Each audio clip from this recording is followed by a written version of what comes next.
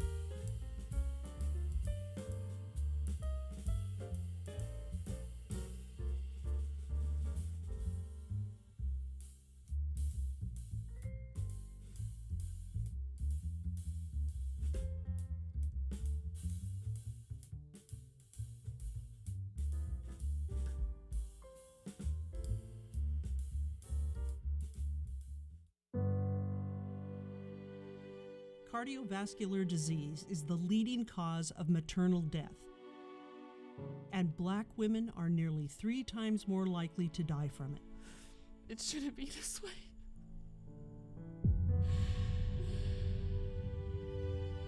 Find out more at haveaheartsaveaheart.org.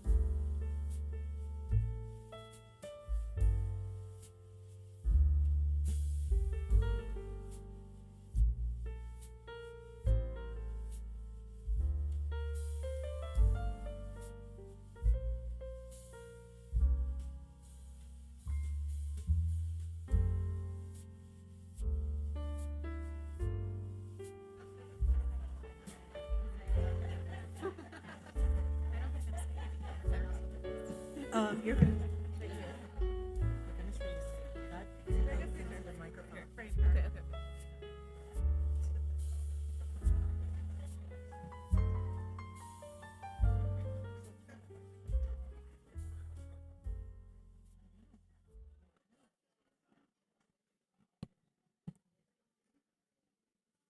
Okay. Hello. Hello and welcome to the 13th Annual Women's Heart Symposium. I'm Nicole Weinberg. Serena Vanderzee. Christiane Scheffler. Francesca Casalino. And we represent the Women's Heart Center of Pacific Heart Institute and Have a Heart, Save a Heart charity. This year's meeting is going to be groundbreaking. We are tackling subjects that haven't been discussed in this type of forum before.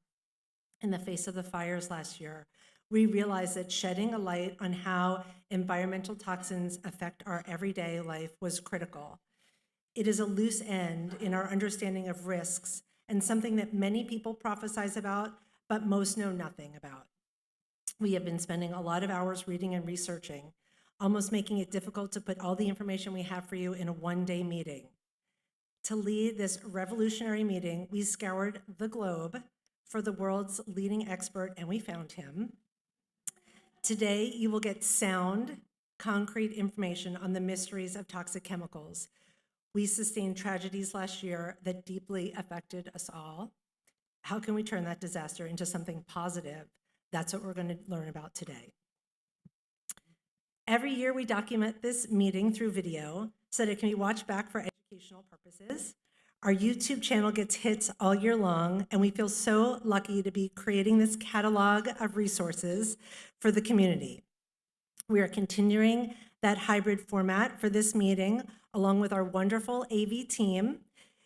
If you or a friend have missed some of the incredible information presented today, know that we will have it online for you courtesy of Studio 721 in a few short days, so please tune in and share. For those of you in person, you'll hope you will be enjoying our curated gift bags.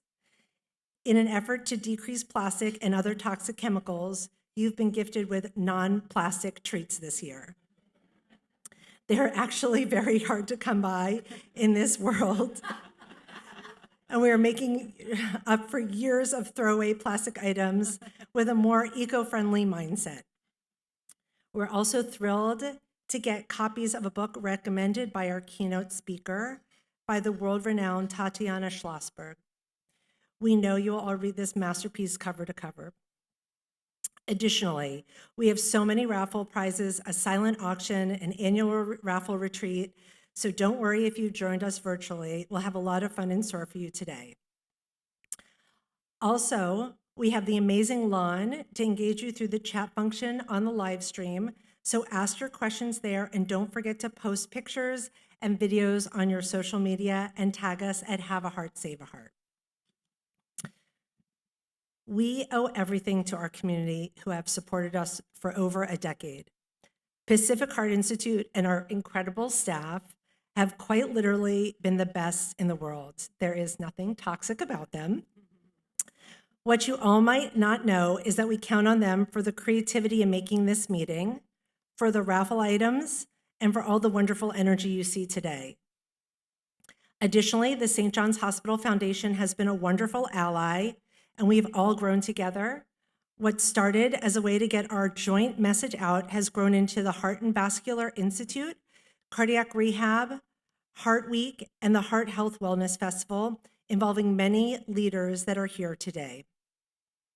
Then there are our board members and our think tank, Irene, Libby, Meryl, Veronica, Lisa, and Cindy. It goes without saying that we couldn't have done this without you. We look forward to our rehash in the spring where we can cultivate new ideas for the coming year. Also, we need to thank our amazing sponsors and exhibitors. Please swing by their tables and learn what they have to offer. This meeting would not be able to happen without their generous support. If you haven't entered our raffle, please show your support by buying some raffle tickets. Winners will be drawn throughout the day. Lastly, please give a round of applause for our amazing volunteers helping keep today running on track.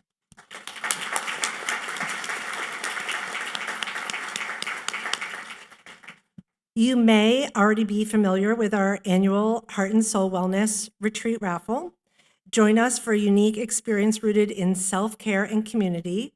While there, we will indulge in a full day's activities centered around heart health and wellness. Please sign up at the retreat raffle table or register by email if you are with our virtual audience. We'll be drawing 20 names out of a bowl after lunch. The tentative date for the raffle retreat is slated for May 30th, 2026. So check your calendar and sign up now. There is no charge to enter the raffle, but if you are selected as a winner, we'll collect $125 today. There will be a short break halfway through the morning session, as well as an hour lunch break, so you can network and stretch your legs. Don't forget that we'll be connecting with our virtual audience during this time, so feel free to join us on social media, engage in our chat function, add questions to the panel discussions for the whole morning. During the breaks, we also invite you to patronize our exhibitors and check out our raffle items. We would like to take a moment to thank Cedars-Sinai for sponsoring our CME accreditation this year. Thanks to them, we're able to offer 4.5 AMA, PRA Category 1, CME, and CEU credits for our doctors, PAs, RNs, NPs, PharmDs, and PhDs this year. Note that anyone wanting CEUs needs to check in, but it is not too late to do so if you haven't registered yet. If you are here in person, please head to the check-in table in the foyer for our volunteers to take care of you. If you're watching on Livestream and want CEUs, please enter your name into the chat now, and we'll follow up to make sure that you get all the proper information. During our in-person For our in-person audience members, we will have questions during the Q&A portions. We'll pass around a microphone. All of our virtual attendees can submit their questions to the chat function, and those will be communicated to our panelists. We're excited to hear your contribution to today's discussions. Without further ado, the man with all the international accolades, Dr. Sanjay Rajagopalan is the globally recognized physician-scientist whose work sits at the intersection of cardiovascular disease, environmental exposures, and public health. His research has reshaped how we understand the impact of air pollution, chemical contaminants, and the broad exposome of the heart, translating complex science into insights that directly influence patient care and prevention strategies. Today's keynote, Toxic Exposures to Transformative Exposomics toward Holistic Frameworks to Understand Cardiovascular Health, challenges us to look beyond traditional risk factors and to confront the environmental realities shaping women's cardiovascular outcomes. We couldn't be more honored to present our keynote speaker for the Women's Heart Symposium 2026. Please help me give a warm welcome to Dr. Sanjay Rajagopalan.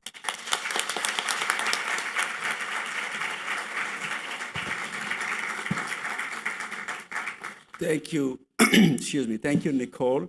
What a fantastic gathering, an annual gathering, and what a great effort putting this together. And thank you all for being here. Couldn't be happier. I was sort of reflecting on what my dress attire should be today in California, and that's always a difficult, it's usually an easy decision, right? So you just get out of bed and you scramble in with casuals, but I was very deliberate in my dressing choices today. Normally, I don't attire with a tie. I'm usually pretty cash. But I said I must attire with a tie to honor all of you here, for one. And secondly, to sort of set myself apart so that people can find me. But I was pleasantly surprised to note that many of you are formally attired here in California. So go figure. I'm also from MAGA country, by the way, but we won't go there. But part of the goal, in all seriousness, is when we're talking about environmental exposures and things like climate. It's a very politically charged environment, and I have to say, in having done this for many years, the path for healthcare practitioners is to go with the evidence and get everybody on board. You know, people who don't believe in the science, people who don't believe in the fact that environmental exposures might be a problem. lead with the evidence, show people the evidence, and serve as a bridge to convert minds and hearts, which is really part of the mission of the Save the Heart Foundation, is to really convert, people's practices to healthy dietary offerings, to risk factor control, and what we do in prevention. So this is all fundamentally important to us. And as healthcare practitioners, the only way to do this is to stay apolitical and present the evidence and hopefully convince people to recognize that this is indeed a major problem. Okay, terrific. I might actually look at the screen sometimes, so I'm sorry, I'd like to ambulate around the podium because I have a lot of nervous energy, but I'll try to restrain myself today and speak closely to the microphone because there's a live audience as well, right, following this. So I'm going to be very careful and stay restricted to this area. So let me present two patient vignettes, and this really is hopefully hits home for a lot of you, right? So this is a 64-year-old retired architect with prior coronary artery disease and a remote LAD stent who began his day as usual, coffee in his balcony overlooking the ocean. He lives in Pacific Palisades. But today the horizon was obscured by wildfire smoke. And you can check the date, January 15, 2025. Ash coating his railing. The air smells metallic. AQI of 268. I'm sure all of you in California probably look at the AQI once in a while, just checking in, right? So by late afternoon, chest pain begins. He has an inferior STEMI. And I recognize that a lot of you are also, some of you are the lay audience, so please forgive me. Some of the slides might be technical, but I'd really try to make this pretty simple so that you can follow along. So he develops a heart attack, the inferior heart attack, and because of plaque rupture, and goes to a cath lab and gets taken care of. A second scenario, this is an 81-year-old woman who lives in Venice, Oakwood, Venice, and she lives in a very small apartment in a very dense, crowded, low-income neighborhood. She's got type 2 diabetes, she's got coronary artery disease, hypertension, prior heart failure, relies on Social Security, keeps her windows open, has no air filtration, right? And this is the other reality of Southern California, right? As it is for many parts of the US. There's tremendous disparities in not only exposures, but also socioeconomic status. And that's a very important, as we all know, and as we'll discuss later on, socioeconomic status and where you are and what access you have, it's a major determinant of healthcare in the United States. Anyways, this was Jan 20th. She becomes confused. She develops chest pain. Unfortunately, she lives alone, and she does not call for help. A relative finds her the next morning, and unfortunately, she expires, and she's found dead on arrival. So two different scenarios, and we'll explore this through the lens of what I'm about to present to you. The focus here is air pollution, but again, I'm going to weave in a lot of evidence from other environmental exposures that might be important. Now, I like to present this in front of cardiologists, and it's very apropos for a lay audience as well, so that you know what we do in cardiology. And I often say this I actually borrowed from my good friend who's an imager, Jim Min, who's always said, as cardiologists, we ask the right questions in the wrong order, right? And what does he mean by that? Well, in the 1970s, and Dr. Weinberg is here, Nicole's dad, who's actually a very respected member of the cardiology community. And he can tell you that back in the 70s, people were studying heart attacks and trying to figure out, what do you do about it? Do you keep people in the ICUs? How do you treat heart attacks? How do you treat rhythm disturbances, arrhythmias? And then they started focusing on ischemia, which is the blockage, and the blockage reduces blood flow, and that was the paradigm. And people focused on really trying to understand ischemia, so the consequences of low blood flow, right? That was the preoccupation, I would say, in the 1980s. And then people started focusing on, well, it's ischemia, but let's really talk about the blockage. Let's figure out what's going on in the blockage, and that's what we call atherosclerosis, right? What is the biology of atherosclerosis? What happens? Do you have inflammation? All that stuff. So that's called atherosclerosis. That was a preoccupation in the 80s and 90s. But along the line, people were starting to think about risk factors. What really causes this in the first place? Let's go a little bit more proximate. Is it hypertension? Is it diabetes? Is it lack of physical activity? So you see that. So this is sort of the pyramid. But it's taken a while for us to zoom out a little bit and start thinking about what are the risk factors that are driving the pathogenesis of atherosclerosis that causes ischemia and heart attacks in the first place.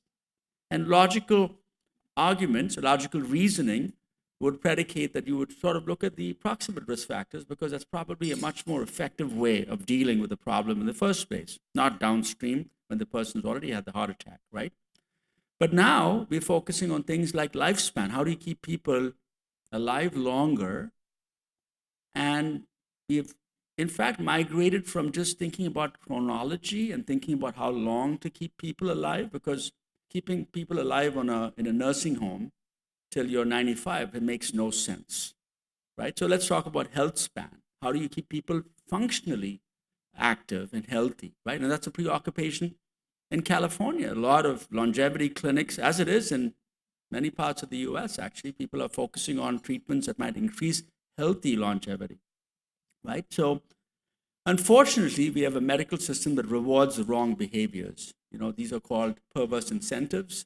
And I have this thing on the left side that shows interventions that are high cost, high risk, and low cost, that could be low cost, that are primordial prevention techniques, you know, where you're thinking it. And I think people are starting to think about this, quite frankly, where how do we have a health system that's going berserk, inordinately expensive, and what do you do about reducing costs? And maybe focusing on the primordial risk factors and rewarding the right type of preventive behaviors, and I know a lot of you are interested in prevention, is probably the right thing to do.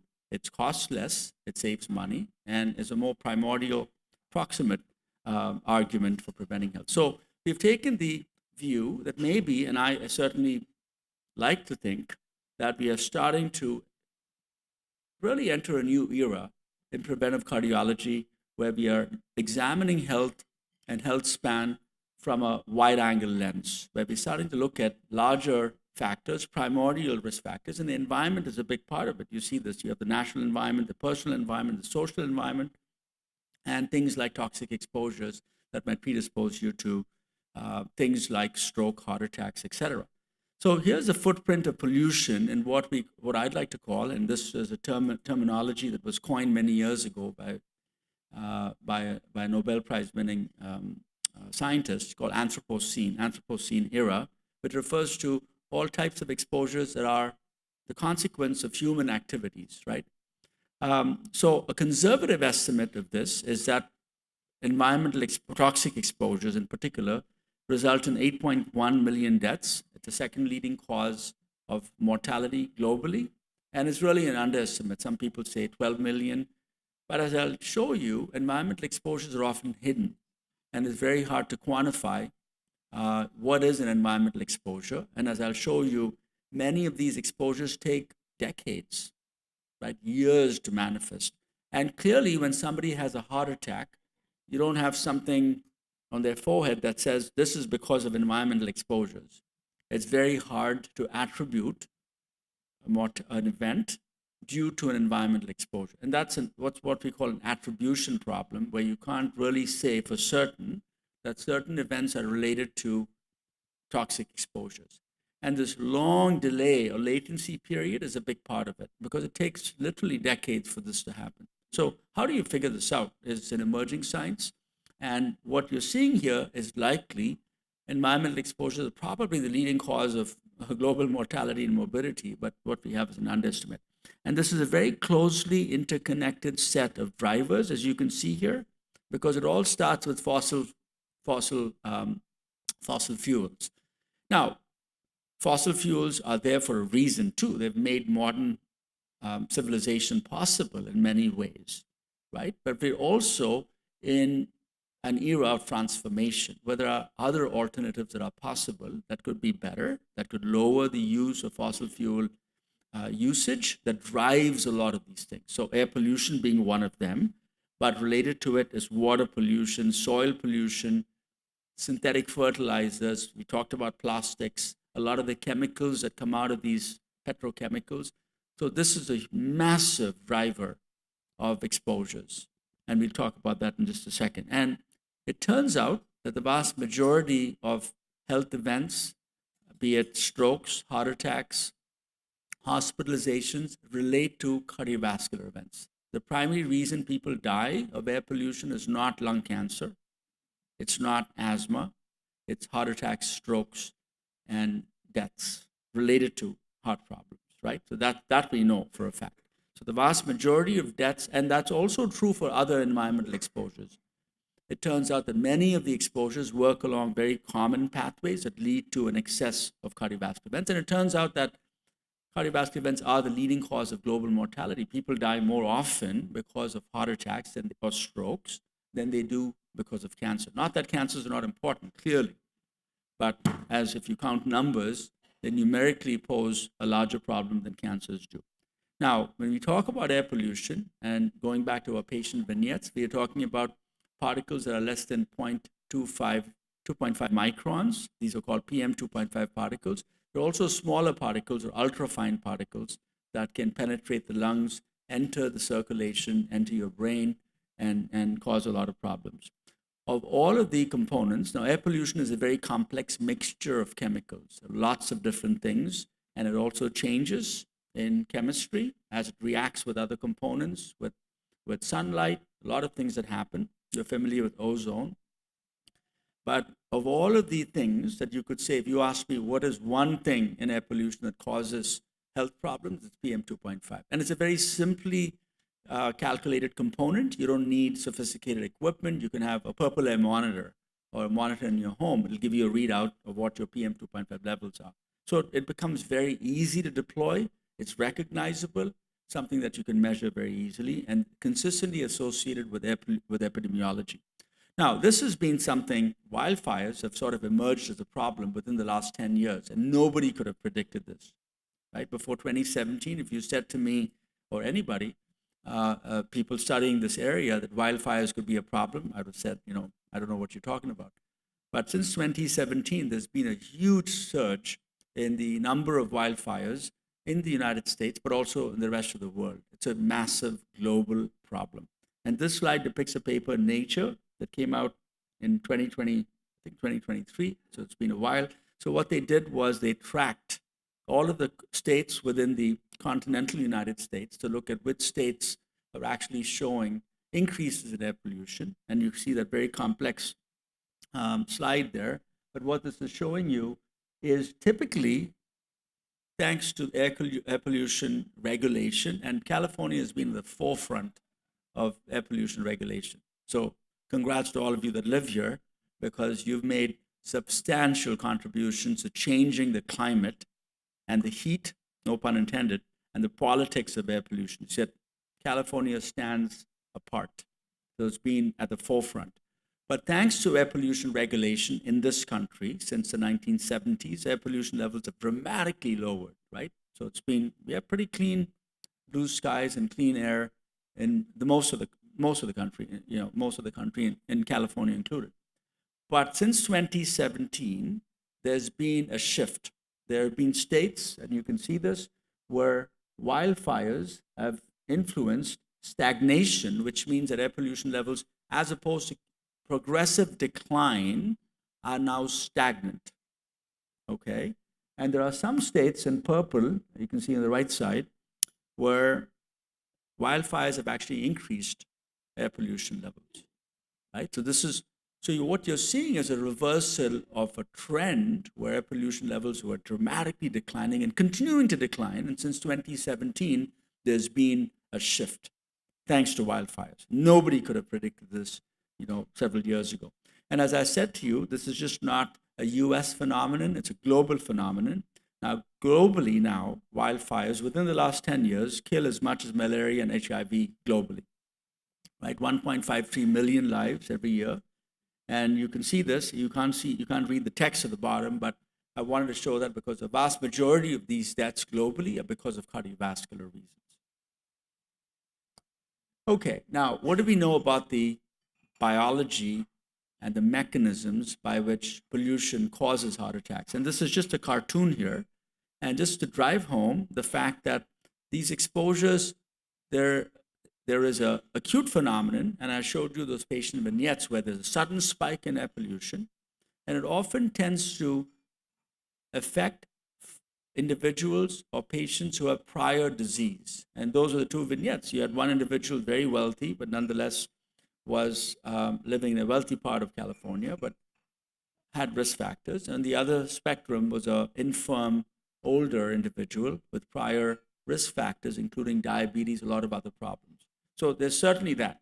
So in this slide shows you a sudden blip in air pollution level. So you can see air pollution levels here. This is the air pollution levels on the y-axis, and you can see this black line showing progressive decline over many decades. And this could be the United States, actually. Now air pollution levels start to go up. And then within this little increase, there's a blip, there's an acute. These are all averages, you see. So there's a lot of, this going on, because an average is an average. So you can see a sudden increase in air pollution spike, and as a consequence, somebody could have a heart attack. And you can see a plaque build up here. So there are two things going on here. There's a long-term exposure to air pollution level over many, many decades that plays a role in causing some of the risk factors. And I'll show you data that air pollution can cause an increased blood pressure, can cause diabetes, insulin resistance, even Alzheimer's disease, right? So it's a toxin. But at the same time, there's also an acute phenomenon so there's a chronic biology and there's an acute biology to how these events occur. And this is what hopefully this graphic depicts. This is some data from calcium scoring data. This is a colleague of mine, Dr. Joel Kaufman, who studied calcium scoring in response to air pollution and showed that there is indeed a relationship between exposure, higher levels of air pollution, and higher levels of calcium. So higher levels of calcium are a surrogate for atherosclerosis, this disease that causes heart attacks in the first place. So showing an association between air pollution metrics and calcium scoring is suggesting that it's indeed involved in the biology of atherosclerosis. So this is what we think are mechanisms. Now, there are a few other things, and you can ignore this, but essentially those of us who study this know that things like oxidative stress, endothelial dysfunction, autonomic imbalance, plaque instability, increased thickening of the blood, or what we call thrombogenicity, can all result in heart attacks. And there's indeed good data suggesting this. Now, I wanted to show this because this is just not a US phenomenon, as I mentioned. This is data from China. This is involving 8.8 million admissions. And you can see little dots here. And you can see, and the little dots actually reflect higher levels of wildfire episodes. So you see it's a nationwide phenomenon, except perhaps if you go in the western part of China. But these are higher levels of exposure. And what it translates into is that 1 microgram of PM2.5 can result in a 0.16 increase in cardiovascular disease, 0.28% increase in ischemic heart disease. And look, you could look at this and go, well, this is a very small thing. But if you put the population together of a massive country like China, this turns out to be a pretty big number, right? So this is what this shows. I'll leave that. And now there are other mechanisms, and we'll skip this for a reason, because I think hopefully by this time, I've convinced you that there is a relationship between air pollution and cardiovascular events. I've also shown you data that wildfires can indeed influence your risk for heart attack. So I'll leave you with that. It's a little complicated. Those of you at the back might not be able to see this, but I'll walk you through this. This slide depicts the amount of blood pressure globally that could be related to elevated levels of air pollution. And the slide depicts areas of the world where air pollution is really a problem, like India, China, for instance, parts of the Middle East and Africa, where air pollution levels are much higher than you can imagine in this part of the world. And in those countries, a substantial portion of blood pressure, and those of you who are familiar with blood pressure know that you measure this in millimeters of mercury. And it turns out that even small elevations in blood pressure, a 2 millimeter elevation, can translate into an increase in heart attacks and stroke. So 2 millimeter increase translates into an 8% increase in major adverse cardiovascular events, so heart attack, stroke, and death, right? So 2 millimeter, 8% increase. Well, it turns out that some of the air pollution contributes in some locations to almost 4.4 millimeter mercury increases in blood pressure, right? And this is the rest of the world here, many parts of the world where you have 2 to 4 millimeter increases. That's not trivial. So at a global scale, you see a phenomenon where elevated blood pressures can relate to an environmental exposure. So, and this is some of the math. I'll just leave you with that. But just the idea that a risk factor can have its origin in environmental exposures might be pretty interesting and new to some of you, right? And this is diabetes. I'll just say that there's plenty of evidence suggesting that air pollution exposure can do all of these things, including skeletal muscle insulin tolerance, liver fat accumulation, adipose inflammation or fat inflammation, immune system dysregulation, a lot of these things. And globally, 20% of diabetes-related deaths could be related to air pollution. And again, these are high exposure areas. So there are parts of the world the air pollution levels are high, population levels are high. So the impact on a large population can be substantial. Now, we'll get to metal exposures now in a second. So the whole range of metals that we are exposed to. I would say that the most important sources of exposures are depicted in the right. So 3 metals: lead, arsenic, and cadmium. So there are other metals too. There's certainly mercury exposures, but if you ask me currently, doctor, tell me which metals are probably the most important that I should be concerned about, those are the 3. You can see the sources of exposure. Cadmium exposure, as many of you might not know, actually originates in the soil. Smoking can give you cadmium exposures, but there's also green leafy vegetables that have cadmium in them, and you would never suspect this. And why? Because fertilizers, synthetic fertilizers that are used to fertilize soils where green leafy vegetables in California are grown, may have higher levels of cadmium. They're trapped in the leaf, in the body of the plant, and therefore you might get high levels of cadmium exposure. Arsenic, I'll tell you about arsenic exposures. Now, these are absorbed by the gut predominantly. Lead, for instance, lingers around for a long time. It concentrates in your bones. So bone specimens are actually pretty good ways of quantifying lead exposure in somebody. Of course, you don't do bone biopsies, but you can actually do autopsies on people and get a good estimate of what the lead exposure might have been 1,000 years ago, for instance, during the Roman civilization. It's very interesting, experiments like that. So the point is that these 3 exposures are associated with cardiovascular events: heart attack, stroke, and peripheral arterial disease. Now, arsenic in the U.S. is a problem. I don't know how many of you know that arsenic could be a problem in the U.S. Okay, some of you. How about lead? Yeah, a lot of you are familiar with lead. So arsenic is a problem, especially in the southwestern United States, right? So groundwater, as you can see here, and this is a heat map showing you the areas in red and orange are particularly concerning, and yellow, and most of those are in the western United States.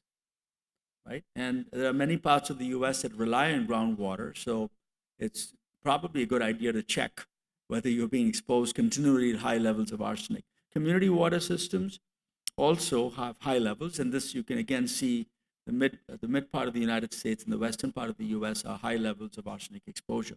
Now, arsenic exposure is very strongly associated with cardiovascular disease, no controversy, and this is some data from cardiovascular disease from Strong Heart, which is a very large epidemiological survey analysis, and looking at, and you see those lines going up, it means that higher levels of arsenic exposure in your urine. You can easily measure arsenic in the urine as an exposure, and that correlates with cardiovascular mortality. What about lead? Now, these are 2 very interesting experiments, okay? On the left is an experiment done in Dunedin in New Zealand, where they took about 565 young children at the age of 11 in the 1970s, okay, and happened to have their blood samples, so they measured lead levels at that time, and you can see at the bottom, the mean lead levels are about 11. In the US, mean lead levels have come down dramatically since the 1970s because of regulation, right? So lead levels have come down. Why? Because usage of not using lead pipes, petroleum, that had lead additions as an anti-knocking agent. That went away in the early 1970s, so we're not exposed as much. But back then, you can see what the impact is. These children on the left side were followed in Dunedin, in New Zealand, were followed over 4 decades. And they measured serial IQ tests on them. And one of the most important, horrific associations of lead exposure is the effect in cognition in children. Horrific. And you can see, and this has been shown many, many times, you can see that the change in these kids over 4 decades on their IQ is dramatic. And not only that, it was a very important predictor of where they wind up in society in terms of their socio-environmental, social economic status, not socio-environmental, socio-economic status. So where they wind up, which is obviously related to cognitive skills, was not in a good place after these exposures. On the right side is a very interesting experiment done by Bruce Lanphier, who's a very famous epidemiologist, looking at lead exposures in this country. And people thought that, you don't really have to worry about low lead exposures because it's really a problem only when lead exposures are very high that you get these issues, like greater than 10, right? Number 10. But what Bruce shows, and you can see this here, on the bar, and you can see the x-axis here where it shows you lead levels of 2.5, 5, 7.5, 10, right? And you can see this relationship. And on the y-axis is what we call hazard ratio. Hazard ratio is your risk for having, this is looking at mortality. I think this is actually cardiovascular mortality, heart attack mortality, dying from a heart attack, right? And what this is showing you is your risk for dying from a heart attack. And you can see this continuous relationship to levels even lower than 5 microgram per DL. So that shows you even low levels of exposure are associated with a risk for heart attack and total deaths. And the slide at the bottom, the figure at the bottom, shows you that concentrations of high lead in the blood contribute to roughly 400,000 deaths a year in the US. It's almost comparable to the number of deaths a year because of smoking. Now look at that. Much higher than what you would anticipate even with physical. So physical activity is protective, which is why it's blue. And alcohol consumption is more than 4 drinks a month, and shows you, alcohol is protective. But nevertheless, hypertension here is, we won't go there today, so maybe another discussion. So, all right, hypertension is here. This is an older paper, but nevertheless, you can see that the relationship is pretty dramatic, just to drive home the point that lead exposures are a major cause of annual deaths in this country, okay? All right, now what about plastics? Now this is a big, hot area. Everybody's interested in plastics, right? So, and this is, the problem is the plastics are ubiquitous. I mean, it's so pervasive and so inescapable. It's one hallmark of anthropogenic activity is plastic. So it's penetrated more than 1,300 aquatic species and terrestrial species. Not a single species, I think, that we are aware of that don't have plastic in their bodies, right? And every part of the environment, be it the Antarctic or Mount Everest, is plastic, so that shows that. So it's everywhere. And it comes in different flavors, obviously. We are interested as doctors and physician assistants and folks interested in healthcare in the microplastics and the nanoplastics. So microplastics are plastic less than 5 millimeters. Nanoplastics are those which are less than 1 micrometer.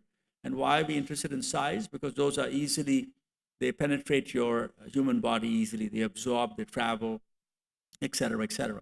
Now, it turns out that plastics, when they undergo degradation in the environment, when you expose plastics to natural elements, and they are sort of weathered plastics hanging around on the beach for years, for decades sometimes, the plastics undergo chemical and physical transformation. And it's only then that the structure, biochemically, the structure of the plastic is opened up, and that's when it gets degraded, and those types of plastics are deleterious. So, and this is again emerging science. We don't know all the details, but to the best of our knowledge, it's degraded plastics that undergoes chemical, physical transformation, weathering in the environment that's responsible for, and it penetrates your ecosystems, right? So if you have beaches with plastics that are undergoing degradation, they contaminate your water, they're in your atmosphere, they're taken up by plants even, just like cadmium is. So they penetrate the ecosystem, and you're getting it to the air, you're consuming it in your foods, and you're drinking it in your water oftentimes. But there's still a controversy about whether the fresh plastics that come out of your water bottles, for instance, I mean, is it really toxic to you? I don't know. We don't know that yet. But this is a simple experiment that I happened to be involved with. I didn't design the paper. I happened to be part of it in terms of designing the protocol and helping with the analysis. but these were colleagues in Italy that did this experiment in Naples, 304 patients who underwent, they were having surgery done on their carotid arteries, and people have this surgery when they have blockages. They go back, the surgeons open up the artery and they remove the plaque, essentially. It's called a carotid endarterectomy.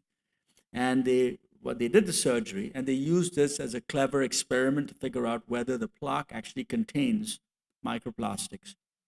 So this is the design of the study, 304 patients. What they found was very surprising. They found components like polyethylene and polyvinyl chloride in about 70% of their cases, right? So 58% had polyethylene and about 12% had polyvinyl chloride. And when they looked at this in electron microscopy, many of them had these jagged appearance. You can see that here. And this often activates a lot of inflammation and creates inflammation within the plaque. So it's a smoking gun. We don't know that. But when they followed these patients over time, these patients who had higher levels of plastic, and this again is showing you this relationship. On the y-axis is incidence of heart attack, stroke, or death. So the higher, the more the events, the lower events. So people who had more microplastics had higher events compared to no microplastics. Now again, this is these experiments are hard to do. I mean, how do you really figure out whether plastics are associated with heart attacks and strokes? And people have criticized this because a lot of what we call confounding factors. Because you could say, well, the folks who are having higher levels of plastics might be doing other bad things anyways, right? Maybe they had higher levels of exposures, higher levels of adverse activity. They were doing, lots of bad things that they were not supposed to do. And maybe that's the reason why, and the plastics are innocent bystanders.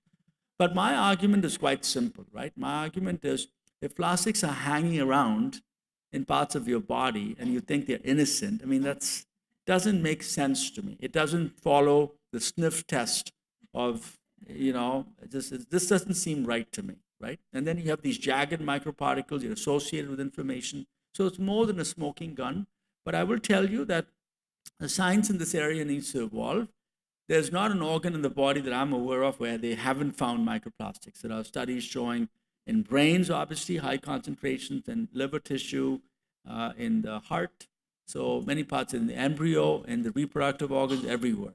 The question is, what are they doing there, and is it really harmful? And I would like to think that they're not just innocent bystanders. There's no such thing. There's no entity that I know that are just hanging out there and not doing anything to you in large concentrations. So we do have a lot of gaps in this area. There's also a substantial degree of controversy in the quantification of these chemicals. So a lot of the antagonists, folks in the petrochemical industry would say, and this is often, there's a whole lobby group, right, that comes out and says, you don't know what you're doing because you're not measuring it correctly, because the very test tubes that you collected your blood samples in is contaminated with plastics. So, I mean, this is your experiments are null and void. So a lot of technical difficulties associated with measurement of the plastic. So the current unknowns are really standardized methodologies. We also have to figure out dose response relationships. So typically in environmental exposures, you have to develop these very sophisticated ways of cause and effect.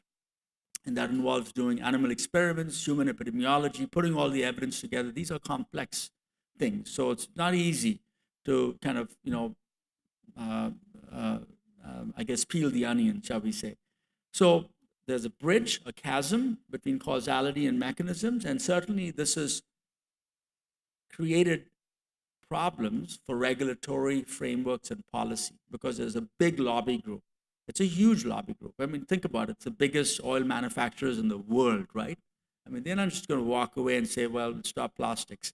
So this has resulted in problems with policy, in particular the Global Plastics Treaty, which would have been fantastic because in my neck of the woods, I'm going, well, look, there are parts of the economy and certainly parts of medicine that wouldn't be possible without plastics. Let's be real, right? Well, we got to use plastics there, no problem. But do we need single-use plastics? Do we need these plastic bags? Can we do away with some of these things? Heck yeah, we can.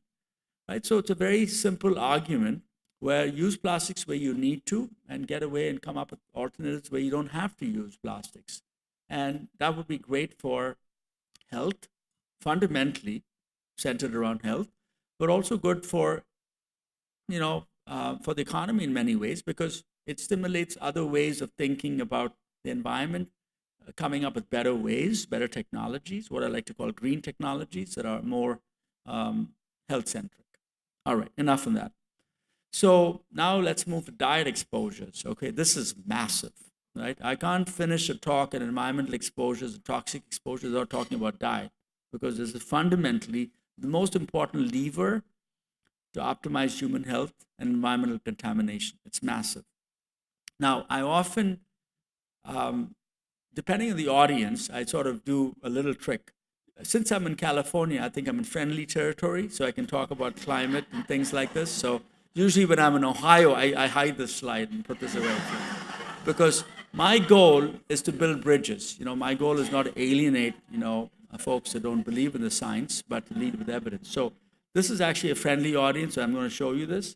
So on the x-axis is risk for mortality. So here is risk for mortality. And the y-axis is average environmental impact. What do I mean by that? Well, the paper, they looked at the environmental impact on a particular food source. How does it affect the water? How does it affect soil? How does it affect environmental degradation in general, right?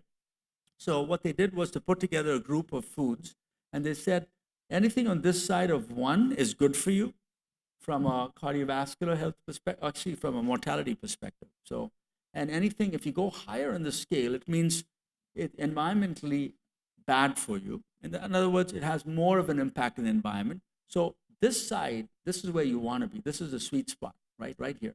So you can look at that, nuts, legumes, whole grains, potatoes, vegetables, reduce your mortality, but also environmentally very less impactful. This is where you don't want to be.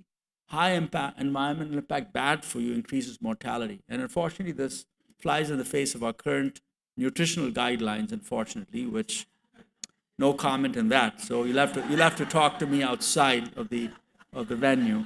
But on the right side is greenhouse gas emissions. And the way I frame this is, look, nobody's asking you to make special contributions to climate emissions. I mean, no.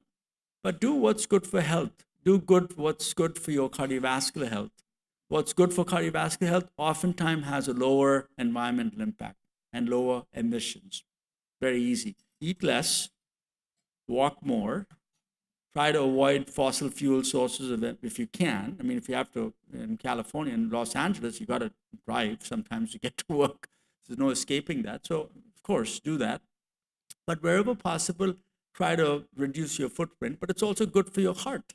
So it's very easy, to actually lead an environmentally responsible life as long as you're cardiovascularly healthy. So just do that. You don't have to believe in any of the political nonsense about climate, but just do what's good for you from a heart perspective and be selfish. Anyways, okay, but it's important because to change food systems is going to take a lot more than somebody, a couple of doctors speaking about this at a conference. This is a massive ecosystem, right? Multiple stakeholders, trillions of dollars, not billions, trillions of dollars at stake, right? And these people are just not going to walk over and let things happen, right? So how do you get them to a framework? So you've got to change policy. You've got to change the way food is made. You'll have to incentivize people, because at the end of the day, it's all about incentives. And it's about behavioral incentives, okay, to change behaviors. It's about policy economic incentives so that you make this worthwhile for people, right, to change to a different system. So how does a meat manufacturer, what are they going to do? Like tomorrow, you got to do something. So create incentive, and it's possible to do that. Unfortunately, I think the United States has abdicated their premium position on the world stage to make these types of changes from a standpoint of innovation and transformation. And what I mean by that is green technology, measures in which you can transform ecosystems, but also transform economic systems to make it monetarily worthwhile. This is where I don't understand the current, and this is the only political statement I'm going to make, because it doesn't make any economic sense to me where you could shift to a different model where you incentivize people, make lots of money, and this is, after all, the US of A, and get rich. And there's a way to do that. But anyways, but you got to transform this. I'm also going to talk about green exposures because this is important. This is, I think, a very poorly appreciated but cheap and very effective intervention for health that people underestimate. Okay, and that's greenery. And I'm showing you this because this can be measured. Greenery can be measured with satellite technology at a 20-meter resolution level across the globe. So I can get you green exposures and know exactly how much of greenery is around your house to tell you how much of greenery you're being exposed to, right? So you can do that. It's measured using this technology, satellites called NDVI. There's tons of papers showing that higher greenery is associated with lower levels of heart attacks and mortality. Now, I'll be the first to admit there's a lot of confounders. So you could say people that live close to greener areas are probably wealthier. They take care of themselves. They do a lot more physical activity. Yes, of course, all of that stuff. But there might be more to this, right? So this is just some very, you might not be able to see this at the back of your, at the back of the stage here. But essentially, it shows you this side of the of this line is good. So it shows you the green exposures are good for you and reduces mortality. Now, there's something in Japan called Shinrikyo. And I don't know how many of you know this. This was introduced in the 1980s as a practice where you could go inside a forest. It's called forest bathing. But it's supposed to be a very sensual experience because you're supposed to pause as you're walking through it, and you smell, you touch. It's a very sensory experience. And it's very popular, by the way, and you can pay, some of these forest bathing experiences, you have to pay money for it. So they actually charge you for it. But this is the way we're going, right? You have to check into a luxury hotel with no Wi-Fi connection, and then you pay $1,000 for that. So this is the same kind of experience. They charge you for a sensory experience in the forest. You can do that for free in the Santa Monica Mountains somewhere, right? So, anyway, but this is good for you, it turns out. And previously we used to say, well, the benefits of green space are because of mental mindfulness. You feel relaxed, you walk more, right? And there's, very calming effect of greenery. But it's much more than that. It's much more than that. People are starting to recognize, this is a very interesting experiment. What they did was to take 11 individuals, had them walk around in a forest, and this was done, I think, somewhere in suburban Kentucky, which is where Dr. Bhatnagar lives. And what they did was they measured their blood levels to find chemicals that are associated with, and this is called limonene. Limonene is actually it's a very potent aromatic chemical that's released by greenery. And you can actually measure this in the plasma. So if you're exposed to these greenery, you actually are exposed to these volatile chemicals that you can measure. And there are thousands of these. You're just not measuring them. It doesn't mean that they don't exist. An example of this where you can measure limonene, so you can see limonene go up in response to a green exposure.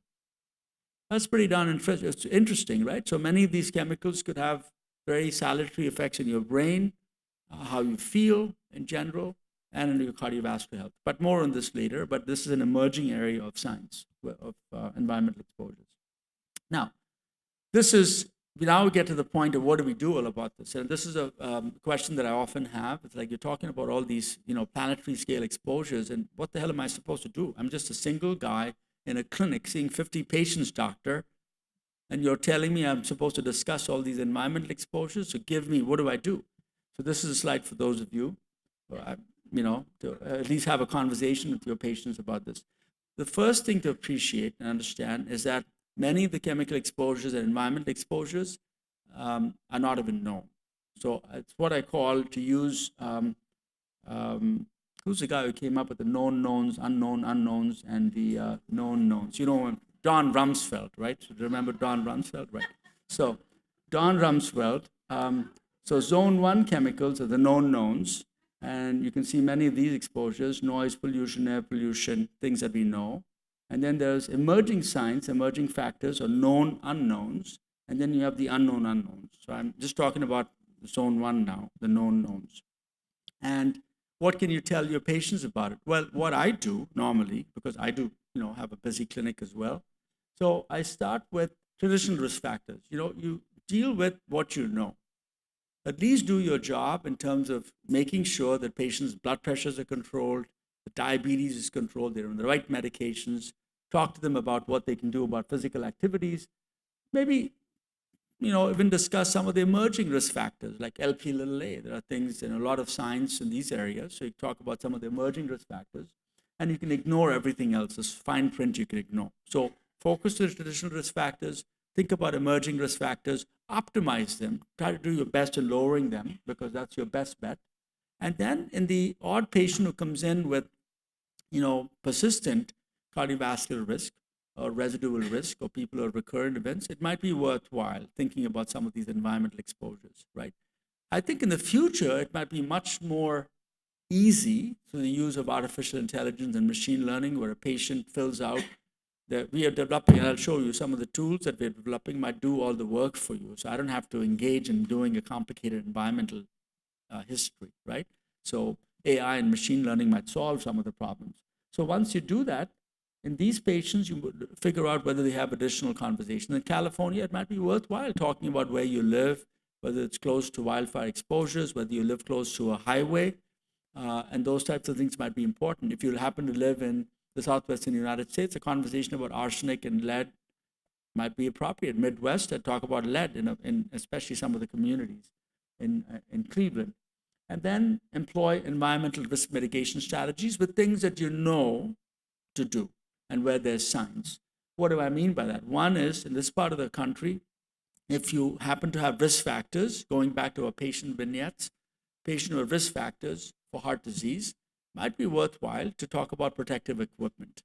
Things like indoor air purifiers, and certainly in places of the world like New Delhi or Beijing, it's a necessity where you have indoor air purifiers that lower your air pollution levels, right? And there's good evidence suggesting that this is good for you. Even if you lowered air pollution levels acutely with an indoor air purifier or an N95 mask, you can actually change blood pressure, you improve endothelial function, you change heart rate variability, you change PI1, which is a thrombotic marker or high levels sticky marker, and reduce inflammation. And the evidence suggests, and this is a meta-analysis of at least 17 studies, randomized controlled clinical trials. So people have done randomized controlled clinical trials with air purifiers and shown that when you use an air purifier, it lowers blood pressure. No question. Okay, that I can tell you. And this lowers blood pressure. If you lower particle concentrations by 60%, you can get approximately a 4 millimeter reduction in blood pressure. In a marginal patient, that might be worthwhile doing. So I think I do recommend this. If you happen to be infirm, if you're taking immunosuppression, if you happen to have other comorbidities, it's worthwhile protecting yourself. For the average person who has an acute wildfire episode may not need to take these steps, but there's a lot of confusion in this area around what type of protection equipment you need to, take advantage of, or what you need to do. And hopefully that will change through better guidelines and better recommendations. So this is something that we'll put together for the American Heart Association. It's a little busy, but right at the center, you see comorbidity, special demographics. And what I mean by that is if you've been in the hospital, if you've been hospitalized, if you have heart disease, stroke, if you're high risk because of other reasons, those individuals absolutely need to be protected. And you can follow this algorithm where you take extra measures. Extra measures include avoiding those high pollution areas, wearing an N95 mask if you were to go out, using an indoor air filtration device, even looking at modern air conditioning systems that lower your exposure levels, right? And if you happen to live in a chronically exposed environment, like you happen to live in New Delhi, absolutely, I think you should talk about taking steps to reduce your exposure over time. Okay, now the problem is exposures don't occur in isolation. And I talked about this right at the beginning, right? So I talked about environmental exposures in two individuals, one with social factors, right? And social factors are big. Economic disadvantage is a big one. So there are fundamental challenges here. And the challenges are here, including the long latency period, et cetera. So I'll skip this. and get to the meat of what I'm about to leave you with in the last 5 minutes. I'm almost done here. And that is an exposomic view of health, where we put these factors together, and we are in the age of AI, where we can take all of these factors together and use AI models to come up with a fingerprint of what your exposure levels are. And that's where we're headed towards. And there's tremendous opportunity in this area. This is what I call exposomic view of health, or a risk in person, time, place, context. In other words, you have an understanding of where you live, what your exposures are in those areas, and put together a much more comprehensive view of your health rather than the relatively, restricted lens that we currently use to define your exposures. And a good example of this happens to be in Cleveland. I live in a neighborhood called Shaker Heights, and Van Aken Boulevard is a boulevard that divides, you can just walk a few feet on the other side and you're in a low-income neighborhood. And this side of it, home values are much higher. I'm sure LA has those areas on steroids. I mean, you have many areas that abut each other where you have such incongruence, shall we say, in socioeconomic status. And this happens to be a very important predictor of health. You've heard this aphorism, your zip code is a better predictor of your health than your genetic code, and that's true in many parts of the United States, right? So, and here you have the US map, where it shows you dark blue areas that are socioeconomically deprived areas, a lot of it, unfortunately, in the southeastern United States, but certainly the South, in Texas and parts of California, you have major disparities, and that's a very, very good determinant of health. Just living in those areas, higher levels of mortality. And you see that here, where it shows you that higher the levels of SDI, and SDI is something which is an economic index defined as people living in poverty, and that's a very important predictor of health. So economics actually are baked into this. I'll skip this because it just drives home the point that people in the United States who die prematurely because of heart attacks have the same kind of factors that also drive obesity, right? In the bottom, you have obesity, and you look at it and go, well, those are the same areas, right? Same areas. And the same drivers, these are all the same things, right? Economics, poverty, living in crowded households, living close to highways, all kinds of things, and they're the same factors. So we have a number of these things where we can use to define the environment, and the way we do that is by using tools like this, where we can actually take pictures of your home, Google Street Views, and we can do this across the world. I could take Google Street Views, extract the features using AI, and I have instantaneously all your physical built environment. I also can take satellites to gather exposure data. The air pollution stuff that I'm talking about is all through satellite data. So I can get very good information on a number of chemical exposures through satellites, right? I can put this together in a model, and this is shown here. So it's very complicated. I can also take your genetic information, put that together in a model, and use that and use a variety of AI techniques. And this is sort of an AI neural net to use that to predict your survival.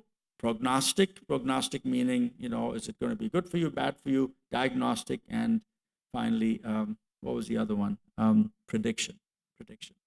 All right, so this is one paper that I'll just show you where we did this across the United States and in multiple cities. And this is done in 7 cities, as you can see here, like Detroit, Cleveland, Brownsville. I don't think California is here. Or Fremont. Yeah, Fremont is actually an outlier because very well educated, as opposed to Cleveland, Detroit, which are industrial cities. So Fremont is actually put in there to reflect a modern city with educated populations and living in a good environment. But you can see that when we use the AI model to predict, this is the actual CHD as coronary heart disease, actual, and this is the predicted. And you can see all of them, the prediction performed very well. And we can also figure out what features in the street view is contributing to heart attacks. And it happened to be areas that are not very green. The green is actually good for you. A lot of pavements are not so good for you. So it can actually predict some of the features in the Google Street Views that correlate with high mortality. this is my final slide. I think, from a global perspective, I think all of this has a lot to do with policy. And there is a lot of synergy between drivers of climate and drivers of cardiovascular disease. So they are the same problems that cause cardiovascular disease that also drive environmental exposures and climate change. So this is what I call convergent cardiovascular solutions. So it's a win-win for heart health. It's also a win-win for the environment. So on the other hand, I think getting away or doing away with things like fossil fuel, but promoting green space, promoting renewable energy, local food production, less resource-intensive healthcare. These are all good things that can mitigate and improve cardiovascular health while reducing environmental impact. So I'll stop there. Thank you again for this wonderful opportunity. So nice to be here with you today.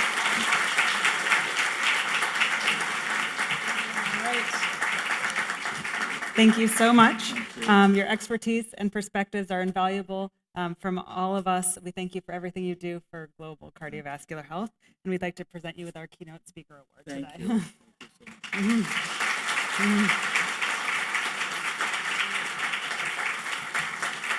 All right. Next, we'd like to bring up our founder, Dr. Nicole Weinberg. She'll be leading off an amazing talk with fellow Have a Heart, Save a Heart board member and PHI partner, Dr. Christian Schaeffler. The talk is entitled Earth, Wind, and Fire, Effects of Air and Water Pollution on the Cardiovascular System. Please give them a round of applause.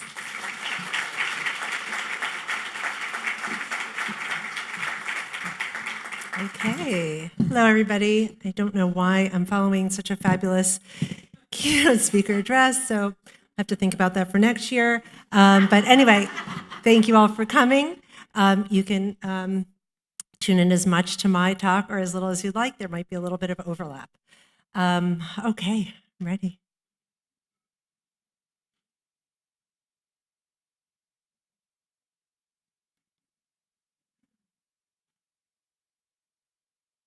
They're coming.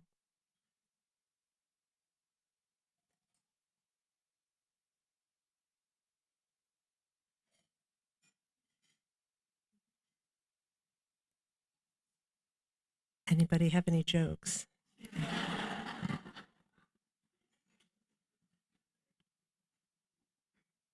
Yes. The slides will all be available online. Yes, thank you.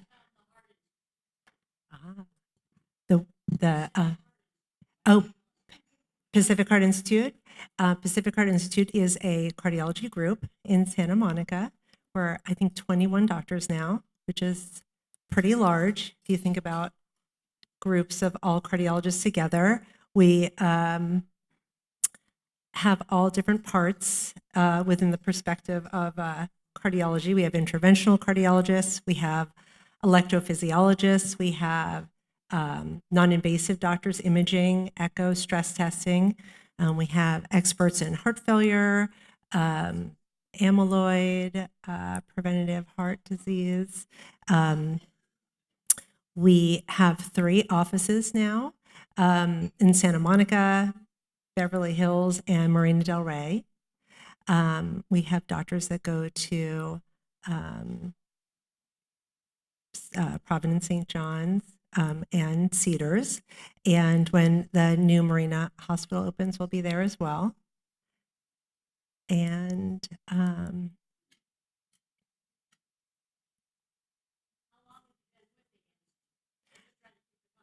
I appreciate that. I appreciate that. And I'll just, if you need my slides, I have my computer. I have been there for almost 20 years, which is kind of crazy.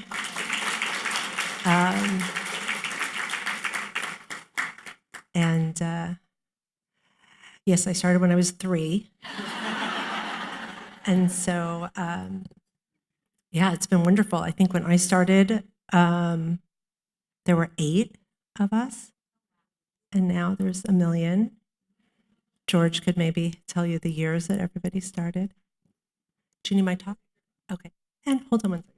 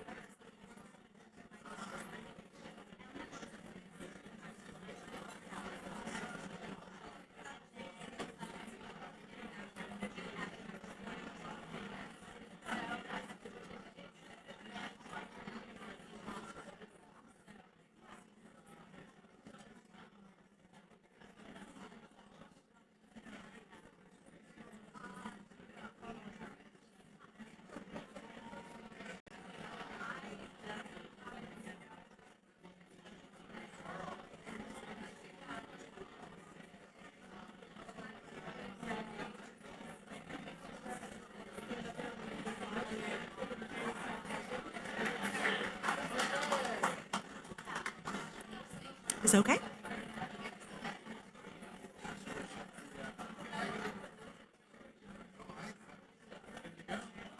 And so this button's or this button? Okay.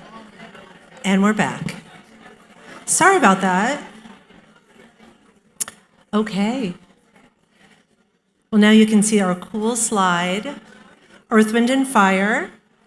Effects of air and water on the cardiovascular system.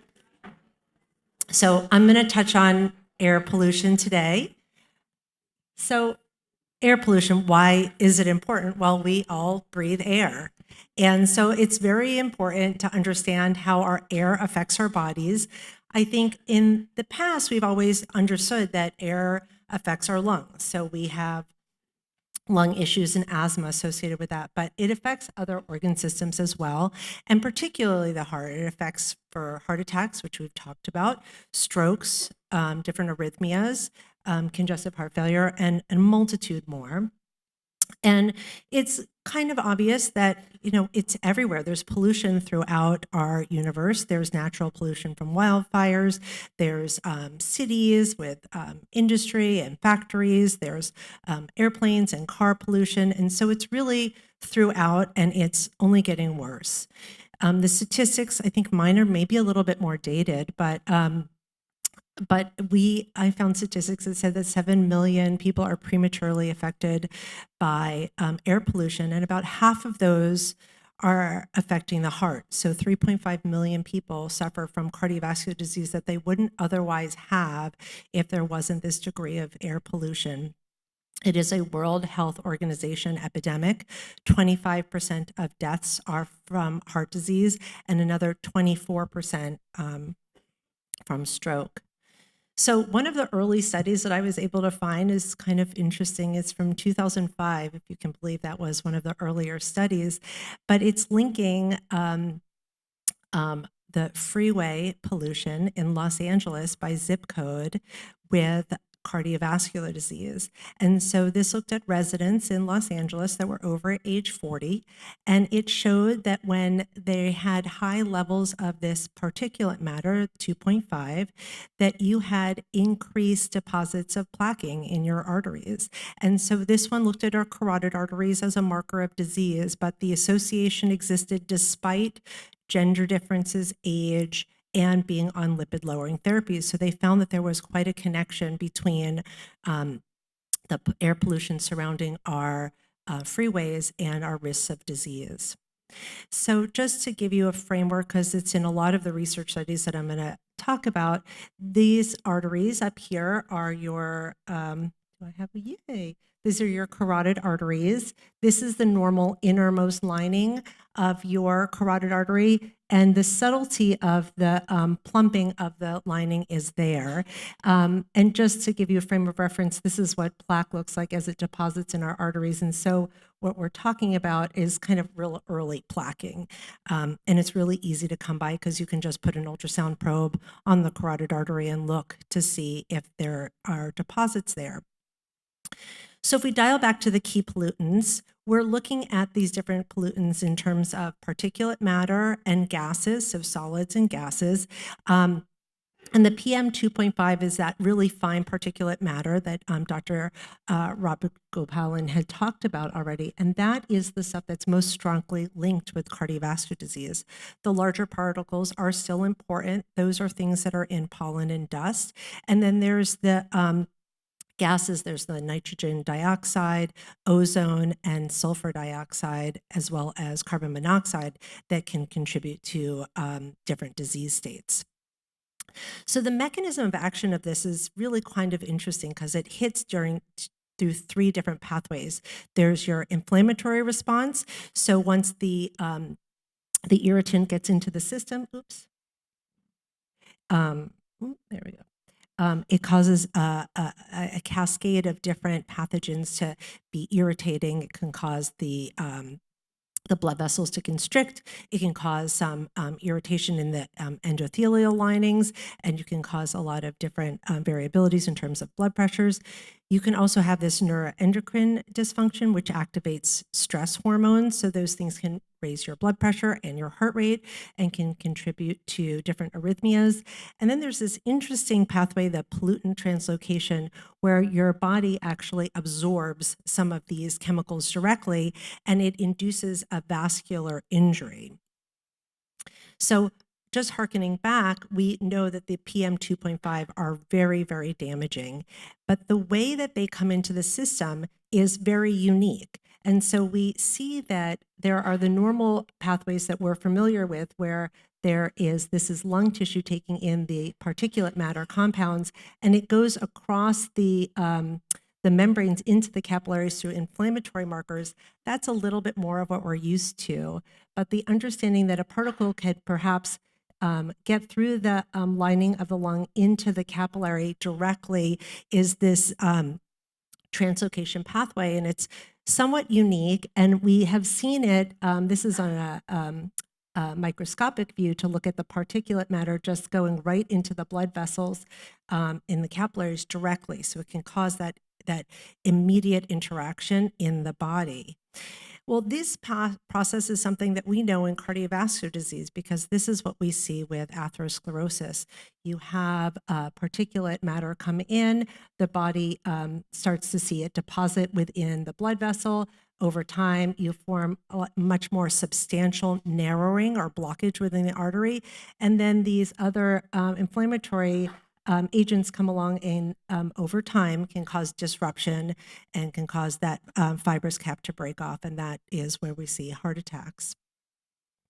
So if we just shift our attention to some tissue damage, not just on a cellular level, but actually within the tissue, you can see that this is filtered air is right here, and the tissue is much more uniform. It looks to be more healthy tissue, but as you start to have dirtier air along the way, you see deposits of amyloid plaque, macrophages, and other damaging elements to the tissue. So you start to disrupt the internal membranes of the tissue, and that's also where there is a lot of dysfunction and irritation. And if we just go back a little bit more in terms of a macro level, this was an interesting research study looking at coronary calcium deposits within your heart arteries that are from different levels of PM 2.5 within 6 different cities. This is the PM 2.5. This is Los Angeles. I know it's like microscopic for you all, but there is a red amount of PM2 in Los Angeles, and this is the nitrogen dioxide, a bit more in New York City than Los Angeles, but still quite a bit of red. And those populations that have these high levels of PM 2.5 and the nitrogen dioxide have higher amounts of deposits in their patient's coronary calcium than those that don't have that. So we've got to put this all together. We've got cellular mechanisms that are disruptive. We've got tissue mechanisms that are damaging. We've got coronary plaque. Well, how does this all come together so that we can understand what does the air pollution do to our bodies? So this is a research study looking at patients in Canada over the course of 10 years, and it looked at whether air pollution and hospitalizations for cardiovascular disease. And it showed that in circumstances where the PM 2.5 and the nitrogen dioxide levels were, again, very high, those correlated with acute cardiac hospitalizations. They saw this most significantly in elderly patients as well as women, particularly in the extremes of temperature, very, very cold or very, very hot. There's also some gender differences seen, and this was a short-term exposure. So these are people that were just hit with some sort of like acute event that caused air pollution in the area. It looks at ozone, nitrogen dioxide, as well as the PM 2.5. And it showed that women did have higher risks of not only cardiovascular death, but they also had higher risks of stroke associated with ozone. And then just to look at kids, I thought this was somewhat provocative because it looked at that plumping of the innermost lining of kids' carotid arteries. So kids that were 7 to 15-year-olds should not have plaquing noted in their carotid arteries. But within this study in Ecuador, looking at These kids that were exposed to traffic exposure, they did have increased plumping of that innermost lining. In Taiwan, a similar study looking at 12 to 30-year-olds after they had these similar exposures had a plumping of that innermost lining. So we can see that even with kids that have a lot of these mechanisms within their body to cause protection, we're still having damage to their arteries. There was one study looking at prenatal exposures. So for pregnant women that were exposed to high levels of ozone, they also had plumping of their kids, their unborn children's IMT, and they felt that that was somewhat related to DNA methylation, which we talked about a little bit last year. So this is a study that we're going to get into a little bit later because we have one of the authors of this study, but this is from Dr. Tan out of Cedars-Sinai. He examined the hospitalizations for patients out of the wildfires from LA last year. And you could see, perhaps not surprisingly, that for respiratory infections, there was a spike in the ER visits and hospitalizations after the wildfires. There was a spike in heart attacks after the wildfires. But interestingly, this study showed that there were all these chemistry abnormalities within the blood. And so we'll talk about what that actually means for patients that are exposed to the wildfires. Is it a more systemic response? Are there other multi-system disorders occurring? So that's going to be something that we talk about a little bit more later. So this seems like a disaster. Like, how do we fix this? This is not looking great. Well, we want to show that there are things that you can do about it. And so, in an effort to try to stay safe, we know that there are certain apps that you can look at that will give you a better understanding of what your air quality is. So this is one, there are a lot, so I'm not advertising this one, but that you can look up your city by city and or zip code, and it'll give you a score. And it'll tell you where your risk of is associated with that. And it also will give you a map of what things look like in your area. And then it gives the pollutants. So if you're worried about what your PM 2.5 is or what your ozone levels are in the area, it'll also give you a little bit of a prompt to say, well, maybe this is a day where if you're somebody at risk, you should not be outside as much, or wear a mask if it's something that you're an at-risk patient. HEPA filters. So these are the high efficiency particulate air filters. These remove about 99% of all these very small particles. So having them nearby you, either at work or in your home, is going to be extremely effective at removing all this particulate matter. And this study showed, it was looking at endpoints of blood pressure and heart rate variability, but it showed a very profound response to being able to get that particulate matter out of your air. Masks. We learned a lot about masks during COVID. And so we know that this is these are the fabric masks, which are good to block some, usually droplet protection, but surgical masks have an additional layer and you can block some fine droplets. But if you really want to block the PM 2.5, some of the ozone, you're going to need the KN95, the N95, as well as respirators. So to be heart healthy, this is something that has been a central focus for everything that we've talked about for the past 13 years. There is no substitute for healthy living. To eat healthy, to exercise, those are going to be things that combat the effects of some of these deleterious effects of air pollution. So having regular checks with your doctor, seeing how much plaque burden you have, understanding are you at risk for having hypertension. Those are some of the primary things that you can do to protect your heart.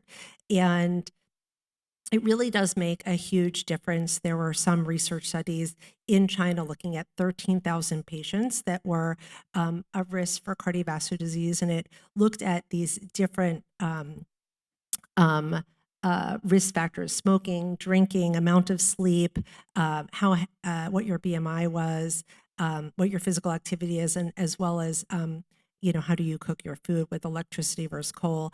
And if you had on the lower spectrum of any of these things, even if you changed them after being identified with a risk of cardiovascular disease, it correlated with reduction in cardiovascular events. So even just making some small changes can improve your cardiovascular health. And if you think that you are vulnerable, there are a million different ways that you can look at your vulnerability and to see what your life expectancy will be. And so I just was using this to highlight that on the coastal areas, you could see we have a lot of low vulnerability. So we're very healthy out here. And if you are right around Pacific Heart Institute, you will live for a very long time. So in conclusion, air pollution leads to premature cardiovascular disease in about 7 million people. Particulate matter, particularly the PM 2.5, is a major culprit leading to cardiovascular disease. Environmental toxins, including PM 2.5, lead to inflammatory response, a neuroendocrine response, and translocation. Women and children are affected more than our male counterparts, and when in an affected area, N95 masks as well as HEPA filters can help filter dangerous particulate matter, and having a heart-healthy lifestyle can combat the effects of air pollution. All right. Dr. Scheffler's talk is next.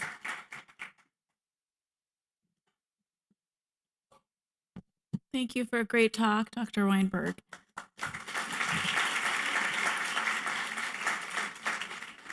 All right, so I'm going to be speaking about water.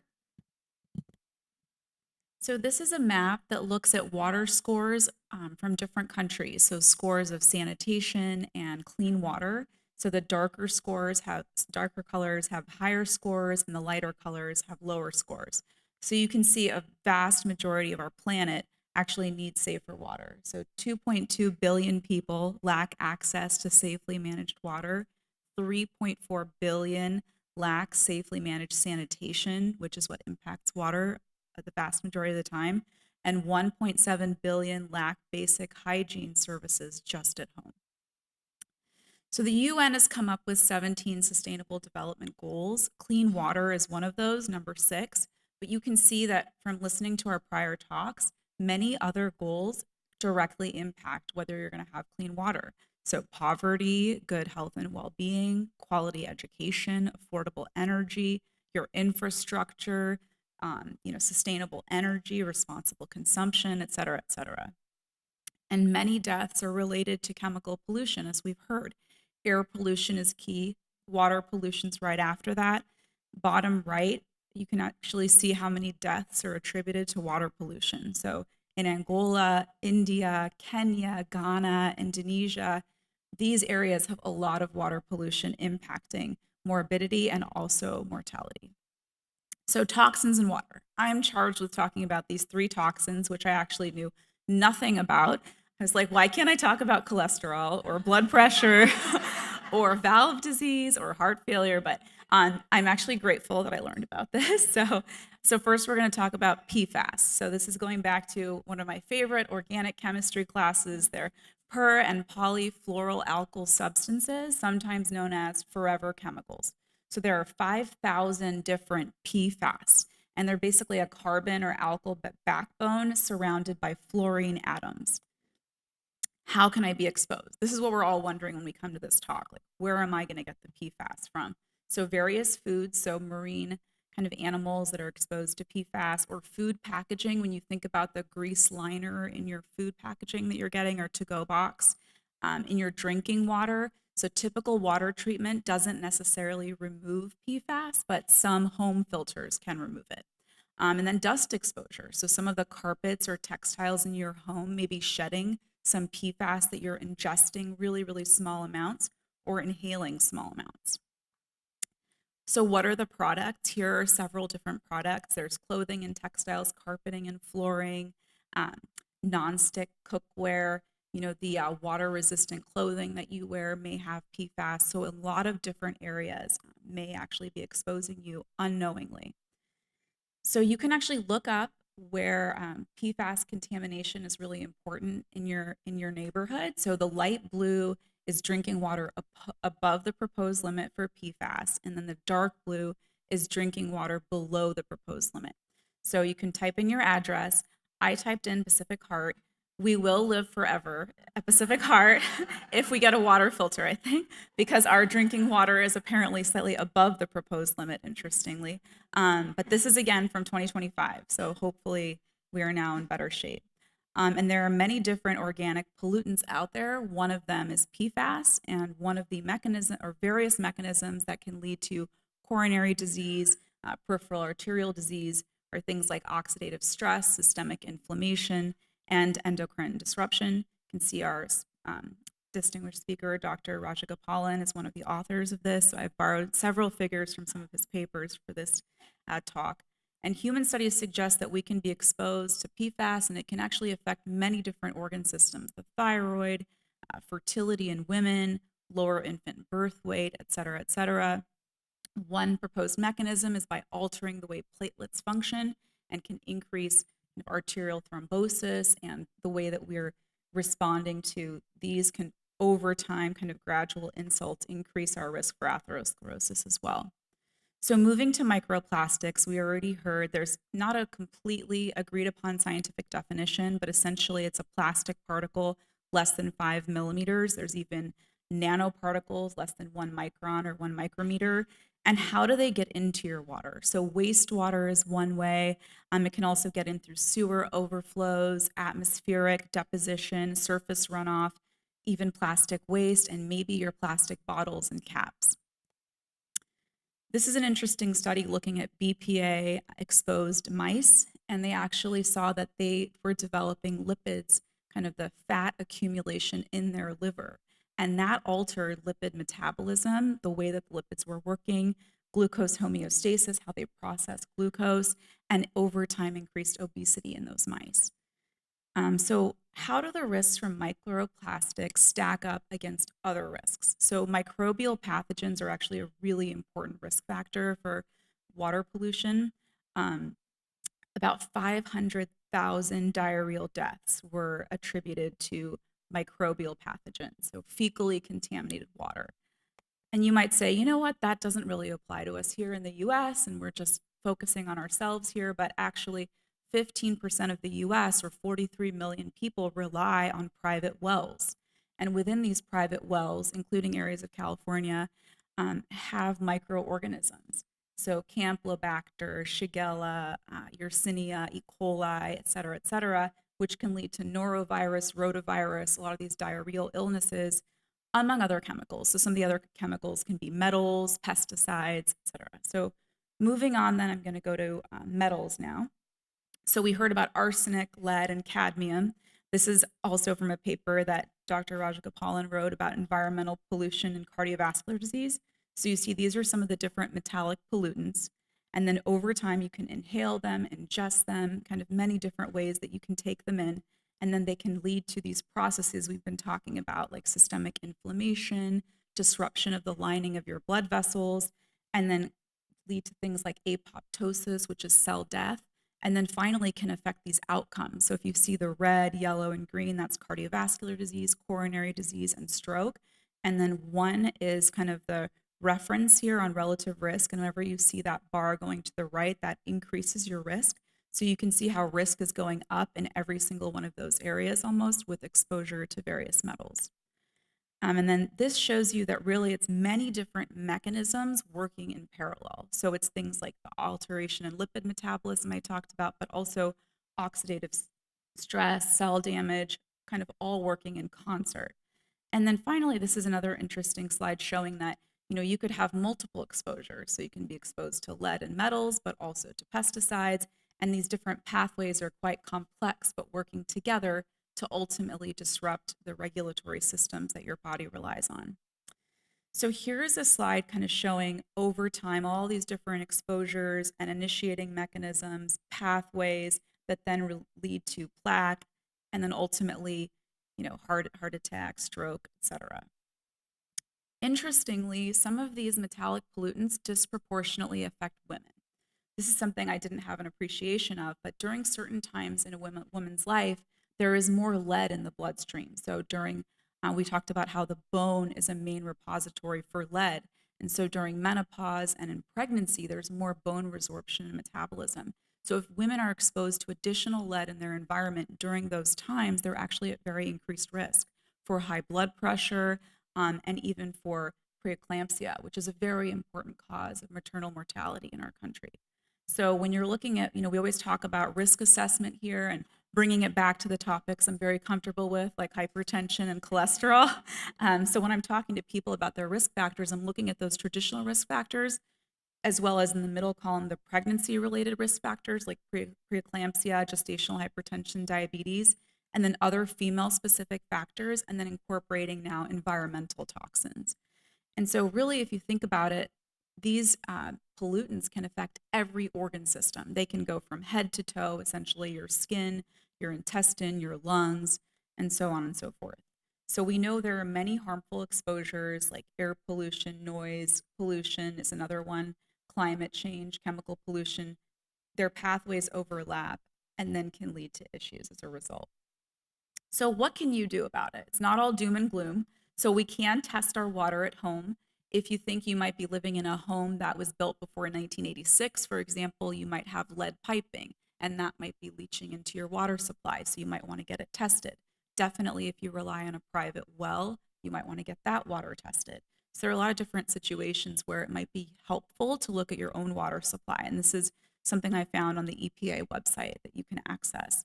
Other personal strategies: limit pesticide use, PFAS, limit dietary metals, potentially filter your water, increase your fruit and vegetable intake. This was an interesting study of 13,000 women that actually higher magnesium concentration in drinking water was protective in a dose-dependent way. So for myocardial infarction, ischemic stroke, and hemorrhagic stroke, as the concentration of magnesium went up, the incidence of these went down, which I thought was pretty interesting. Also, diets rich in vegetables, fruit, fish, and white meat can attenuate cardiovascular effects of metals in water, also in a kind of dose-dependent way. It's hard to see, but at the bottom of these, it shows you occasionally, frequently, and almost every day for consumption of these different things. And actually, the risk that these different metals posed went down for heart failure, cardiovascular disease, and stroke, the more vegetables, fruit, fish, and white meat that you incorporated into your diet. Finally, these are different ways you can filter your water. So you can use reverse osmosis, UV light, there's distillation and ozone methods. At home, you could use a countertop filter, and under the sink water filter. There's ways to disinfect water with chlorine. And then the other thing that's interesting is just thinking about your community. So if you're going to be going swimming in the water or surfing in the ocean within the last 3 days after a storm or rain, maybe not a great idea. This Surf for Health study out of UC Berkeley School of Public Health showed an increase by almost 3 times in GI illnesses, people going in the water after a rainstorm, for example. And that's something that looked at about 10,000 surfing events, and out of those, people had many more events of GI illnesses. This was an interesting study out of the Strong Heart study that we heard about earlier today, looking at ways that you can harness resources as a community. So facilitators went around and helped people in their homes actually install these arsenic removal devices, and people had great kind of outcomes after that. And then it really shows you that it's not just an individual, but it's at the facilitator level, and it's the whole community thinking about obstacles and trying to impact positive change. So that really takes us to the public health kind of and policy intervention. So we need to be doing many different things. We have to look at water infrastructure, protect our water kind of sources, strengthen monitoring, eliminate lead service lines, control emissions, and really kind of increase funding so that we can get this done. And so really it's governmental interventions as well as personal interventions that will create positive change ultimately.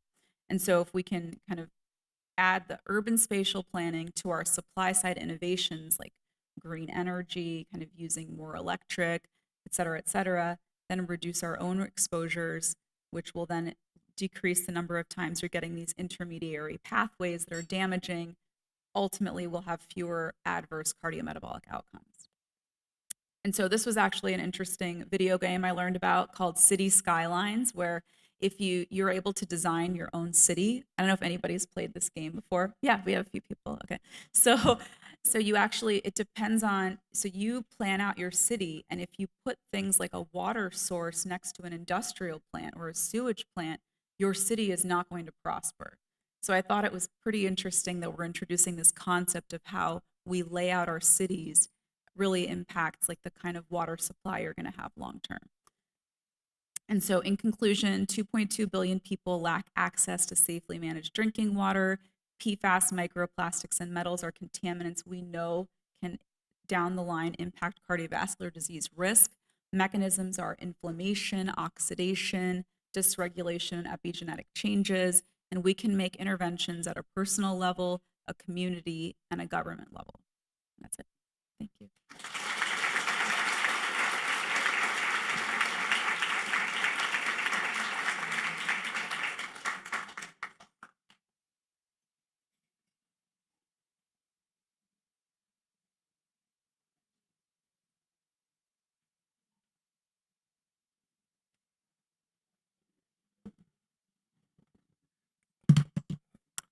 Thank you so much, doctors, for that enlightening lecture. Before we go to break, I would like to remind everyone, please go grab your raffle tickets, join the silent raffle, and take a minute to think about what the Women's Heart Symposium and Have a Heart, Save a Heart mean to you and the future of women everywhere.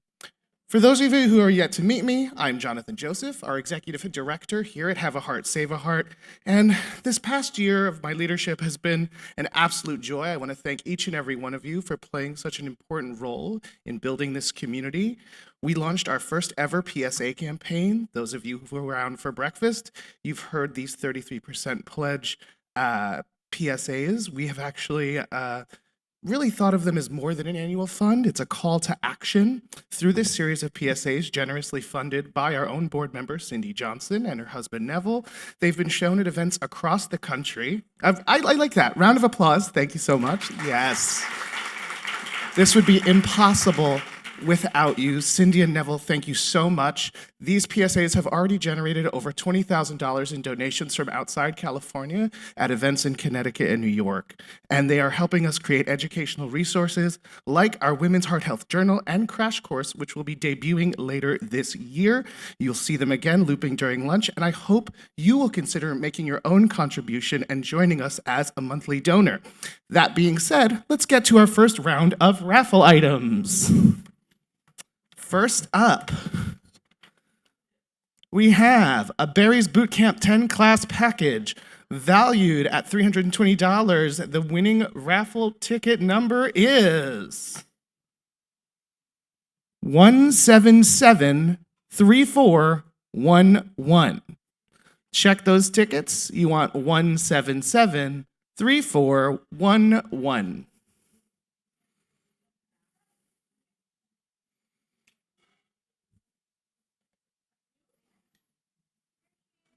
All right, winner, winner, chicken dinner. The Barry's envelope should be on the table. It's the black envelope. Thank you so much. All right, next up we have something I'm very familiar with. This is an original piece of hand-painted cut paper featuring the Potala Palace in Tibet, which is the residence of the Dalai Lama, valued at $750. And our winner for this one, which is a little emotional for me. It's always nice to see my art going to someone new. 1773312. Oh, right in the front. Amazing. All right. You can come.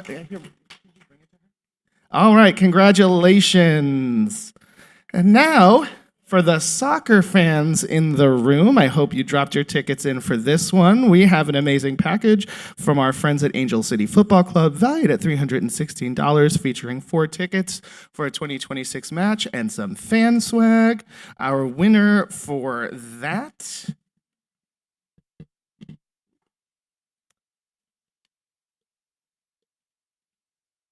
All right, I felt compelled to shake it a little extra. 177-3405 for the Angel City package. 177.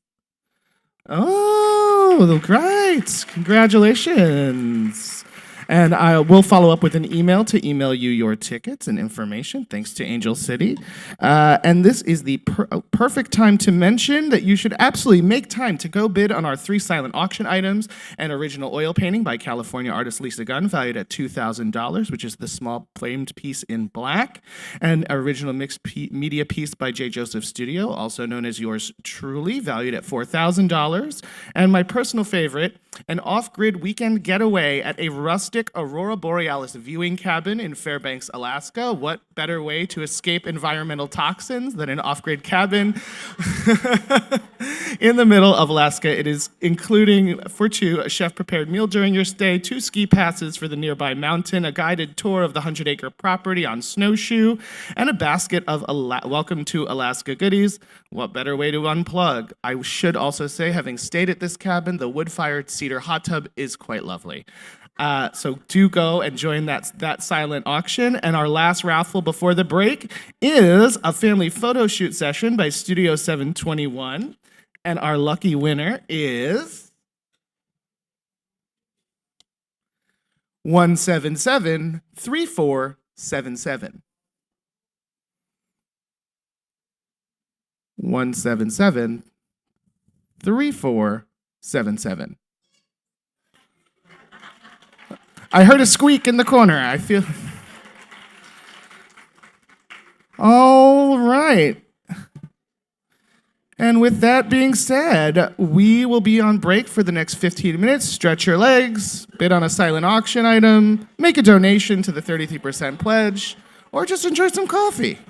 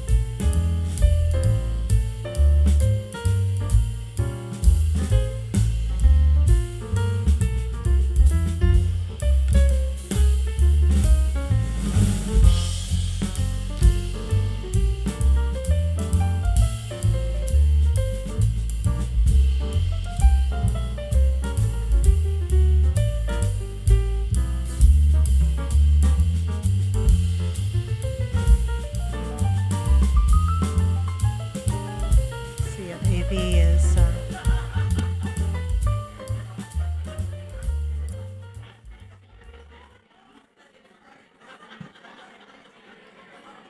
Ladies and gentlemen, please find your seats. The program is about to resume. Please find your seats. The program is about to resume.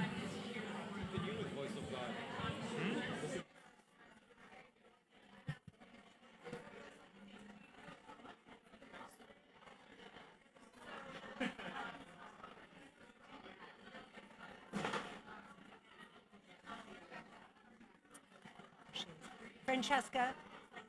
Are you okay? I have it right up here. If you want that. Hi, my love. All right. All right, everyone, if we could please take our seats and mill our way back to the ballroom. It is time for the next phase of amazing discussions here at the Women's Heart Symposium. Please make your way back to the ballroom, freshly caffeinated, freshly hydrated.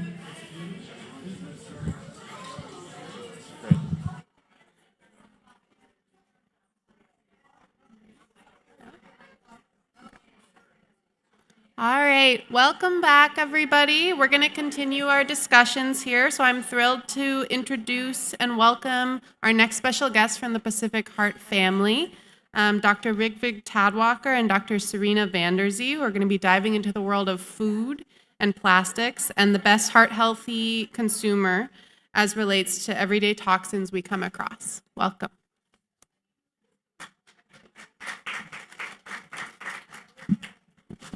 All right, thank you very much. Let's get myself oriented here. So in years past, we have had that floating sort of portable microphone. And so like our keynote stated, it's kind of have to sort of harness all my energy here to the podium. So we'll do the best we can here. But I know it's always tough coming back from that initial break, so thank you for rejoining us here.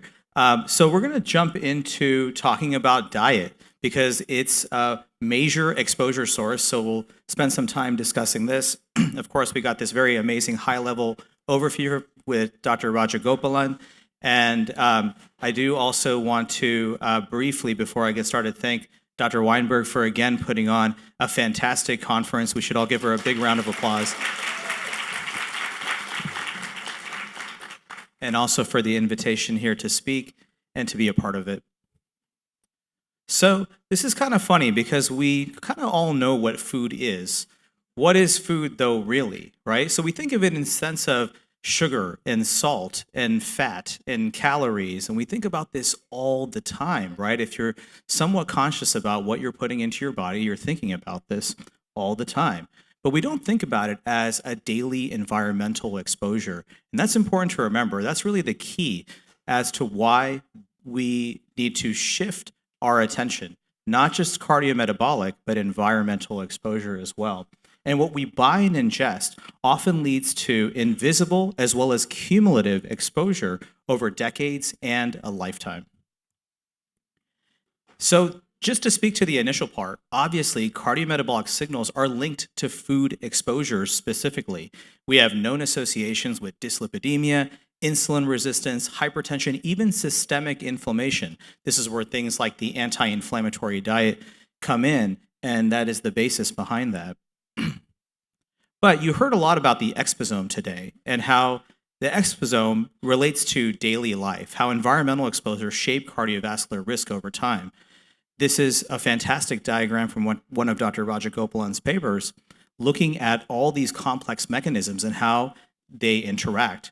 And food is one of the most frequent exposure pathways. Let's talk about a few of these pathways without really drowning into mechanistic details. So we have the inflammatory pathway. This is innate immune signaling. We can lead to pro-inflammatory cytokines as well as inflammation, oxidative stress, and endothelial dysfunction as well, which can impair vascular reactivity, can cause plaque formation.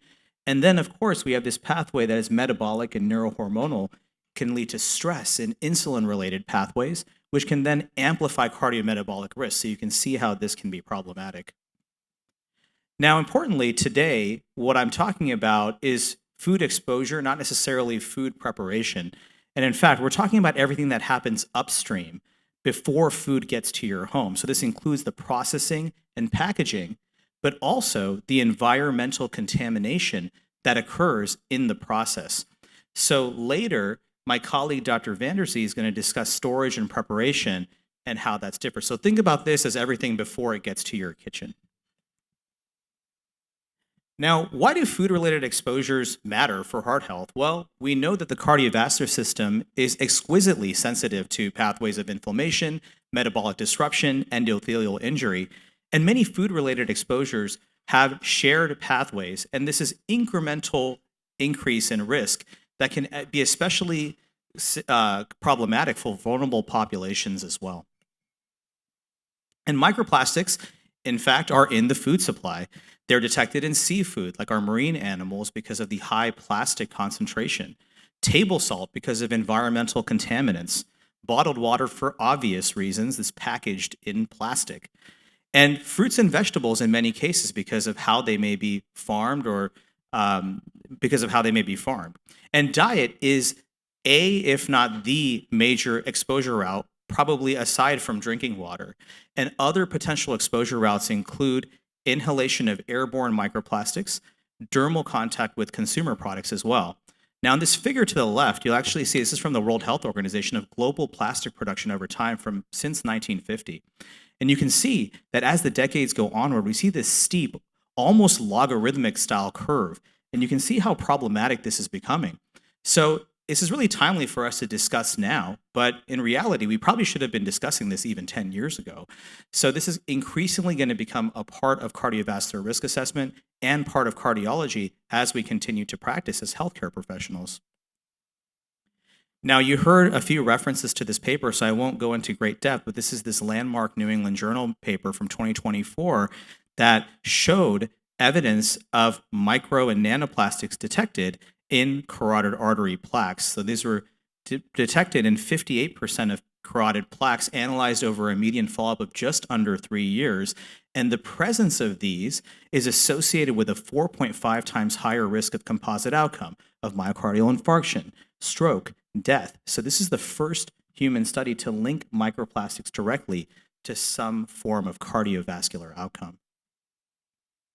Now, this is a really great time for us to pause and think about just traditional scientific principles, because this is a wonderful microcosm for understanding these concepts about association and causation, right? We're seeing associations. We haven't had that causality just yet. And what's sort of unclear is really still where more research needs to be done are the exposure sources, the dosing thresholds, the timing. This isn't fully defined. So these are hypothesis generating, but importantly, biologic plausibility does exist, right? So even though we are talking about associations, we are now seeing how the science suggests biologic plausibility that there could potentially be causality, and that's important to note. So beyond plastics, what other exposures should we be concerned of? You heard about these a little earlier too, but there are food-related chemical exposures like PFAS and bisphenols, which can enter food via packaging, processing, and agricultural contamination. So these are sort of these grease-resistant packages, your fast food wrappers, like the parts of canned goods as well.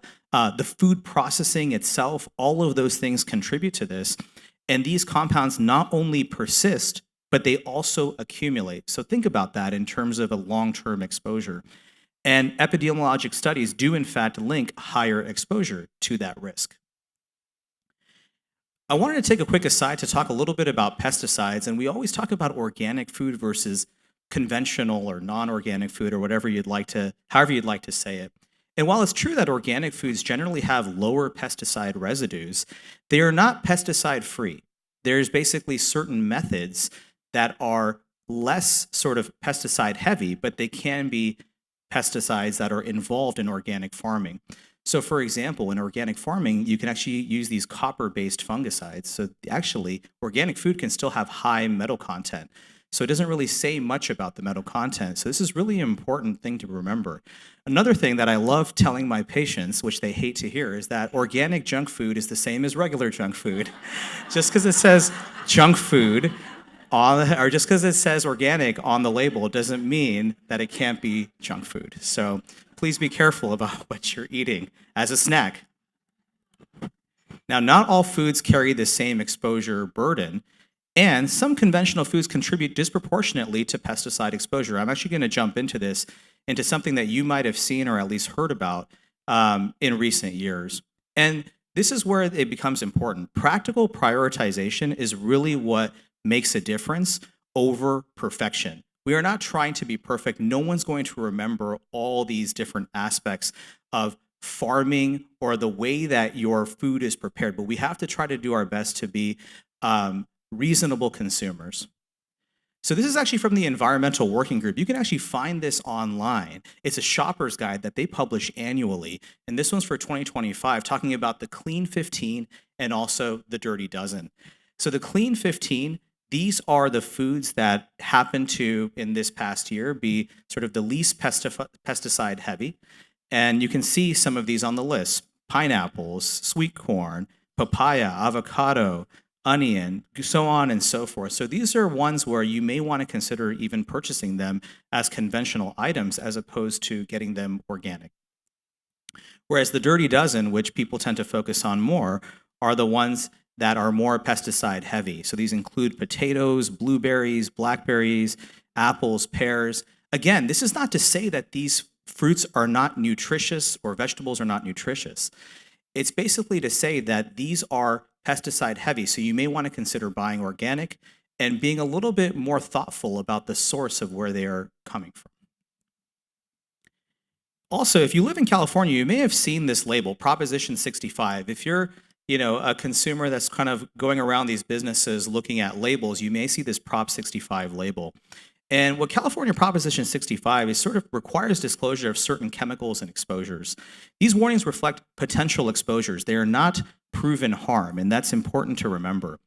Online retail packaging and transparency can vary widely in these situations, so these labels can be used as a screening tool, not necessarily a verdict. Now, let me give you like a little bit more of a tangible explanation of this. So there's things when you see Prop 65 where you want to be maybe a little bit less concerned, and those where you kind of want to pause and think. The ones where you're a little bit less concerned are things that are kind of like single use. It's like, the packaging that something comes in, you may only come into contact with it once. And while single-use plastics for environmental reasons can also be problematic, from a personal exposure standpoint, that initial pass-through is sort of maybe something where you don't have to worry about the Prop 65 portion of it, about that initial exposure, because it's not a consistent exposure to you personally at that moment. Whereas on the other hand, things like food and beverage, right? We're putting that into our body, right? So that's something you have to be concerned about. Or heating items, especially if they come in plastic containers, you want to be very cautious with. And this comes up for a lot of us because a lot of us get takeout food. And even if that takeout food is healthy, they can come in those plastic containers. So you want to be cautious with the reheating aspect, put it in, a ceramic or glass dish and then reheat. So things of that nature. So when you see Prop 65, it's not to say like, go run away. You just want to be cautious about why that label is there. And then that way you can make an informed decision about what you want to do. Now, I found this quite interesting, just going into the literature. This is actually a 2020 study. It's a basic science paper in physiological research looking at GLP-1 biology and environmental exposure and looking for a mechanistic signal.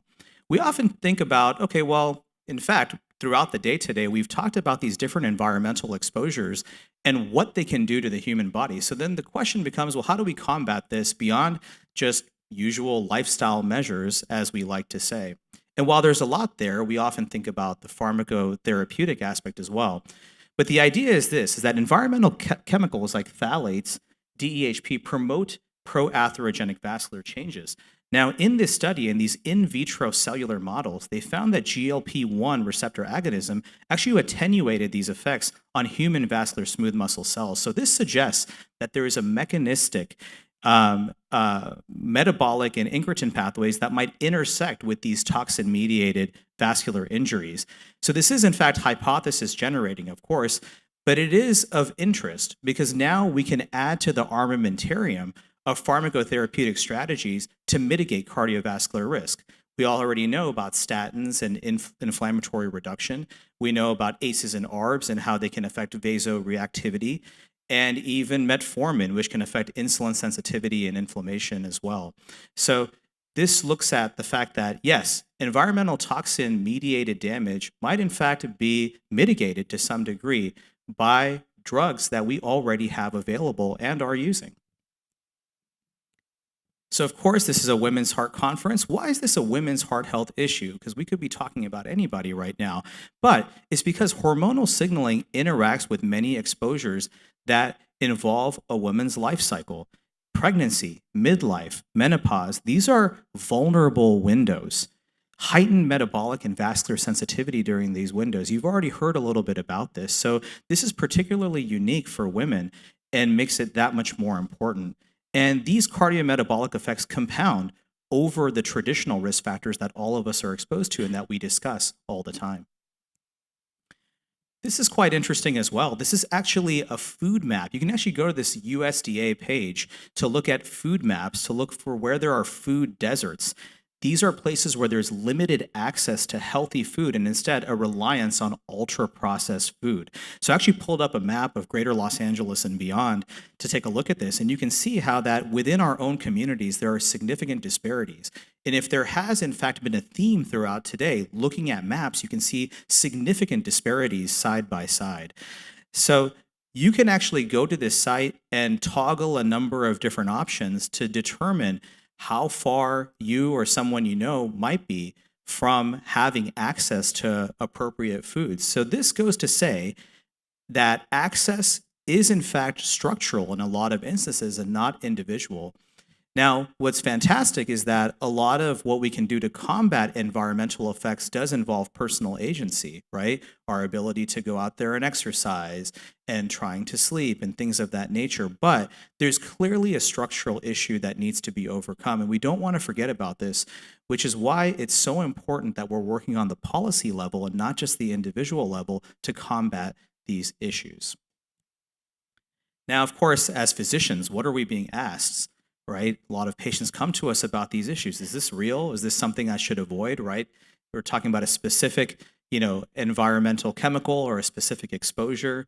What's evidence-based versus hype? And so to the clinicians in the audience, my advice is that we don't want to promote a fear-based narrative, because the truth is that you could rack your brain over this all day about all the environmental exposures you had over the course of the day, the year, the last 10 years, maybe an apartment that you lived in for a few years, right? This can go on, but we do want to instead focus on the evidence-based aspect of it, and of course, what we can do and those practical strategies. So from a food perspective, what in fact are those practical strategies that we can lean on? Well, of course, we want to favor whole and minimally processed food. We want to reduce reliance on ultra-processed food. These are things you hear about all the time. But we also want to focus on cumulative risk reduction related to the environmental aspect. So what does that mean, like when you're shopping in a grocery store, for example? You want to go for the loose produce instead of that pre-packaged plastic container fruit, perhaps, or the plain grains versus the packaged grains. Or you have to do something what I call shopping the perimeter, right? You want to go for all the loose items, not the stuff that's packaged in the middle in the aisles. So this is a really easy way when you're walking into a supermarket to try to figure out, okay, well, what is my strategy going to be to make sure that I'm doing the best that I can in terms of food exposures? What is this not? Now, many of you who know me or have seen me as patients know I do a lot of social media online. I'm very clear when I talk about things of this nature that this is not detox advice, right? Like we're not saying like, hey, do X, Y, and Z or drink, A, B, and C in order to sort of clear yourself of toxins, right? That's not a thing, right? So it's really important that we make that clear. This is not food elimination, like stop eating, this specific food or these sets of foods. That is also deleterious. It's about choosing the right types of foods, right types of fats, right types of proteins, things of that nature. We don't want to forget about it. And it's not a replacement for standard prevention. So on the other end, Even if you're doing everything you can to mitigate your environmental exposure, you also don't want to forget about the cardiometabolic aspect, right? And sort of how you're proportioning your plate and things like that. So this is additive awareness. It's not replacement advice. So in summary, I just want to put this all together. Food is in fact a meaningful exposure pathway beyond cardiometabolic risk. There's emerging evidence that it links to cardiovascular risk specifically, and I think we will see in time there will be more and more of this. In fact, so much so that I think that it will likely become, in some aspects, part of our cardiology curriculum to discuss these things in greater depth, even at the resident and fellow level. And that balance and practical guidance is key, not just for the consumer or patient, but even for us as healthcare professionals and how we are approaching this topic with the public as well. And finally, even small changes may reduce long-term risk. Thank you.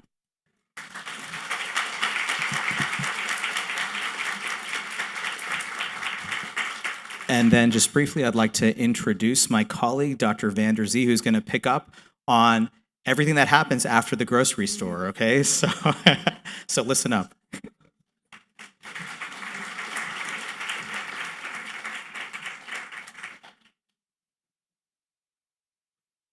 Okay, if we could cue up the second talk, please. Good morning. I'm here to tell you how to become a more mindful consumer, what products and practices you can adopt to minimize your exposure to microplastics.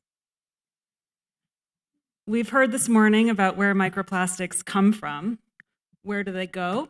Well, 12 billion pounds of plastics are dumped into the ocean each year.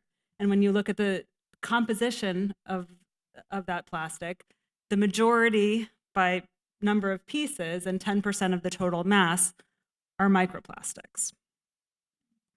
But the real reason that we care about talking about this today is where they end up in our bodies through inhalation, ingestion, and dermal exposure. These microplastics end up in every part of the body. Every organ that's ever been studied has demonstrated evidence of microplastics. They cross the blood-brain barrier, the blood follicular barrier, the blood testes barrier, and get into every organ. From a cardiovascular perspective, this includes our carotid arteries, as we've seen, thrombi, the heart tissue, and we've seen today the specific mechanisms by which these can potentially act. To put this in context, microplastics clearly contribute to vascular inflammation. The evidence for this is less well established than for PM 2.5 and for heavy metals, but still very important, largely falling into the known unknown category that we heard about earlier today. But as with food, you can choose products and practices at home that reduce your exposure. And again, as with food, being practical about this is more important than zero access, which is impossible. Let's start with clothing, linen, and towels, because as a proportion of exposure, this is actually the largest one. So synthetic fibers like polyester, nylon, and acrylic shed microplastics into the air and water through wear and laundering. There is actually also absorption into the skin, particularly for nanoplastics that are less than 1,000 nanometers. So what can you do? You can buy less of these synthetic items. You can choose natural fabrics instead, like cotton, bamboo, linen, hemp, silk, and wool. Consider also your wash. Wash less if you can. There is an attenuation of the shedding of microplastics over time. After approximately 5 washes, there's a bit of an equilibration that occurs.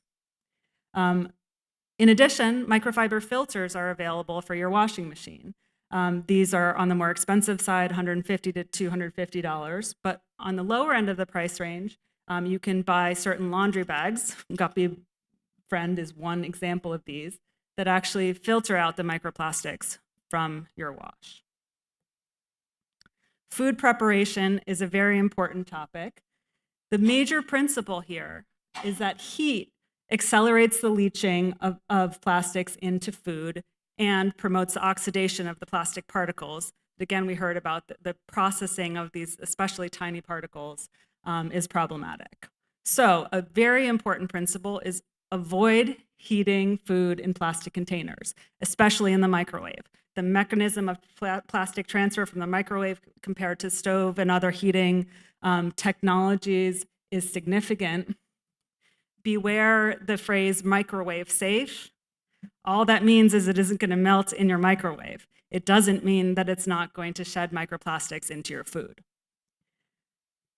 After researching this talk, I personally am not going to ever buy microwave popcorn again. There's something specific to the lining of containers that hold oily foods.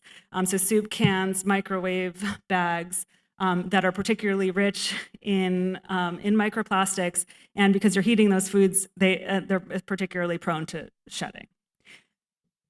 The lining of nonstick pans can also leach microplastics into your food.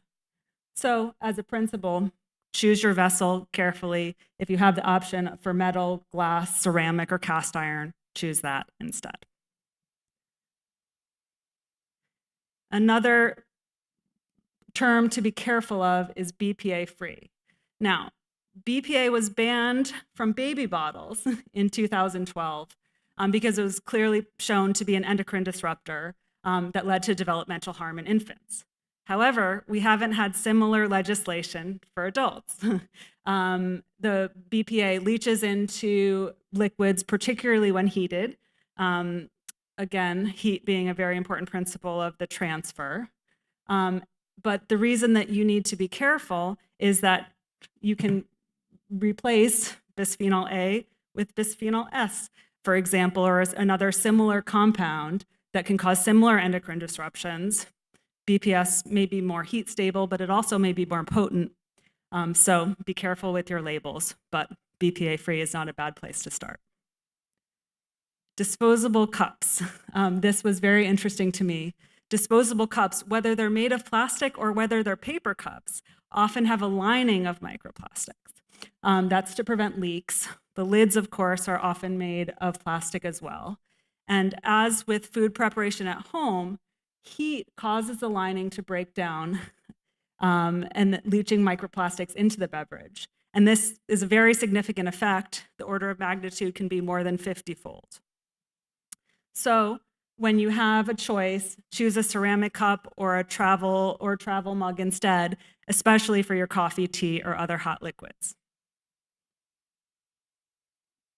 Turning to cosmetics and toiletries. Certainly you want to avoid microbeads. These are small components that are found in the scrubs and washes. Now, even the US figured out we need to be careful of these, and they banned them from products made in the US, but they can still be found in imports. So certainly try to avoid a facial scrub with microbeads in it, and choose natural exfoliators like ground nutshell, salt, or sugar instead. Now, more common these days would be other products like lotions, creams, and makeup. And up to 16% of the products tested in some studies have found polymers in those compounds. So minimize those when you can. I would also caution you against a product that calls itself microplastic free, but at least it's a move in the right direction.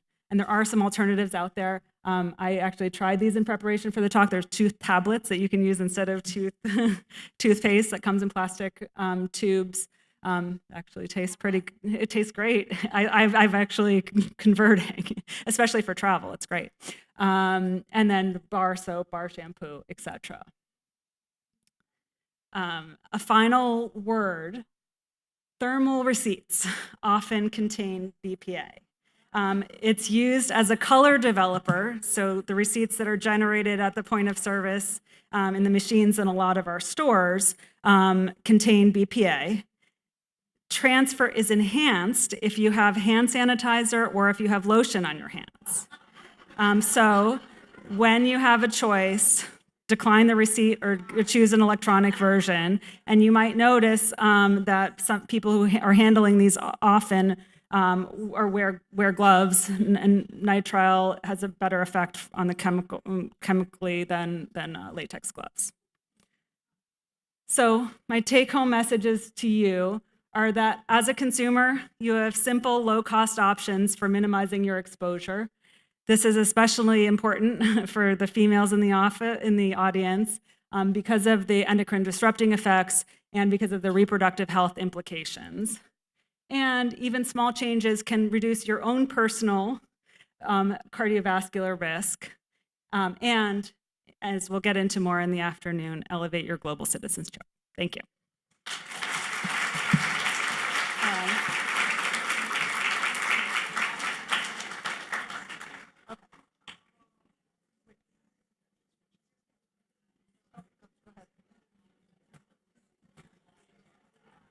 Thank you so much, Drs. Vanderzee and Tadwalker, for sharing some amazing insights from this issue area where there is too much buzz and not enough fact.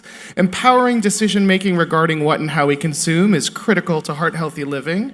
Now, briefly before our last talk of the morning by Dr. Francesca Casalino, one of the newest doctors at PHI, who also has a master's in public health. She'll be presenting on some of the global issues relating to environmental toxins. One brief note to our silent auction entrants. Please make sure that your bids reflect the starting bid for these one-of-a-kind items. If you have any questions, connect with Lon in the foyer. And without any further ado, Dr. Casalino.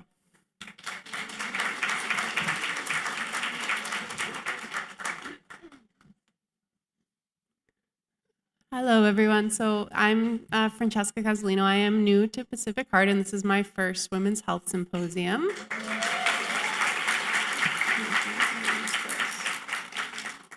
I'm horrible with electronics. Okay, it looks like this. Luckily, this isn't my first conference ever I've been to, so I understand that I stand between you and lunch, and I will try to make this brief.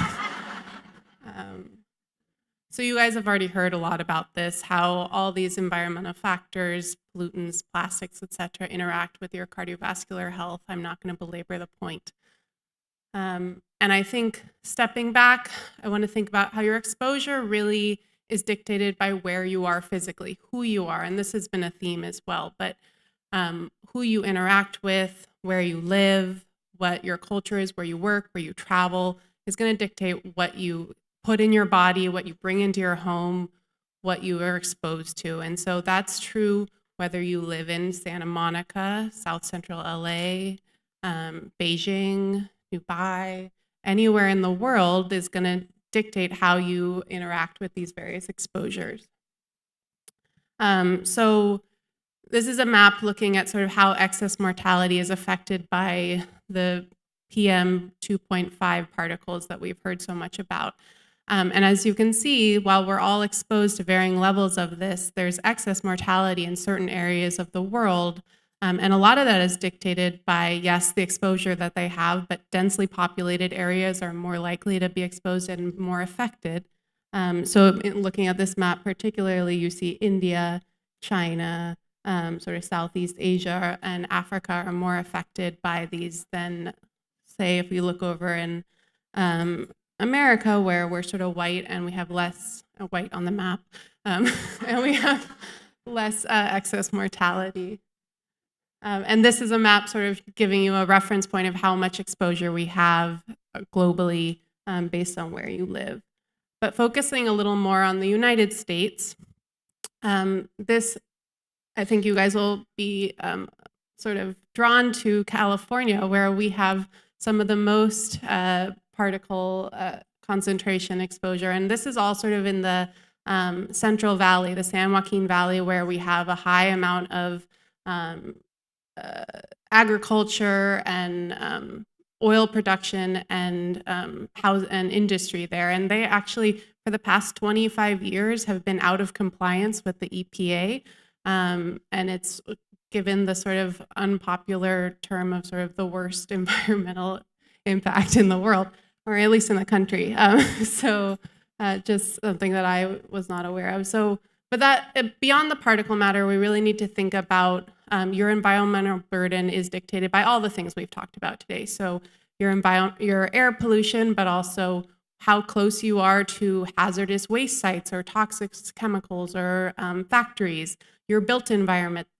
So your green spaces, your traffic environment, your infrastructure, sort of how close you are to roadways and airports, and then water pollution. All these things can be put together into a sort of environmental burden index, and that's very specific based on where you live in the country. So this is a map that sort of shows you that. It shows you across in various communities, the various environmental burden, putting all these things together. And we can see that it's sort of targeted a lot in the Midwest, has a lot, which there's a lot of agriculture and industry there.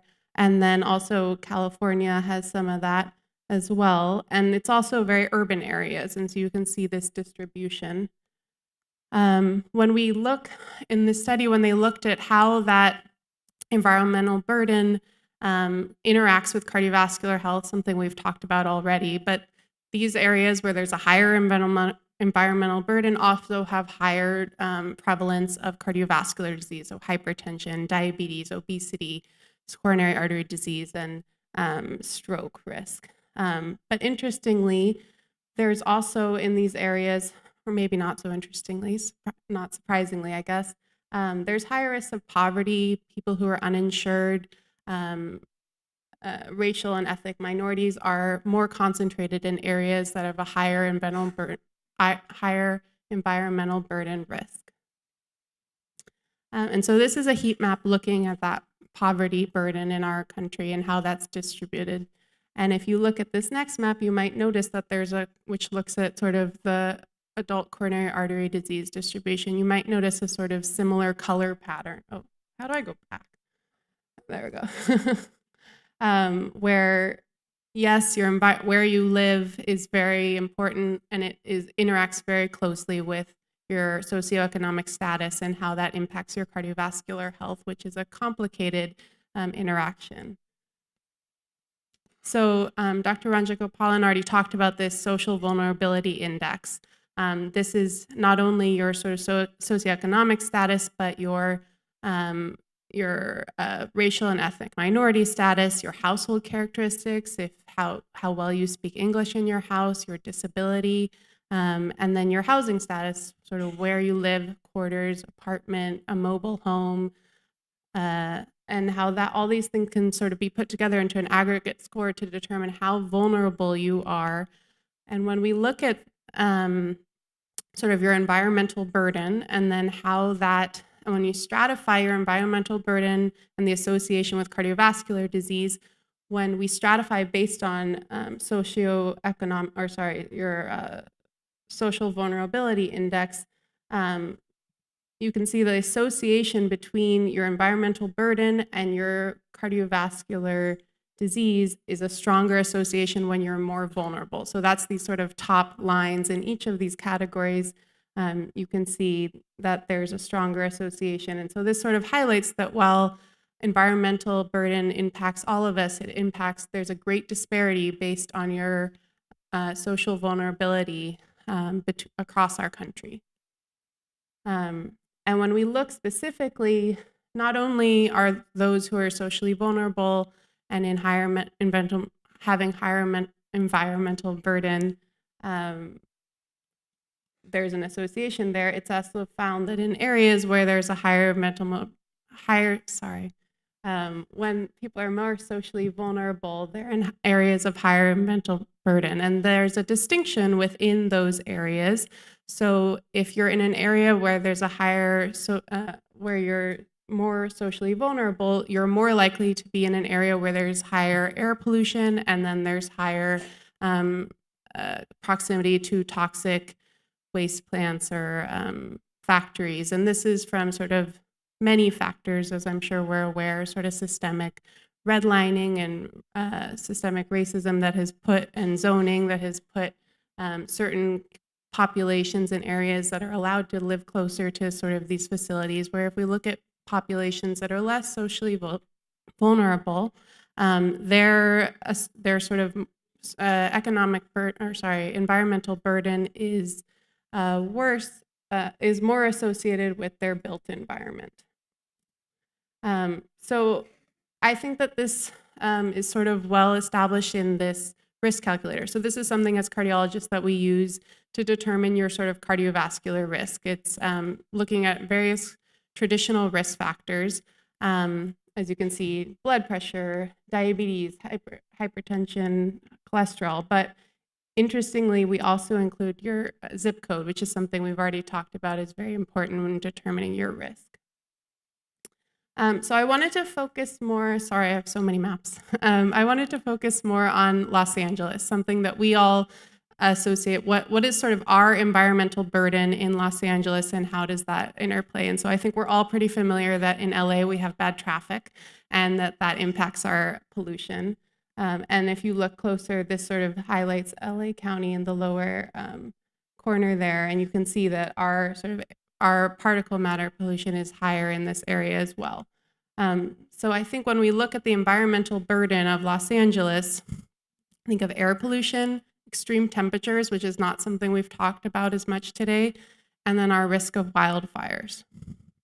So it's not news to anyone that our planet, or hopefully not news to anyone that our planet is heating up, and this is sort of the projected increased heat in LA County specifically. You can see there's a variability based in where you live, but everywhere is expected to heat up by mid-century.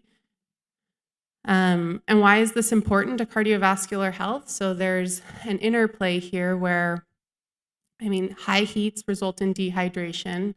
Dehydration results in low blood volume, which results in decreased perfusion and damage to your various organs. If you're dehydrated and your blood pressure is low, then your heart can pump less blood out, and that results in your heart compensating by increasing its heart rate, increasing its contractility, which puts more strain on your heart. So overall, this sort of interplay is important to your cardiovascular health.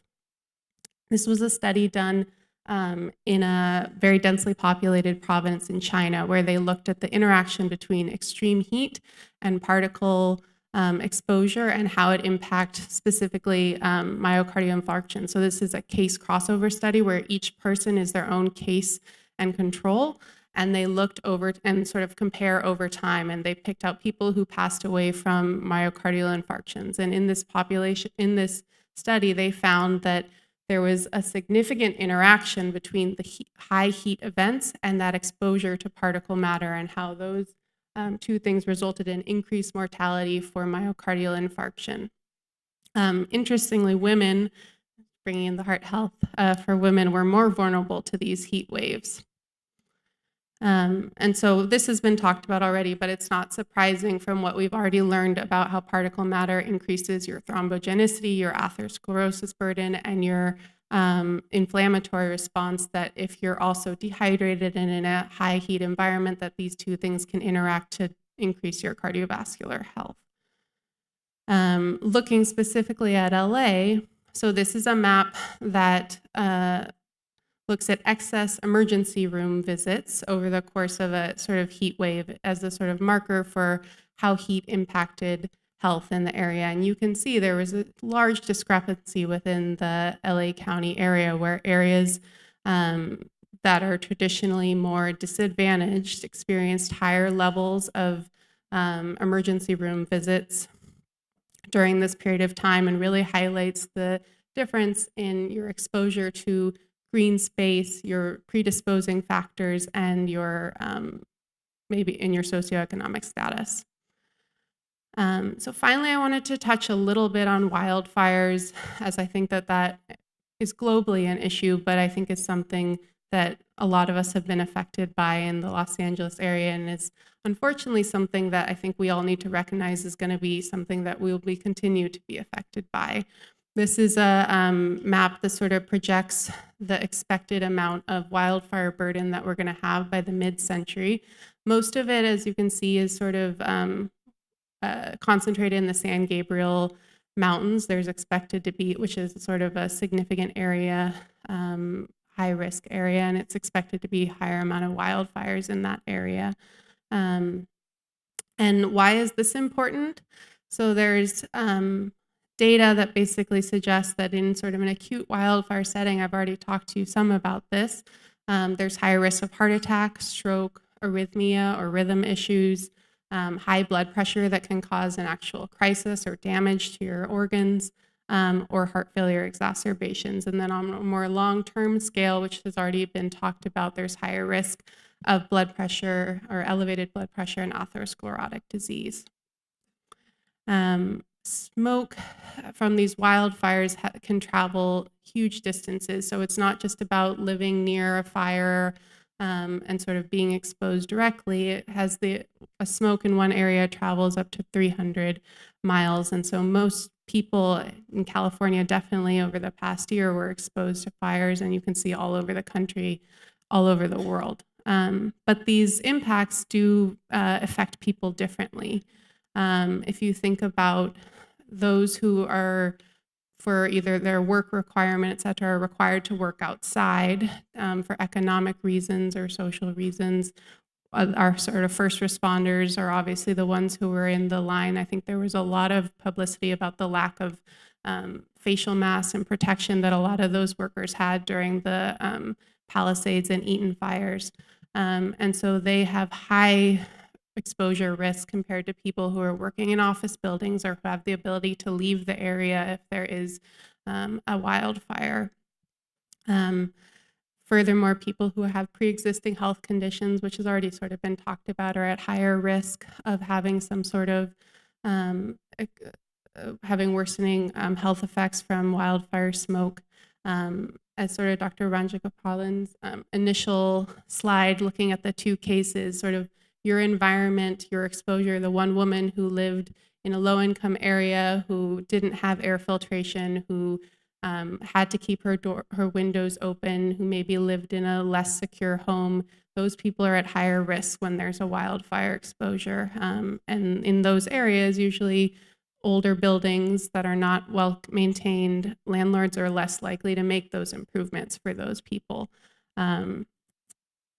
And those people probably don't have the resources to sort of mitigate those things by buying air filters or traveling to sort of get away from the fire exposure.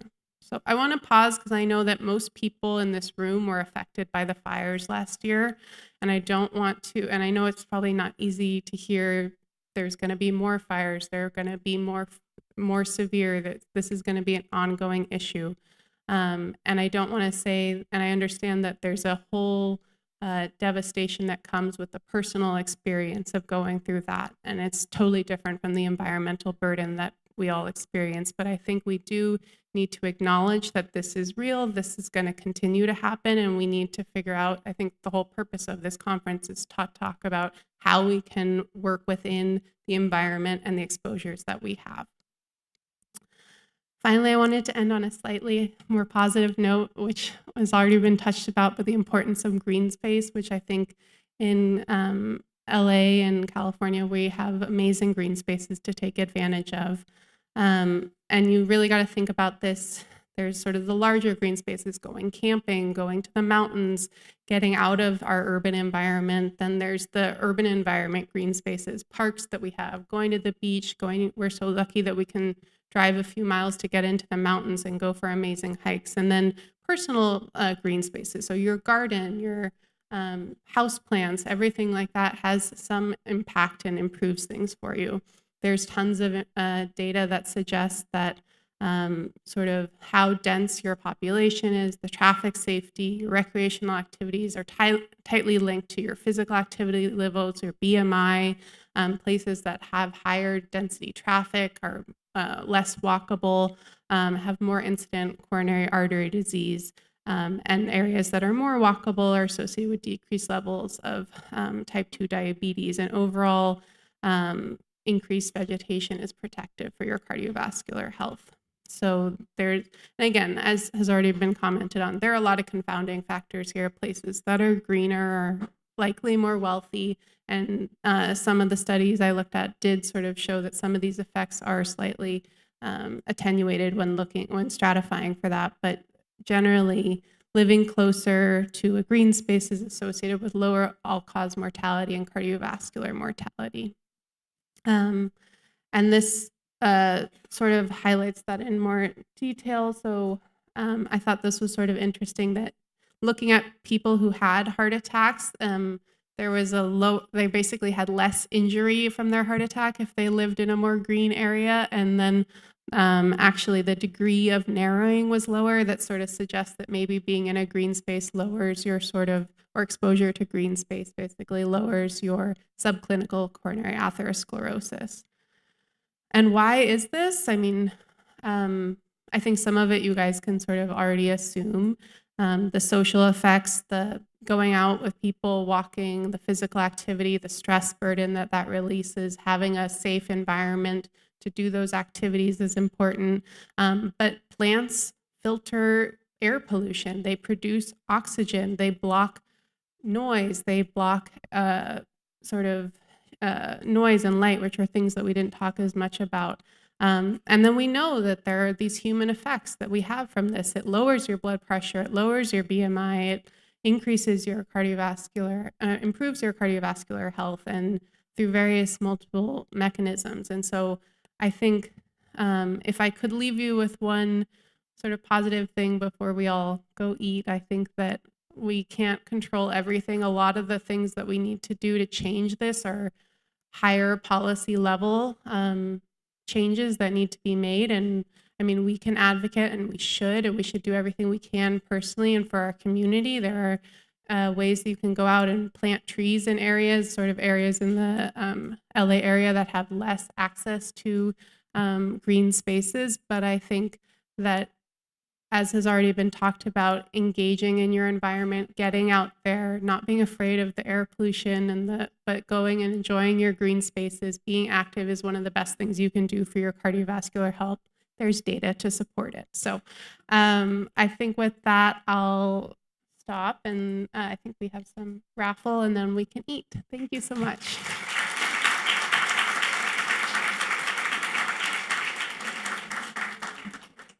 All right. What a pro. Okay. Thank you, Dr. Casalino, for shedding some unique light on how the environment plays a role in our risk factors for heart disease. We have a little bit of a fast raffle giveaway with this crew here that they're coming up. All right. Do you guys know what to do? I have to read this. How about some raffles before we break lunch? How about some more raffles before we break for lunch?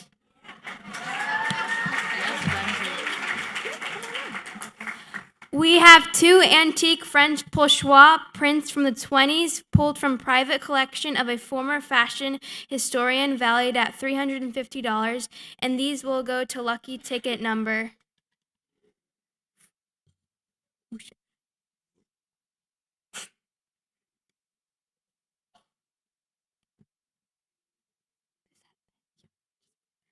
3273550.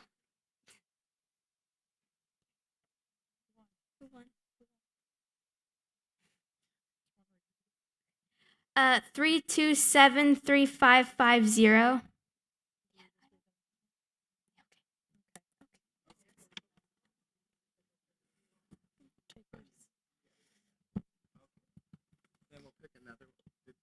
I don't know. No one said anything.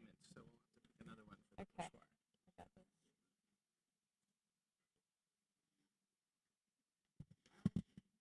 Round 2.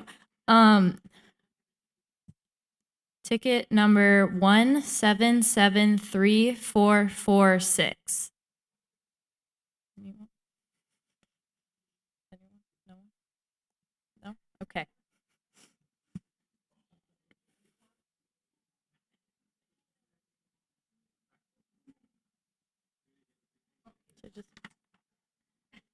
Okay.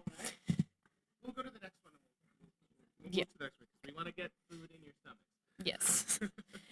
We have our Day in Pasadena package valued at $640, which includes a $50 gift card from Another Man's Vintage, An original hand-carved heart sculpture valued at $80 from Goldbug, Pasadena, a personal styling session with Karen Brunt of Ethos, Pasadena, with $100 gift card, handmade scarf valued at $110, and a clutch valued at $125.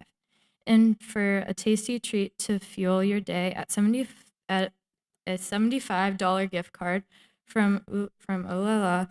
Also included in this package is a $100 gift card from our friends at Optica at Glendale Galleria, just a short hop away from Pasadena. The winner ticket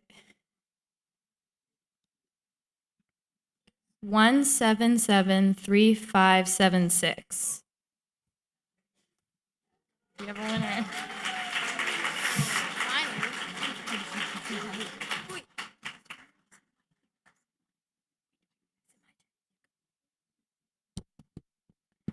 Next up, we have this amazing Sacred Woman collective bundle valued at over $150, including a tote bag, beautiful full-length caftan, and a custom enamel Sacred Woman collective necklace. The winner ticket is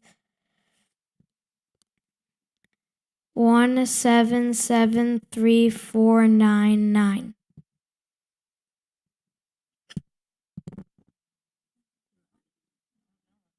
Should I do it again? Oh, there we go in the back. Yay!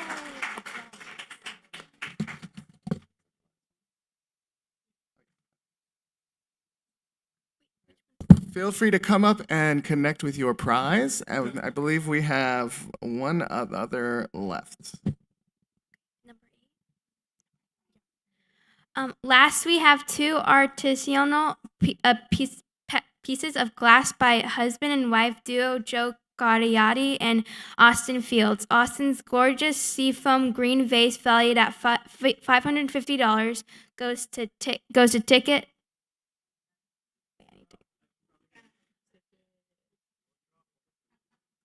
Make up a number.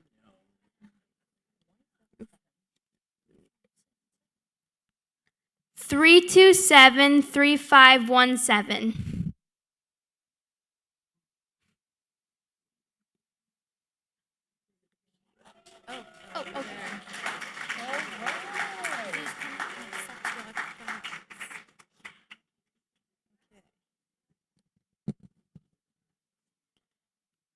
Everyone in person can head to the terrace for lunch, and we will see everyone, including our virtual audience, back here in 1 hour at 1:10.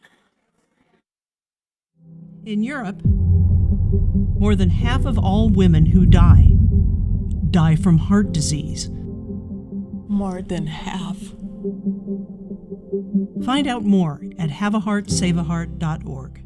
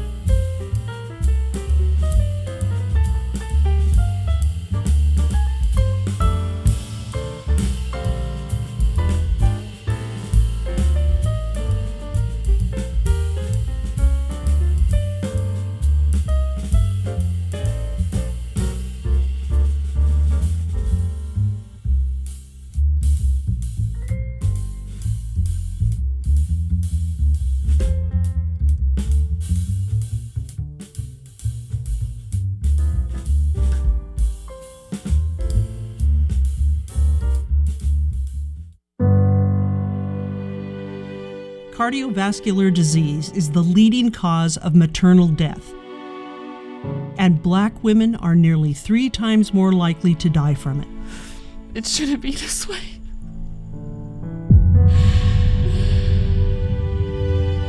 Find out more at haveaheartsaveaheart.org.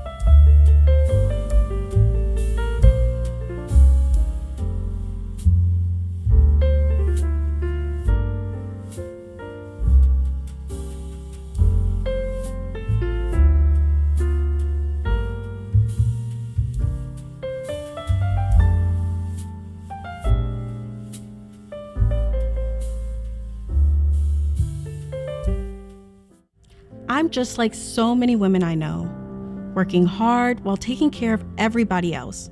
But here's what shook me. Black women have the highest risk of dying from heart disease in this country.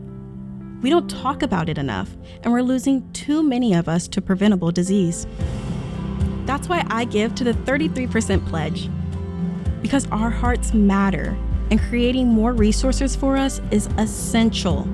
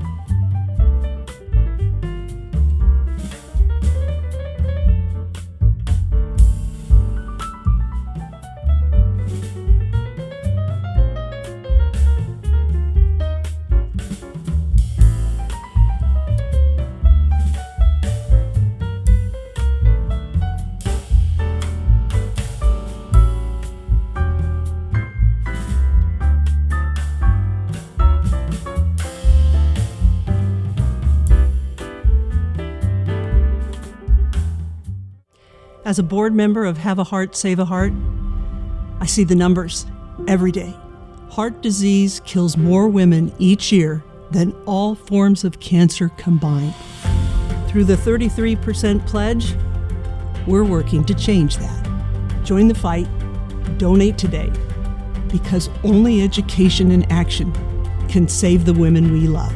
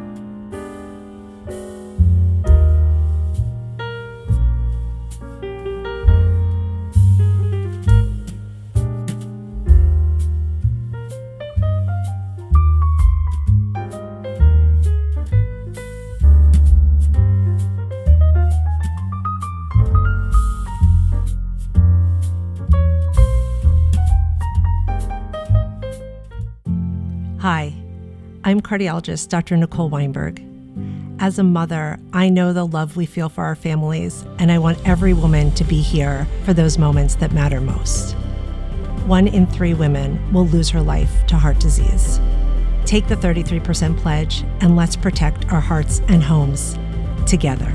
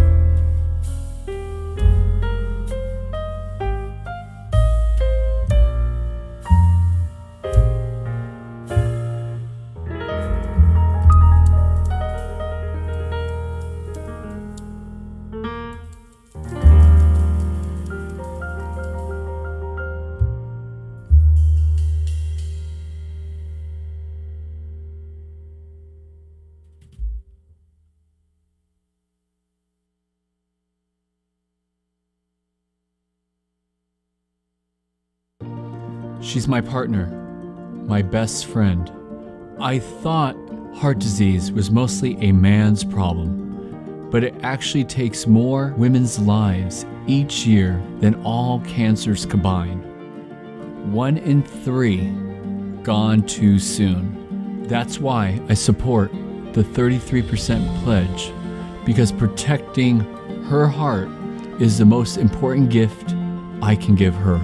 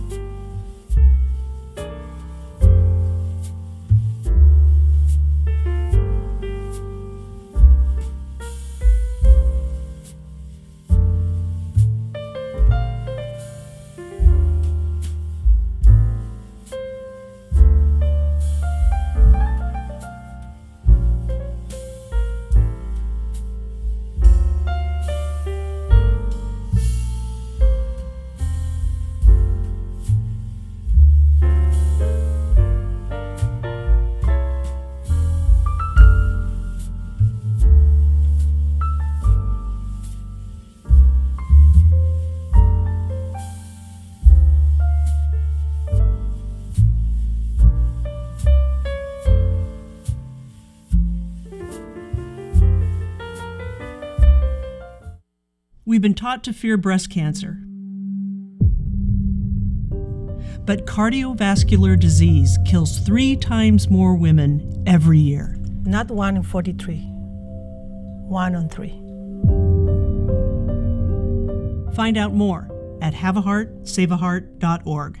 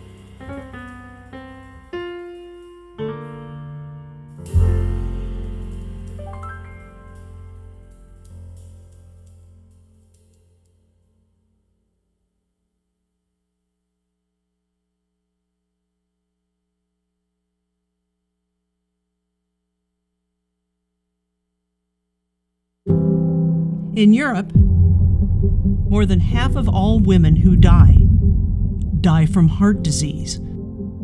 More than half. Find out more at haveaheartsaveaheart.org.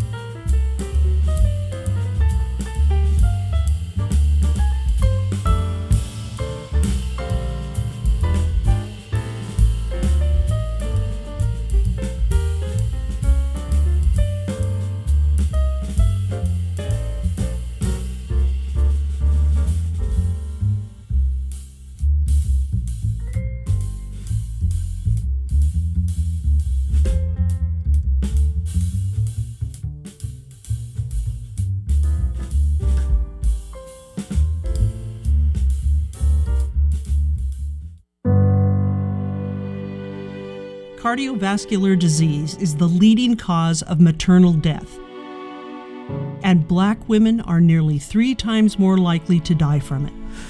It shouldn't be this way.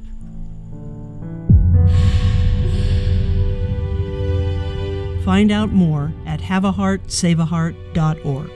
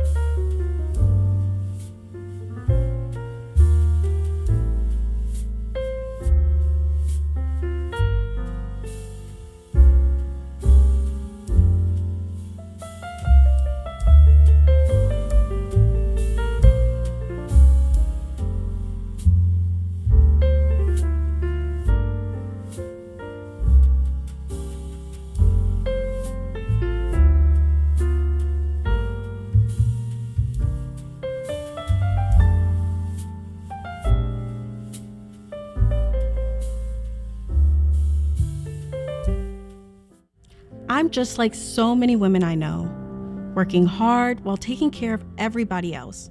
But here's what shook me. Black women have the highest risk of dying from heart disease in this country. We don't talk about it enough, and we're losing too many of us to preventable disease. That's why I give to the 33% pledge. Because our hearts matter, and creating more resources for us is essential.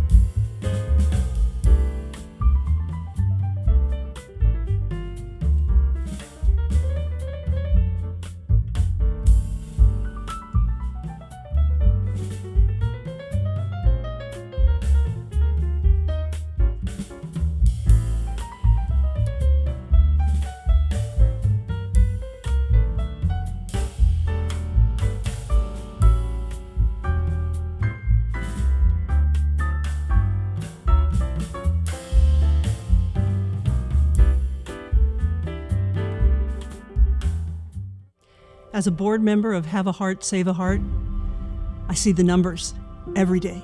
Heart disease kills more women each year than all forms of cancer combined. Through the 33% pledge, we're working to change that. Join the fight, donate today, because only education and action can save the women we love.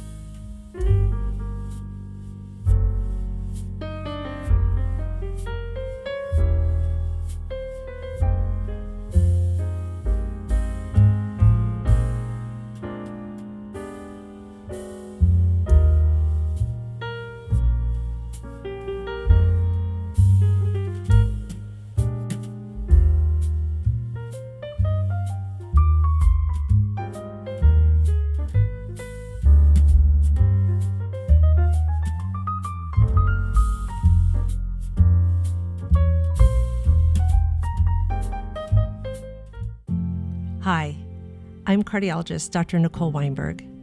As a mother, I know the love we feel for our families, and I want every woman to be here for those moments that matter most. 1 in 3 women will lose her life to heart disease. Take the 33% pledge and let's protect our hearts and homes together.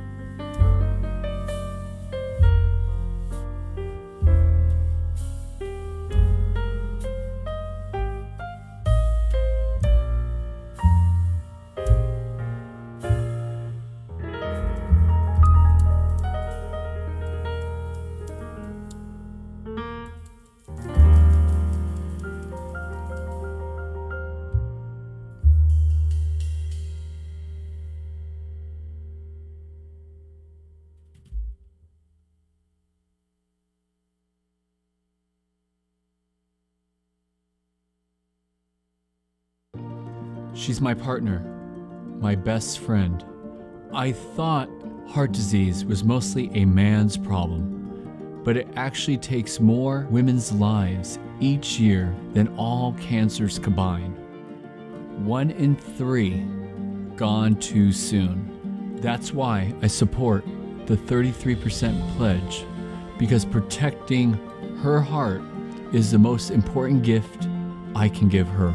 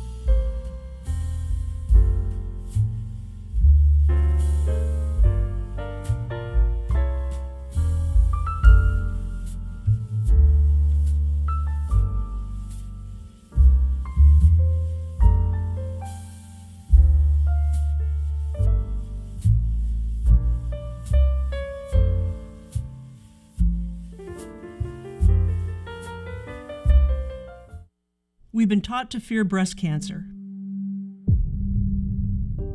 But cardiovascular disease kills 3 times more women every year. Not 1 in 43, 1 on 3. Find out more at haveaheartsaveaheart.org.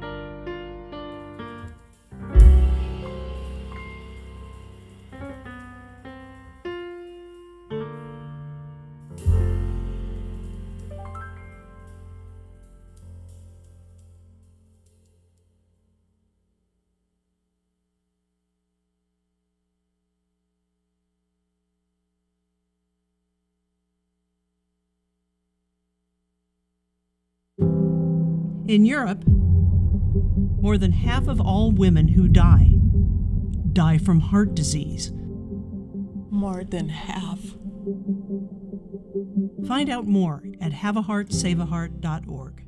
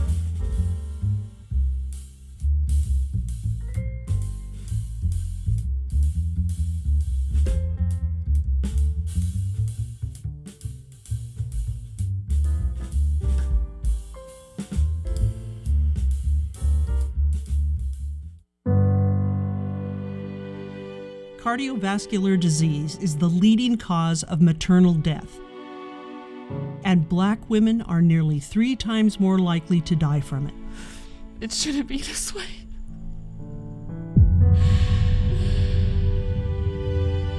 Find out more at haveaheartsaveaheart.org.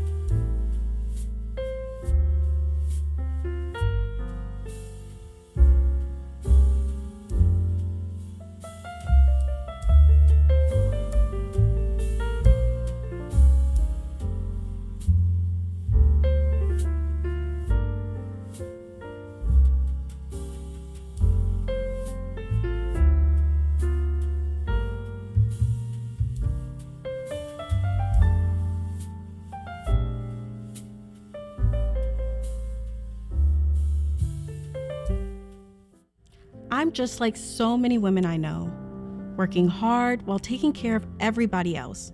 But here's what shook me.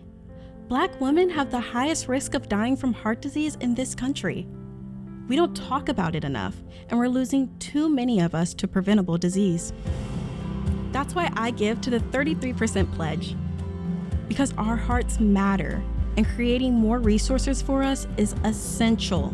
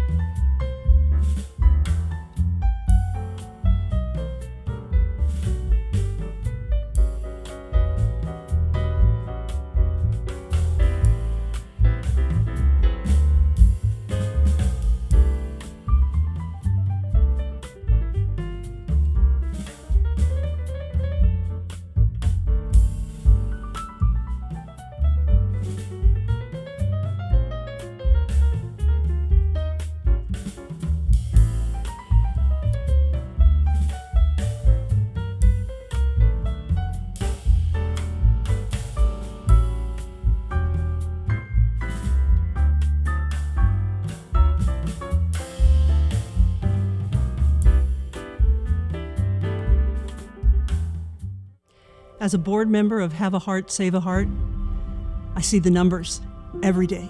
Heart disease kills more women each year than all forms of cancer combined.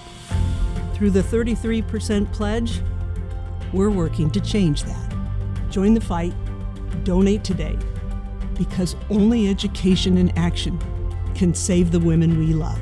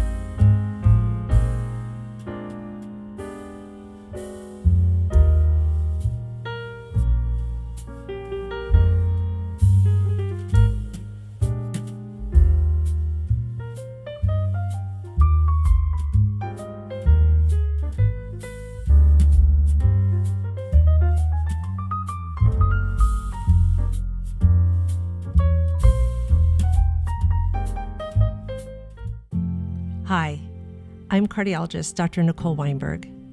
As a mother, I know the love we feel for our families, and I want every woman to be here for those moments that matter most. 1 in 3 women will lose her life to heart disease. Take the 33% pledge and let's protect our hearts and homes together.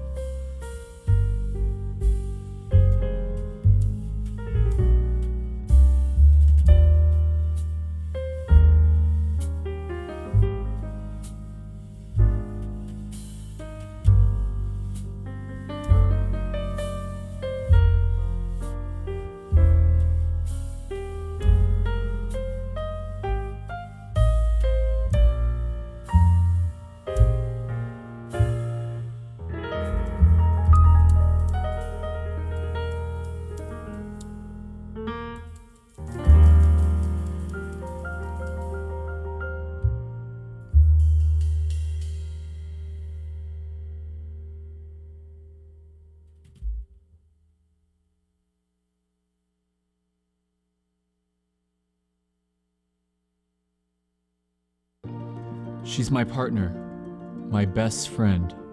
I thought heart disease was mostly a man's problem, but it actually takes more women's lives each year than all cancers combined.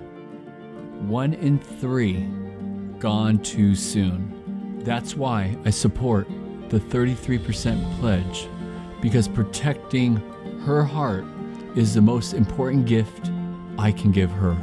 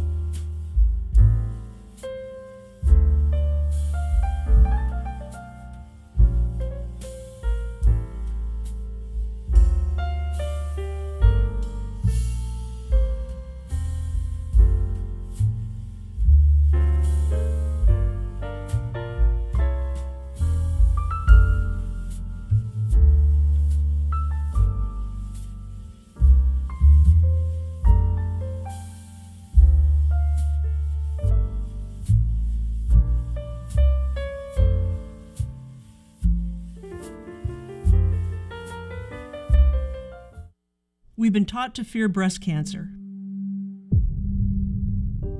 But cardiovascular disease kills 3 times more women every year. Not 1 in 43, 1 on 3. Find out more at haveaheartsaveaheart.org.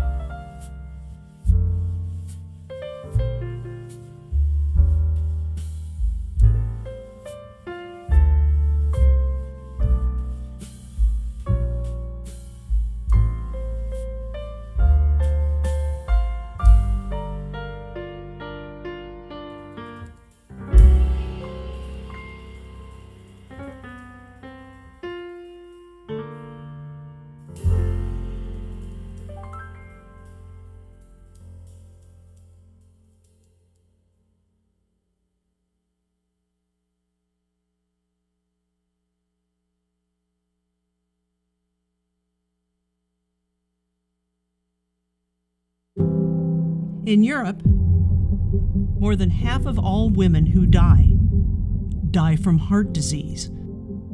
More than half. Find out more at haveaheartsaveaheart.org.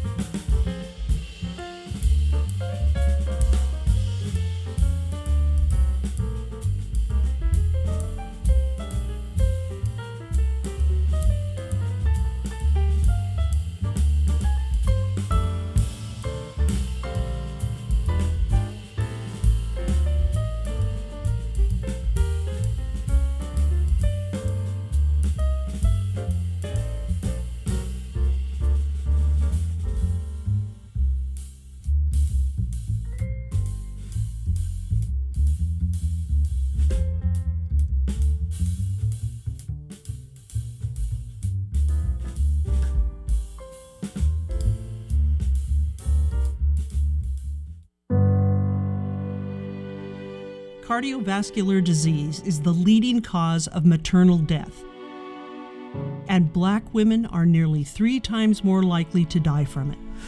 It shouldn't be this way.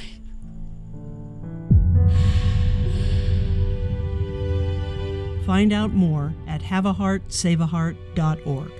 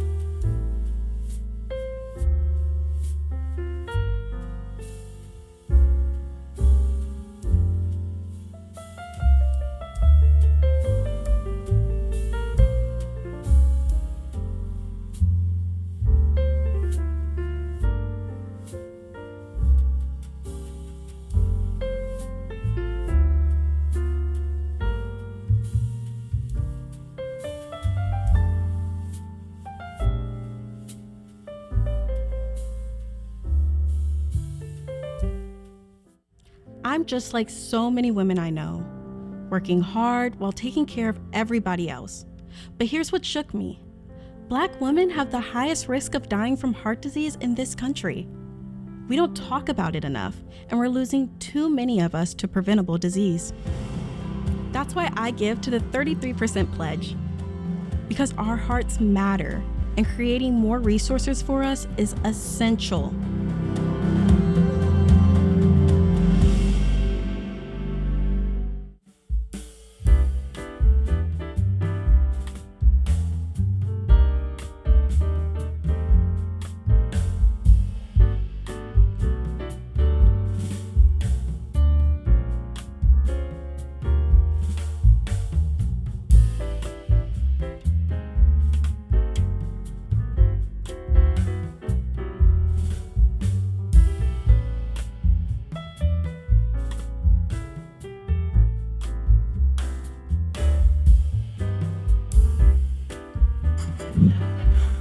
Okay, everyone, now that we are freshly fed and watered, we will be beginning the afternoon's activities shortly.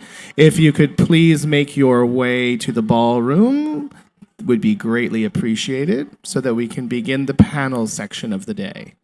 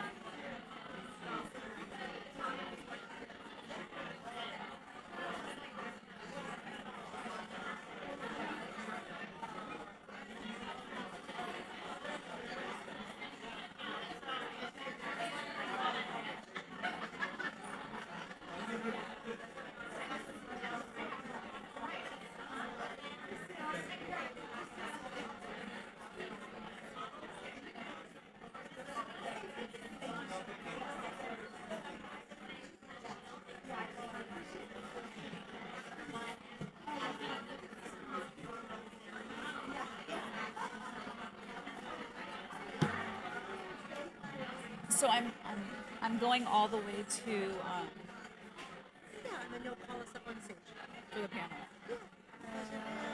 Yeah, and then that Right here, just say like, okay, all the panelists, please come. Perfect. It's Elsaye, right?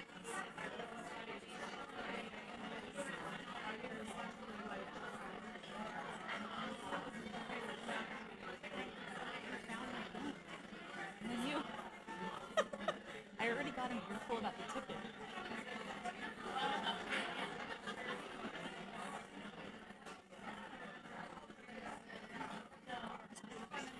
All right, welcome back from lunch. We're about to get started. Welcome back for the afternoon session.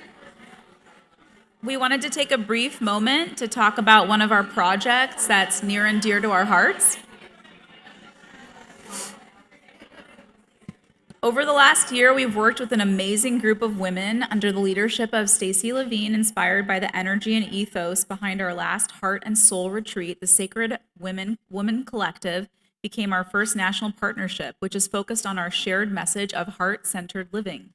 We worked together to create a special preview version of our 30-day Women's Heart Health Journal coming later this year, and it combines journaling and teaching about somatic breathing and movement and women's heart health. There's an appendix to give any woman the tools to help regulate their nervous system, learn and explore their heart space, and learn about some heart cardiovascular basics along the way. Stay tuned.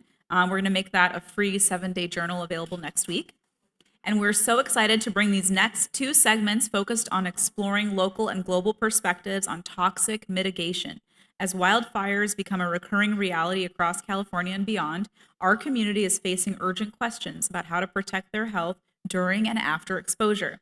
This panel focuses on translating emerging science into practical evidence-based guidance for individuals, clinicians, and policymakers navigating the complex health risks associated with wildfire, smoke, contaminated environments, and long-term recovery.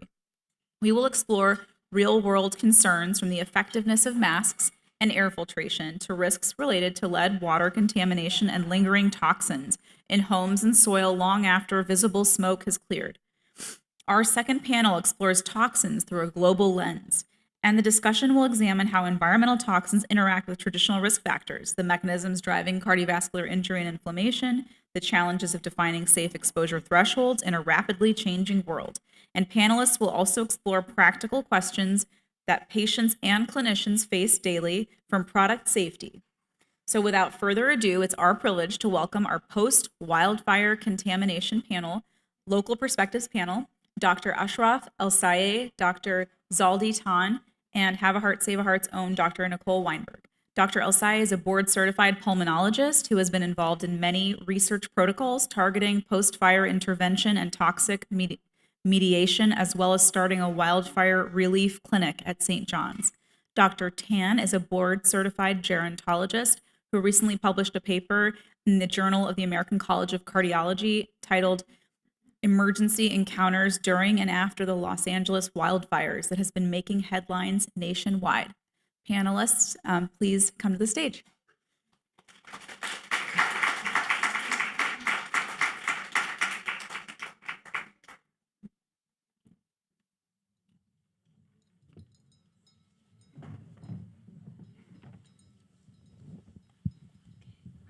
Hello, everybody. Does everyone's microphone work? Yes. Okay, thank you so much. We have Dr. Elsaye and we have Dr. Tan. Hello, how are you? I am here to just moderate. I'm not an expert here, but I thought we would talk about, so the format will be I'll start to ask questions, and then we will have somebody in the audience with a microphone that we'll start passing around. And so really we want the questions to be dictated by you and how the conversation goes through this, but I'm just going to start off. Dr. Tan, you had a very well-received, nationally well-received article that was published in the Journal of American College of Cardiology recently. Would you mind going over kind of some of the interesting points of that? I did highlight a little bit as an overview some of the initial findings about the hospitalizations after the wildfires, but then there are some like interesting other tidbits that we were looking at with the different chemistries. Yes. So what we were interested in is to look at the rates of hospitalization and the patterns of emergency room visits after the wildfires. So Cedars is about 18 miles from Altadena and about 10 miles from the Palisades. So it was kind of in the area where we get some patients from both fire areas. So we were interested in looking at the hospitalizations from January 7th to April 7th, so that 90-day period during and after the wildfires, and comparing it to a 4-year period before the fires, so 2018, 2019, 2020, 21, and then also looking at the, of course, taking into consideration COVID and other factors. So the interesting thing there is that when we look at emergency room visits in our emergency room, we found that there was, the number of visits were similar. So it's not like a lot more people showed up in the emergency room. But the interesting thing is that the number of people who showed up for lower respiratory symptoms, cardiovascular, AMI, ACS, were quite a bit higher compared to to the patients who showed up before. So to us, this is really telling, right? That the acute effects of the wildfires are really showing up in how many people are getting sick and getting into the emergency room. So of course we did not look at it mechanistically, but others have. And really, what's been shown is that wildfire exposure doesn't only have long-term effects, but also acute effects, which I'm happy to talk about also in the future. And Dr. Elsai, you have a wildfire relief clinic that you opened and were on the news about when the wildfires were going on. Can you talk about some of the things that you saw in clinic and also some of the things that we should be looking for in terms of keeping ourselves healthy and moving forward from your experiences with the wildfire clinic? Yes, thank you. So at St. John's, we did start a wildfire relief clinic, and similar to Cedars, we had a lot of patients from the Santa Monica Palisades area, the Malibu area, but I had quite a few patients come in from the Altadena area as well. And we saw very similar. So patients that have underlying lung or heart disease were the most affected. They would come into the clinic with exacerbations of either asthma or COPD or any cardiac issues that they have. So we saw that almost immediately post-fire, whether they went to the ER or urgent care, and then they came to us to follow up with us. It's been a year out now from the fires. We're still seeing some long-term or longer-term issues with cough, with ongoing shortness of breath. And then part of the clinic, we treat first responders.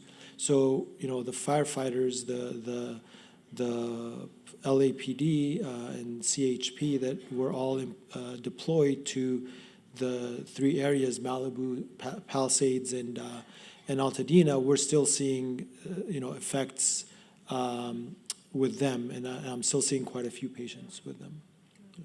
I'm sure there are the acute effects that you see, then there's the subacute, and then there's the long-term effects.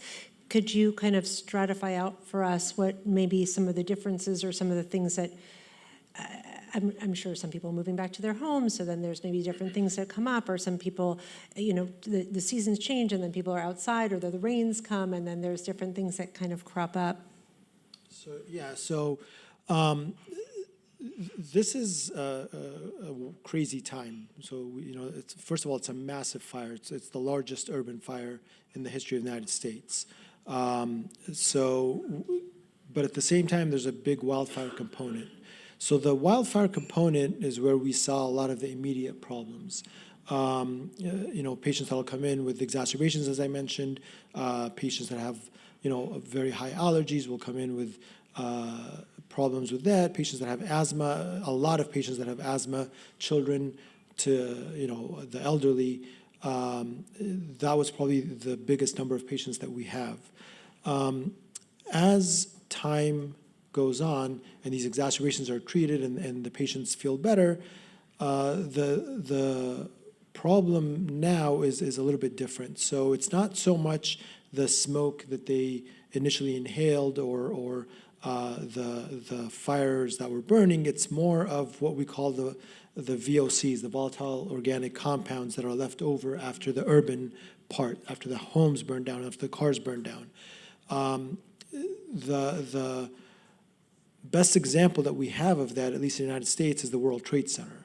Although it's a smaller square footage, it was a big building, very tall buildings. So what we see from that event is the best that we have to compare it to. And I can tell you that with the World Trade Center, about 25% of the first responders and 25% of the victims are still receiving care now, almost 30 years later. So I'm predicting that we will see that again. The good thing about, if there is a good thing about the fires that we had, is a lot of people were able to evacuate, a lot of people were able to move. With the World Trade Center, unfortunately, if you lived in Manhattan, you're kind of stuck in Manhattan, no matter what. So I think a lot more people maybe would have been exposed there than they are now, but we're still going to see some long-term effect. And the long-term effects are, depending on how in-depth we want to go, it's really in response to these organic compounds, lead, asbestos, hydrogen fluoride, hydrogen cyanide. There's a whole list, fluoride, lithium. So there's a whole list of these organic compounds that became airborne and ended up in the soil, ended up in the ash that we still see. And those have the potential of causing long-term damage, long-term pulmonary damage, cardiovascular damage, pulmonary fibrosis, lung cancer are the biggest issues that we have to worry about. And of course, with lead has its own set of problems with neurologic problems, pregnant women, breastfeeding women, children returning to the schools. So it's not the best of scenarios right now. Now, again, some of the Palisades, some of the homes are newer, so there was less lead, less asbestos, but they still had some very old homes, and I think Altadena has a lot more older homes there, which are going to face that problem long term.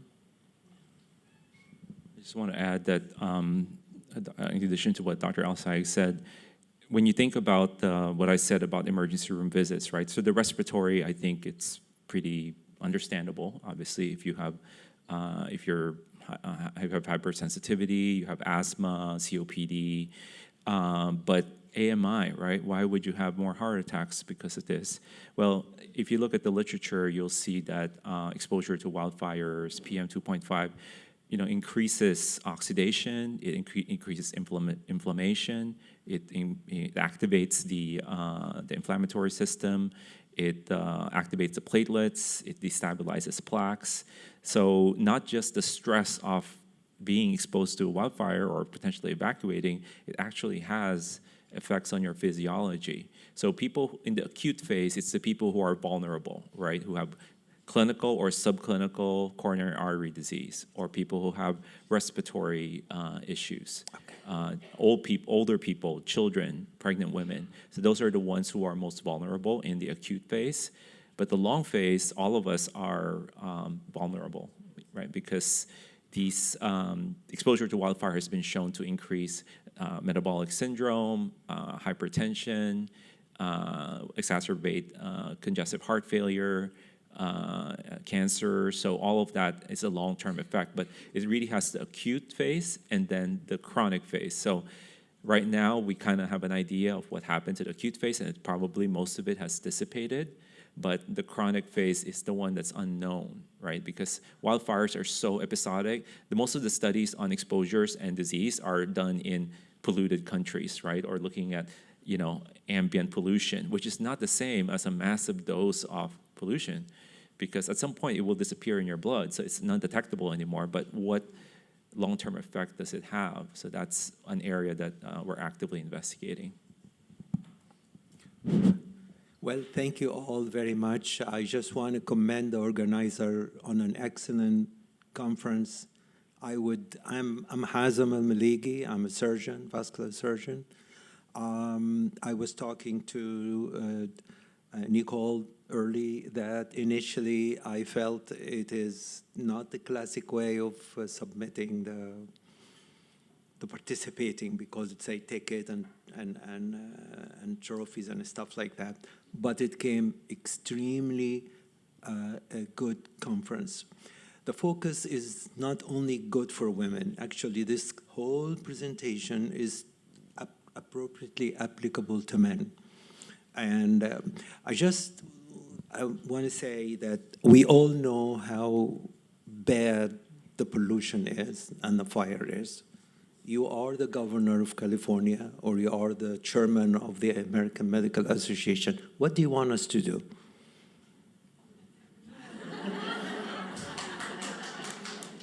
There you go. Fortunately, right now, I'm not either of those. You know, I've been asked that question many times by patients, and it's much easier to give an answer than it is to actually really follow through. And what I mean by that is I live in the Palisades, so I lost my home. And it's very easy for someone to come and say, well, the safest thing to do is to move. Pick up, move, and go somewhere else. That isn't reality. That's, I have children, they go to school. We have jobs. Some people, granted, have enough money to be able to move and have a remote job. Not all of us can do that. So I don't know what the answer to that question is. And unfortunately, there is no correct answer. The hope is that everyone follows through with what they're supposed to do, clean the soil, clean the communities like promised, and help rebuild. And the faster we rebuild, and we were just talking about this earlier, part of the problem with these organic compounds are they're in the soil, they're in the ashes, they're in the dust that are in the homes that are still standing. So part of the safest thing to do, besides clean up the homes that are standing, is to start paving the empty lots. And the sooner we do that, the safer it's going to be. So, they promised a speedier permit process. I tell you, I haven't seen that yet, but hopefully it happens. And the only advice that I would hope they will follow through with is to help people rebuild as quickly as possible, because once everything is paved, it's going to be much safer than just empty soil. Well, thank you very much. Just one last comment. This conference, I believe, can be a forum for raising the voices on behalf of healthcare professionals and the patient to the regulator. And I urge you all to embrace that. And we all encourage you for that. Thank you very much. We have an online question regarding the how long the acute phase lasts, and I'll say the second question. Acute phase. So the acute phase typically lasts a few months. So I think we're past the acute phase. But if the question has something to do more with the toxins or the exposures, it really depends, right? So the PM 2.5, which is the one that's most studied, that's mostly dissipated by now a year later, right? But the things like heavy metals, for example. So one of the interesting things, I don't know, it's discussed here earlier, we're not only dealing with wildfire, right? We're dealing with WUI, wildland urban interface, which is different from just burning organic compounds, right? It's as I mentioned, asbestos, batteries, insulation, houses. So the exposures or the contaminants are quite different. So for example, in wildland urban interface, which is what we had in Altadena and Pasadena, there's a lot more heavy metals than what you would get in a straight wildfire event. So, and heavy metals are known to hang around for a year or more. And sometimes in fact, in one study, the levels don't peak till 1 or 2 years later because of it stays in the soil, and then with rains come leaching, and it comes to the surface again with runoff. So it's one of these things where the acute phase may be, for the PM 2.5, it's only a few months because, you have the stress of all that oxidation, inflammation, all that stuff. But the longer term effects may be much longer because there will be peaks, as soil leaches and things come up to the surface. So that's kind of, depends on what compounds we're talking about. Are there certain biomarkers in the blood that you look for to indicate toxic levels of chemicals?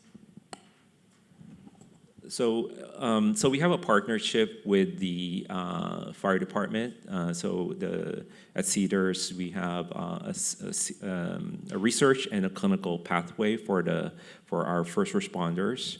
And for the research part, we've seen close to 1,000 of our brave firefighters. In the clinical pathway, we've seen about maybe 200-300. So we will be checking like blood levels, but most of the time, when we ask our experts in these fields, the toxins don't last in the blood too long.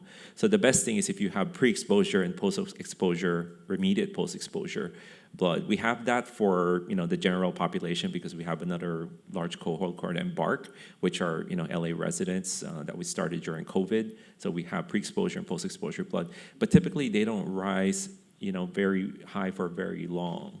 So that's the challenge, is that the detectable limits are not, at least in the blood, are not long lasting. So that's why it's hard to say, you've been exposed and your lead level has been elevated for a year.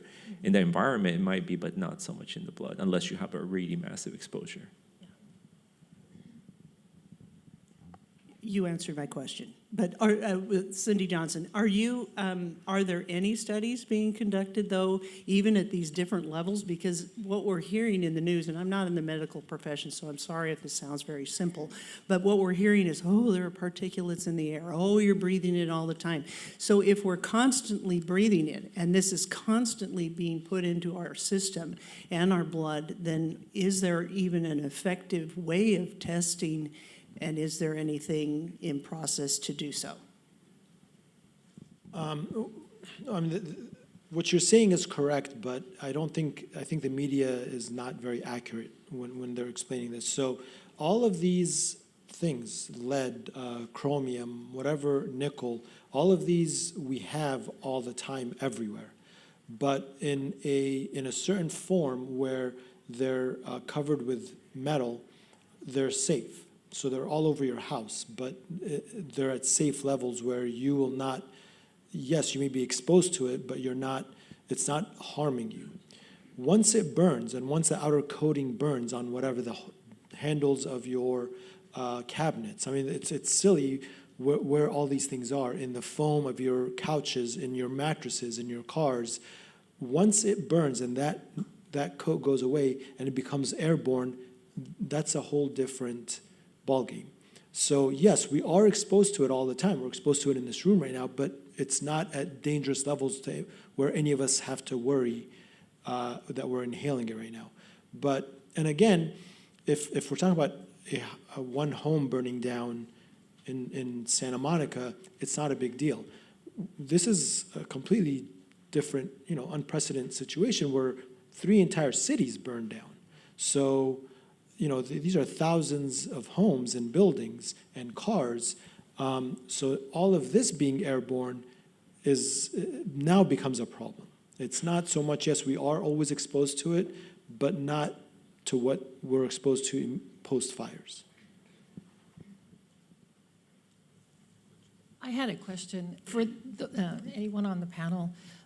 For those of us who have children who went back to Palisades High School after a year of being at the old Sears building here, they did independent environmental studies which showed that everything was safe. But for us parents, if we know there's still exposure because of everything you've said, what can we look for in children or grandchildren that maybe signs that there's something going on? I mean, teenagers are exposed to everything from screen time to, wireless ear.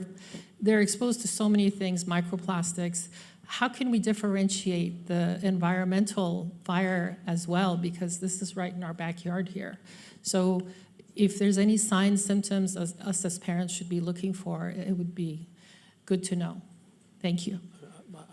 I can go first and you can finish, but again, this is a little bit more difficult to answer because we can take every heavy metal and look at all of the clinical features that a human being can show.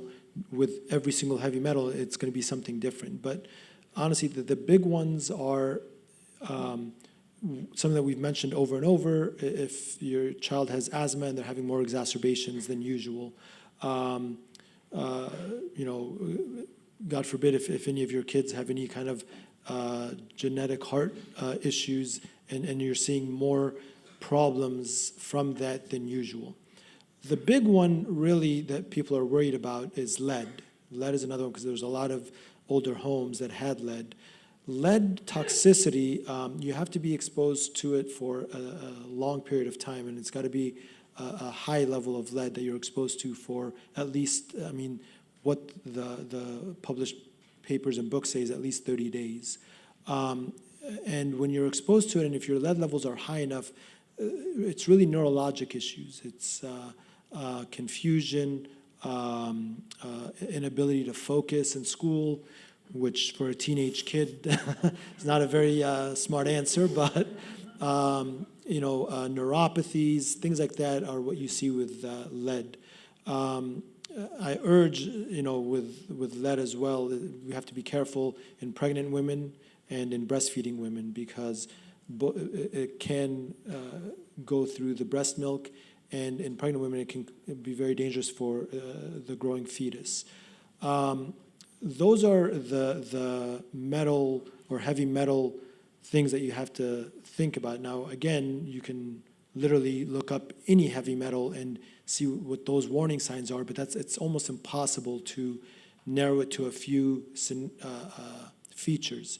The one thing I want to point out, and I always mention this in every one of my talks, the immediate exposure is horrible. The volatile organic compounds are horrible long term. But something that's always overlooked or not discussed is the mental aspect and the psychological aspect of what these kids went through. So if we're talking about specifically about kids from grade school, all the way to college age, they will have some psychological effect of these fires, and the younger they are, they exhibit those problems, the depression, the anxiety, the fear in different ways than an adult would. So that's something that, in my opinion, is even more important to concentrate and to look out in your kids, especially the ones that once people start moving back.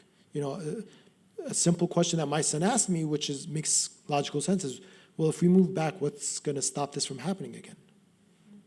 He's right. And I don't have an answer for that, but that's a way of expressing their fear. It's just a random question that he asked. So I just urge that everyone be careful of that and to look for that. Yeah, I don't have much more to add from Dr. El-Sayed. I agree that sort of the acute effects have passed, but the long-term exposure, I think that's one thing we need to watch out for. We talked about soil, right? Soil and water, right? So those are the sort of the repositories of all these, these compounds that could potentially be toxic or carcinogenic. So long term, we will need to find out what happens to LA residents who have, so for example, in our study, we asked them, where were you during the Palisades fire? Where were you living, and did you did you have the luxury of moving to San Diego for a month after the fire, right? And relocation is the most effective way of reducing your risk of exposure, but not everyone, as Dr. outside mentioned. But long-term effects, I think, is definitely important to look at. So again, just because a place has been cleaned and it's been certified doesn't mean that it's entirely free of toxins. So it's important to look at that. For children, particularly, like exposure to soil, like ingesting soil or inhaling soil, because children play in the dirt. So I think that's something that you might want to be careful about. I mean, I was telling Dr. Asai that if I was going to build my house in Palisade, I'd probably pave a lot of the surfaces, because again, grass is beautiful, but I don't know what's going to be in there, especially with rain and leaching. So it's something to think about long term. And then the other thing I want to mention is that the most vulnerable in our city or our county are those who have low socioeconomic status, right? Because they spend more time outdoors.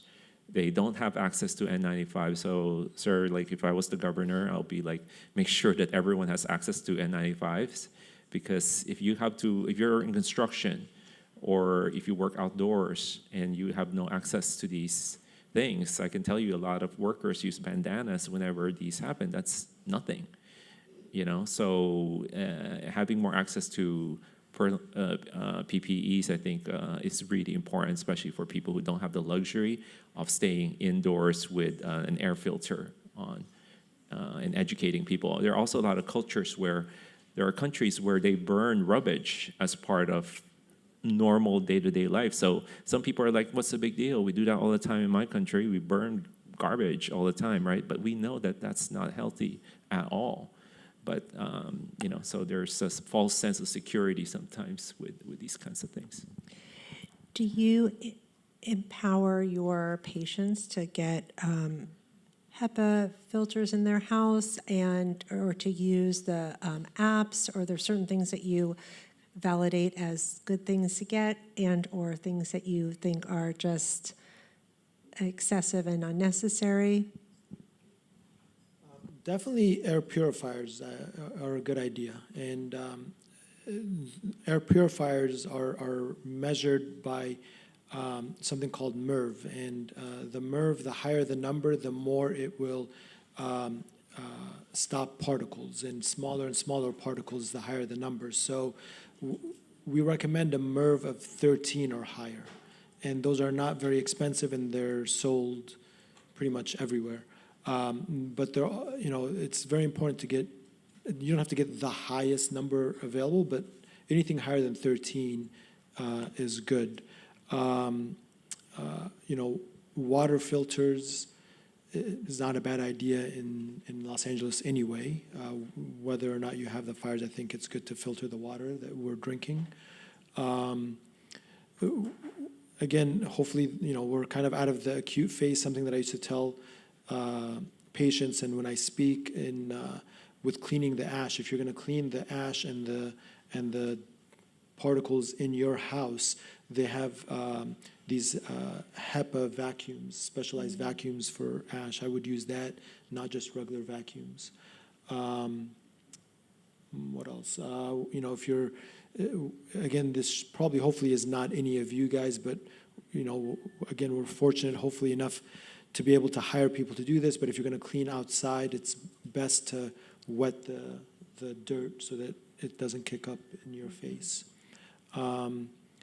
Those are really the important things, especially, and then the PPEs, the N95, the goggles, everything else, just be careful not to get scammed with everything else. Yeah.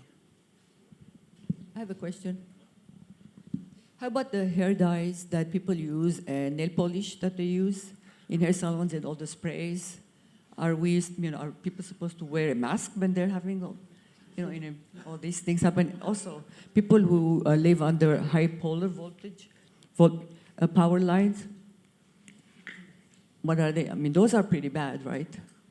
Yeah, I personally don't know about the effects of hair dyes and aerosol sprays. I mean, I'm sure, but you make a good point that pollutants doesn't always come from the outside, right? So it's always easy to say, okay, seal up, stay indoors, close the doors, close the windows, and but you generate pollutants from cooking, from incense, from aerosols, as you point out, right? So it's not the perfect solution either, because some people will tell you, other people will tell you that you have to let your house breathe, open the windows, and let the fresh air in. Well, if it is fresh air, right? So it's sort of a no-win situation if you think about it. But certainly, you have to balance things, depending on what's going on. But certainly, if the AQI, the air quality index, is bad, you should stay indoors and try not to use candles and incense or cook or vacuum and do all, because you're going to be inhaling that. Most of the environmental pollutants are at home, not necessarily outside, unless you spend most of your time outside. So you have to look at your indoor as well as outdoor. And then the other thing with the homes is a lot of homes are leaky, what you call leaky homes, because air is going through. So no matter how great your air filter is, it's only as effective. Somebody told me that the best air filter is that you go to a room that has no windows and you lock yourself in there, right? And just have the air filter do its job, because it's not leaky. But if you have a leaky home, like I do, because I live in a 100-year-old home with beautiful windows that are very leaky, you gotta decide, right, what your risk tolerance is. So, yeah. Believe it or not, this will be our last question. We have another panel. It's going to be okay. Hi. This is a question about communities where landfills are, like for your patients that live near Calabasas area, where all the fire areas took the debris, brought the toxic soil and everything, batteries, et cetera, and brought it there. How do you have your patients stay safe within a few mile radius of that landfill? Even though it's not active, it's not burning, it's buried there. And we just are curious about how that can affect heart health and health in general.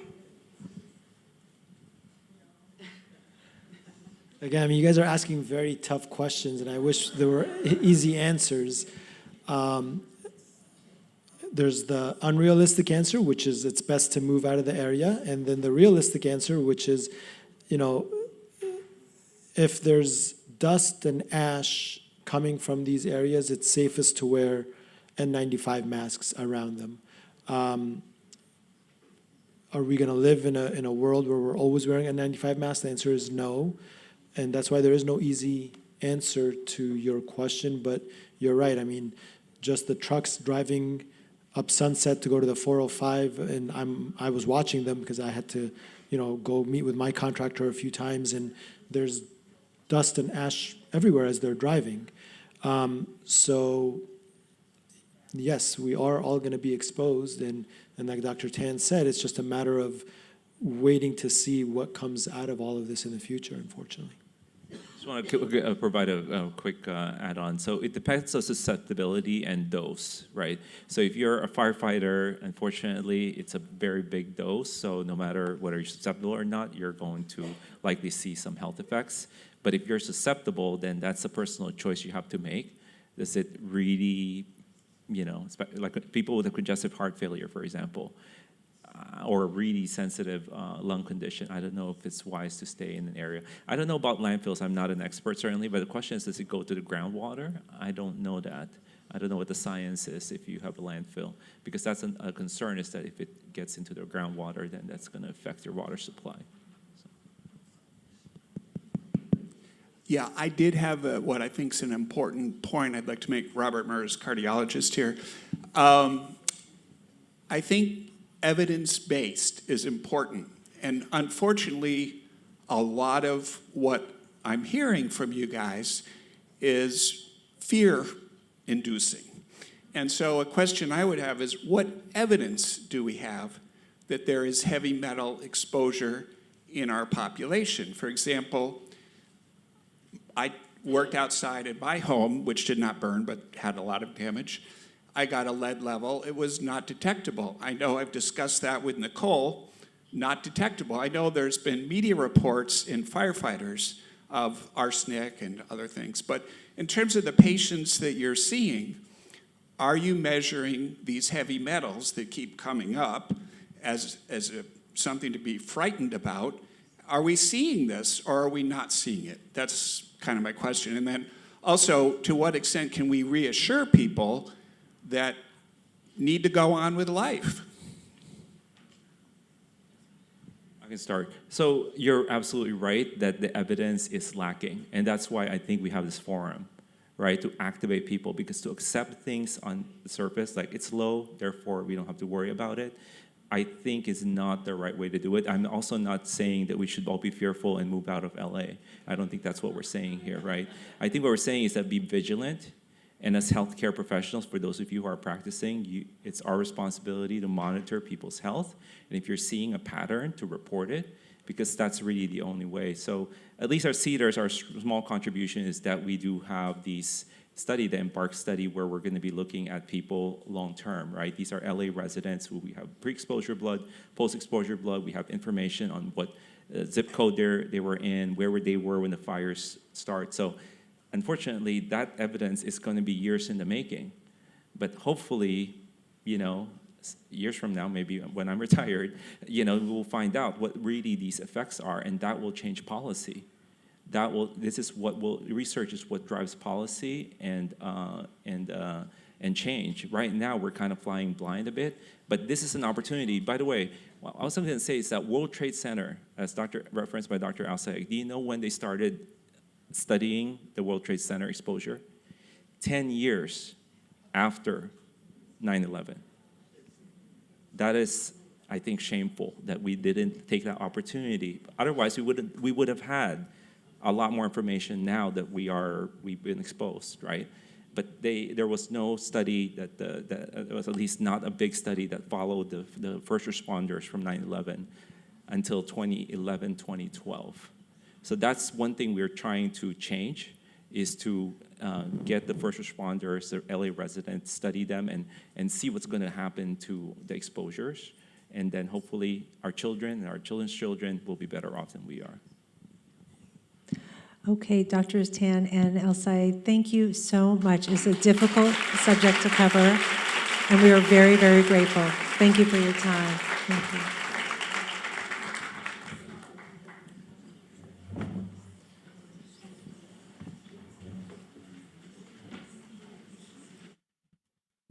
Just a quick word from our sponsors while we bring up the last panel.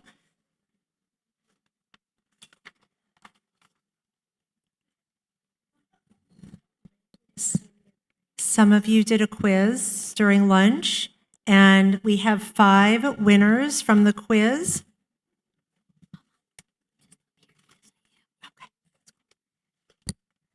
So all of you got all of them right, but we had to choose only 5. So these were the ones we chose. Lisa Christofferson, Olivia Garcia, Dr. G,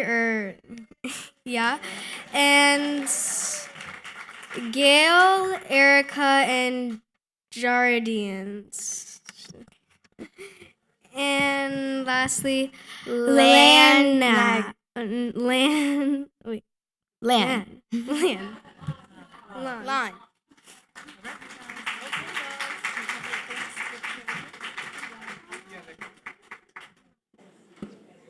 And since we're giving things away, I'm going to call really quickly one more of our raffles, which is for the Bib Gourmand Eatery Kobe here in Santa Monica. They were generous enough to donate a lovely gift card, and that gift card is going to ticket 177-3258. 177-3258. No whammy, no whammy. Oh, there we go. Fantastic.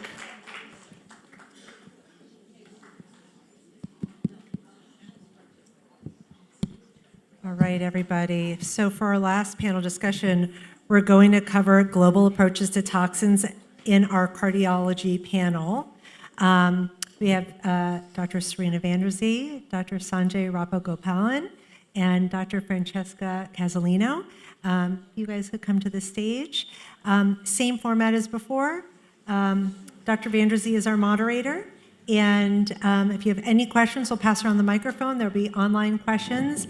And we have a hard stop at 3 o'clock and a few more raffles to give away. So let's get on with it.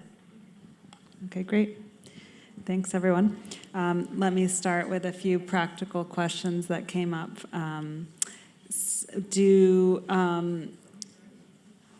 How important is choosing organic food? How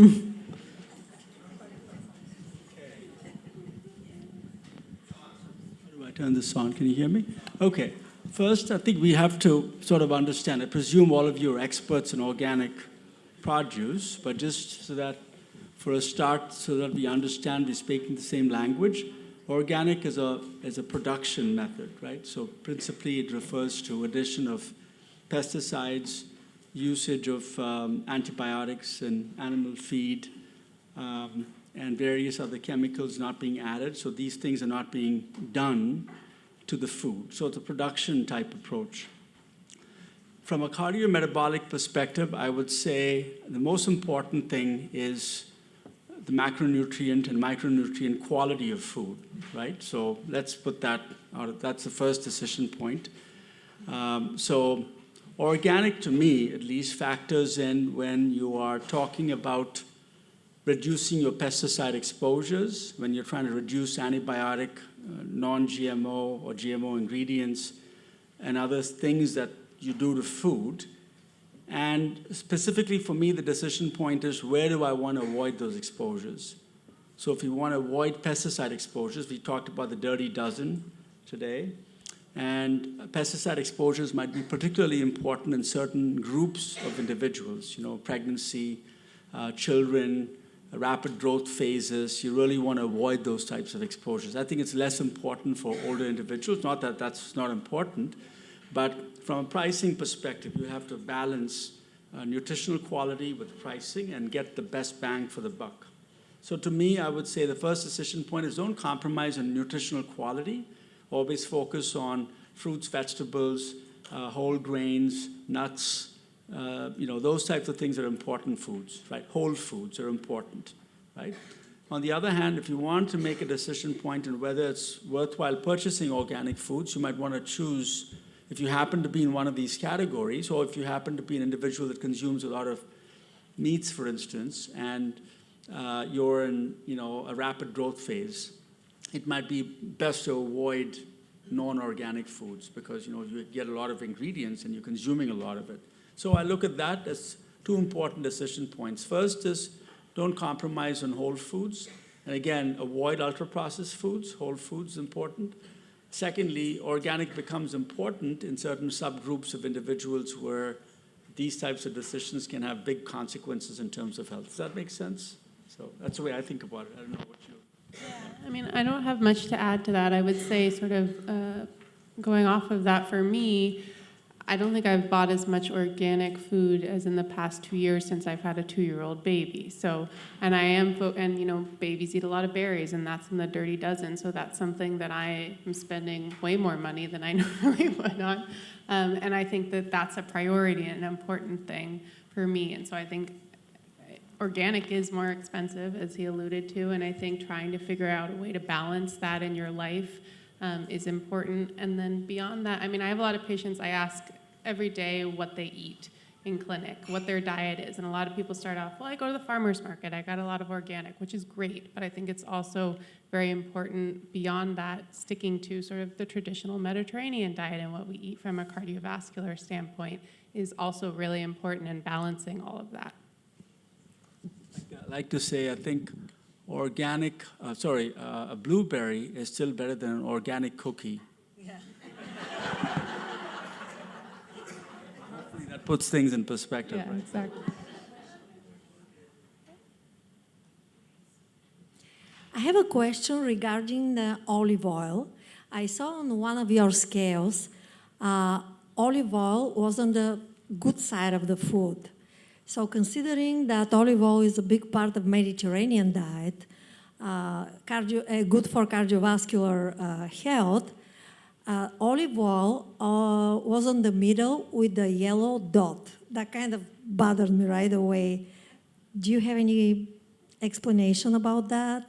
Or should we consider something when we buy olive oil, organic? I think I'm the culprit. I had one of my slides, right? Okay, perfect. One of these. Not Serena, not Francisca. Okay.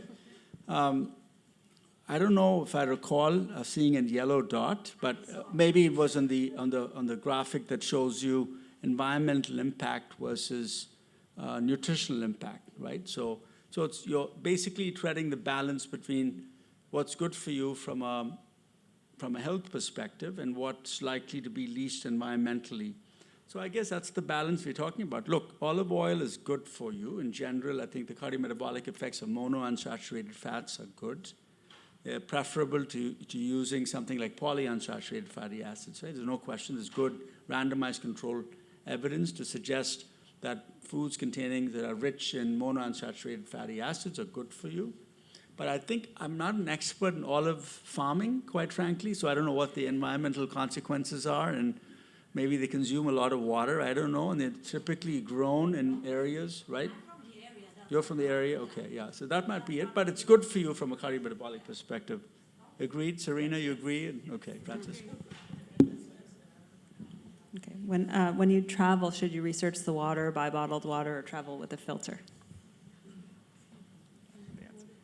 Are you outdoors people? I don't know. I'm not an intrepid traveler with capsules, but the question was, should you filter water? Or when you travel, should you research the water quality and where you're going? Oh, I see. And I don't. I mean, it's a little too much. I mean, just imagine I'm already going through the new place that I'm trying to visit, on top of that. As long as it's a cleanly sourced water source and you trust, the source, I think it's generally okay, but I don't normally test the water. No.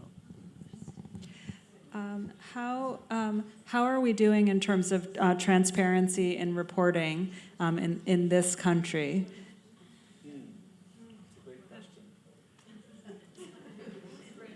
I will say this, look, I'm not an expert in food labels, but I will say a good friend, a colleague of mine, Dr. Mozaffarian, who does a lot of work in Tufts University, would say that we have some ways to go in terms of transparency. And transparency can mean a lot of different things. It's one to say, okay, here's the ingredients in a label, in a food, but if you bury it in fine print at the bottom of it, nobody's going to read it, right? So what good is that? So he's always been a proponent, and many European countries do it, but they make labeling, food labels, very easy to understand. So ultra-processed foods, in fact, come with a label that says, on a scale of, let's say green, yellow, and red colors, it's labeled red if it's ultra-processed. Okay, that makes it very easy for you to shop for foods because it's transparent, simple to understand. And you know this, you have radio ads that talk about labels, but they speed up the speed, and you can barely hear them. So it's like all of the bad stuff is speeded up, right? So labels are an equivalent of that. If you put that in fine print, nobody's going to read it.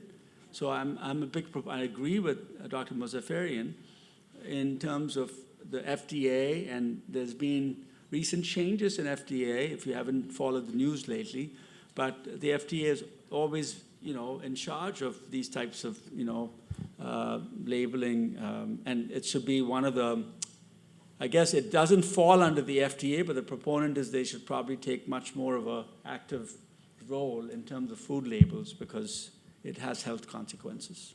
Yeah. I have a question. Back to the Clean 15. I noticed on the Clean 15 it had corn, and I was reading that corn, 85% of the corn that's produced in the U.S. is GMO. So I'm wondering what you feel about that. I try and eat mostly organic because, when you read stuff, sometimes I think I should just stop reading. So I'm wondering, how corn is in the Clean 15 if it's mostly GMO, because as far as I know, GMO is really bad for us. So what do you feel about that? So I would say my general understanding of the Clean 15 is, does that fruit or vegetable have some sort of encasing that's preventing you from having the pesticide directly on it? So if you think about corn, it's grown with a husk around it. And so when that comes off, that's that exposure of the corn that you're actually eating. Same with like an orange or a banana or something. Something like that is decreasing your exposure, where you think about kale or spinach or berries, there's no encasing.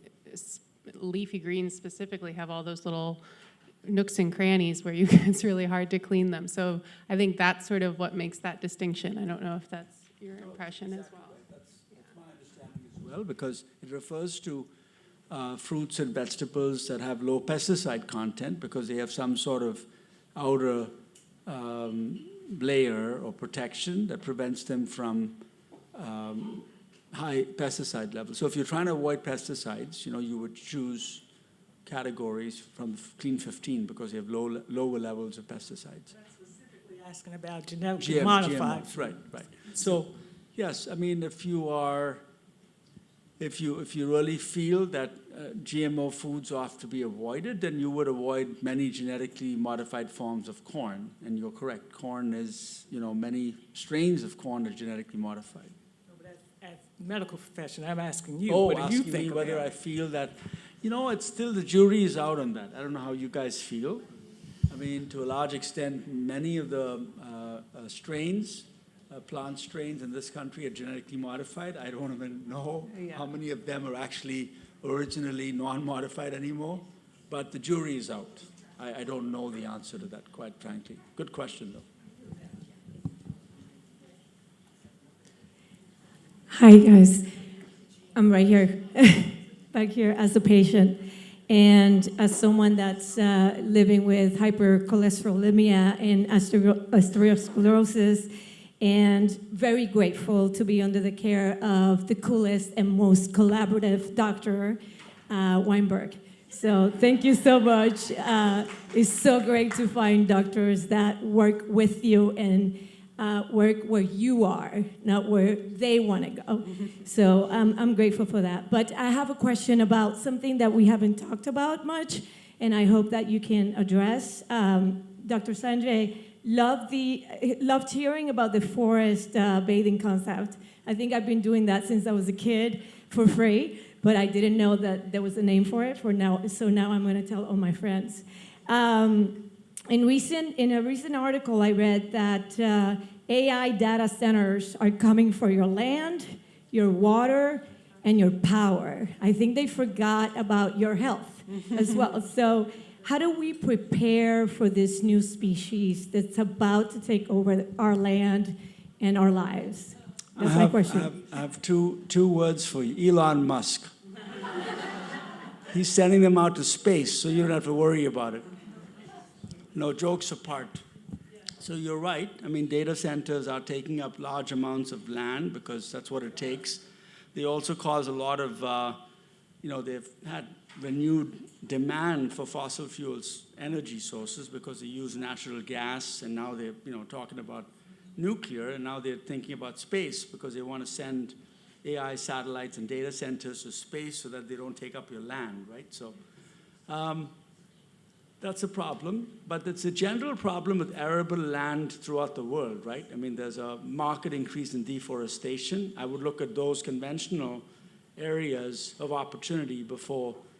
Clearly, I think AI, hopefully, and data engineering is going to make our lives more efficient. There are obviously other problems, but I would say a much larger problem is deforestation in Africa, in the Amazon, in parts of this country, where, land that could be used for nature purposes or habitat preservation is being destroyed, right? That is a concern, and it's a complex question. It's a balance between what we need to do to move forward as a civilization and to use lands appropriately. So I don't know if I have a good answer for you, but the first answer is probably, just a joke, by the way. So.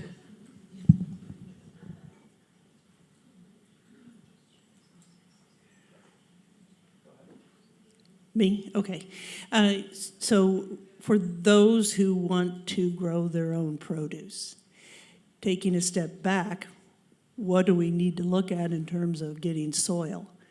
If you're buying it in a bag, then you're buying it in a plastic bag. And if you're buying it in a plastic bag, then what are we supposed to look for on that bag? This may be way too specific, but it just seems like if we're going to try to control what we're eating with a raised bed, perhaps not in the ground, that at least we can control that one raised bed.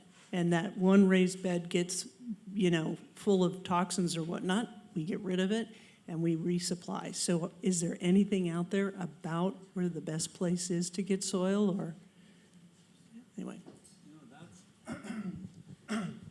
I think that's why I have a nervous cough, as you see, because that's entering areas of expertise that I don't possess. Maybe I'll punt this to my esteemed colleagues here. Yeah, I mean, I also am not an expert. My husband does some landscaping. He has his own company, and he likes to focus on organic and native. I would say there are large, and so going off what he's told me when I'm listening to his projects he's putting together, there are areas where you can go to get sort of where they're chipping up trees, et cetera, where you could get it right directly from the source. I couldn't tell you where that would be, but I do know that those facilities exist.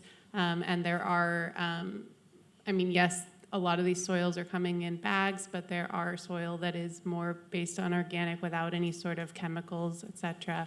And I think this is something that sort of goes back into the last panel, but I did want to make a comment that he's been looking into regarding sort of the soil concern with the wildfires. There are certain plants that you can plant in your soil in your garden that are supposed to leach up some of the heavy metals, et cetera, and toxins, sunflowers being one of them. So I recommend everyone plant sunflowers. Thanks. While we're waiting, okay, let me just ask one from the online audience, and then we'll take some more from our audience here. What do you think have been the biggest policy successes and the greatest opportunities? I think the biggest policy success in this country are, two. I think air pollution regulation and lead policy impact. Huge results and huge payoffs in terms of improving children's cognition, even IQ scores in this country, avoidance of hypertension and cardiovascular disease for lead, and for air pollution, clearly incredible benefits in health. With return on investment in terms of money that's put in to enact regulation, right? So it's got a very good ROI, if you will. So those are two good examples. Yeah. Great. And what are you excited about, or what do you see as a big opportunity? I think it's clearly clean energy. It's transformative, just like AI. It's like incredible. And I often scratch my head when I think about folks opposed to it. It's so stupid at multiple levels. But it's a phenomenal opportunity because it has health impact, number one. And every experiment that people have done have shown that it's a good return on investment. So if you spend $1 in clean energy, it pays back in terms of jobs, number one, economics. So people who oppose this have no idea, and maybe there are folks in the audience, but I'd like to reach out to you to say it makes perfect economic sense, it makes good health sense, so it's a huge opportunity. And we don't want to lose competitive advantage to countries around the world that are taking this on. So if you're locally connected to politicians and folks who might listen, please do reach out and tell them that this is not good policy. This is not good industrial policy to go back to coal mining or fossil fuels when the rest of the world is shifting at a rapid pace.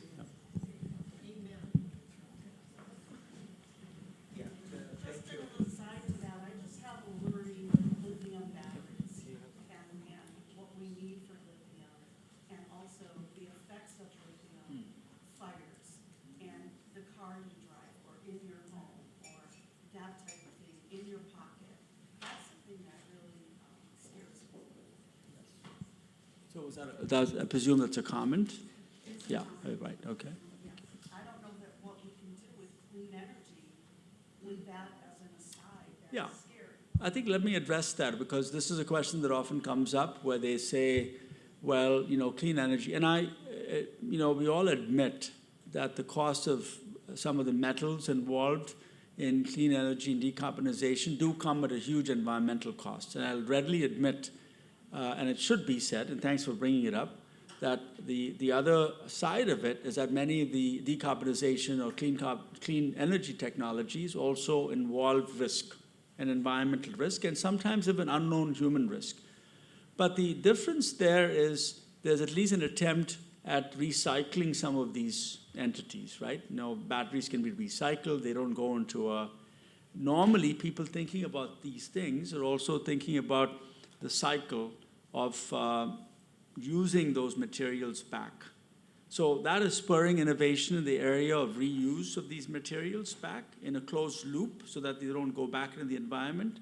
And that's usually the case. I mean, car batteries are not going to go back into a dust heap or dump somewhere in Arizona, right? They're typically taken back and reprocessed. So this type of closed loop mechanism where you recycle earths, rare metals, and batteries, et cetera, makes sense to me. But it is a good point. It must be acknowledged that we don't understand some of the large scale. For instance, I mean, if you're thinking about sourcing these metals from Congo and there's environmental degradation and stuff that, you know, we're not paying for that.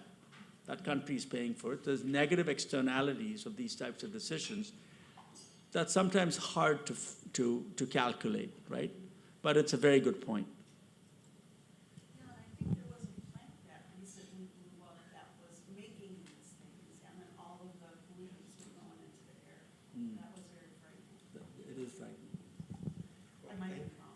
Thank you all very much. The focus today was jet particles can be in the macrophages, but also it can be in macrophages in the lung.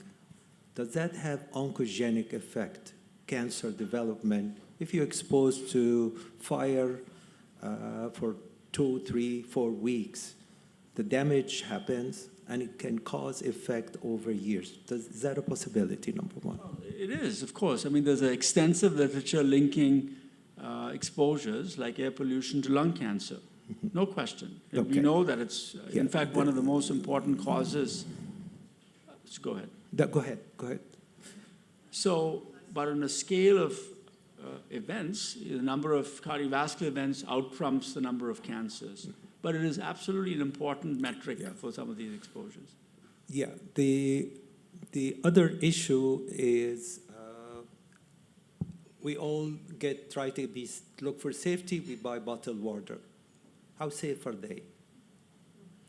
Well, I think in general, I would say that you're referring to plastic exposures with water bottles. The answer is I don't know what the risk is. I would say on my slide, I would say weathered plastics or plastics that have been degraded are probably more risky than drinking out of a water bottle.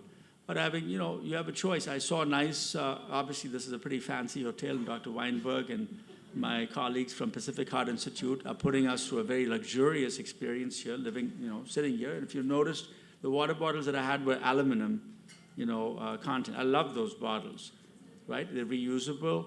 But if you're in a closed loop, recyclable system, I don't think it's bad. Now, back in Ohio, I mean, I could drink out of a water bottle and put it into there's no recycling whatsoever. I don't know what happens to, you know, water bottles. So I don't normally, I take my own bottles, right? So I don't take. So in general, it's a good practice not even to use plastic bottles, number one. But on a scale of things, I would say the preferable thing to do would be not to use plastic bottles, use something else. You take your own bottles, recycle, you know, wherever possible. But if you happen to live in a place, or if you're traveling, you know, it's not the end of the world if you drink out of a plastic water bottle. Yes, thank you. So a question I actually had was just more on the clinical end. So we've had a lot of discussion about mechanisms and how that can drive cardiovascular risk, and even sort of gone into some of the therapeutic avenues as well.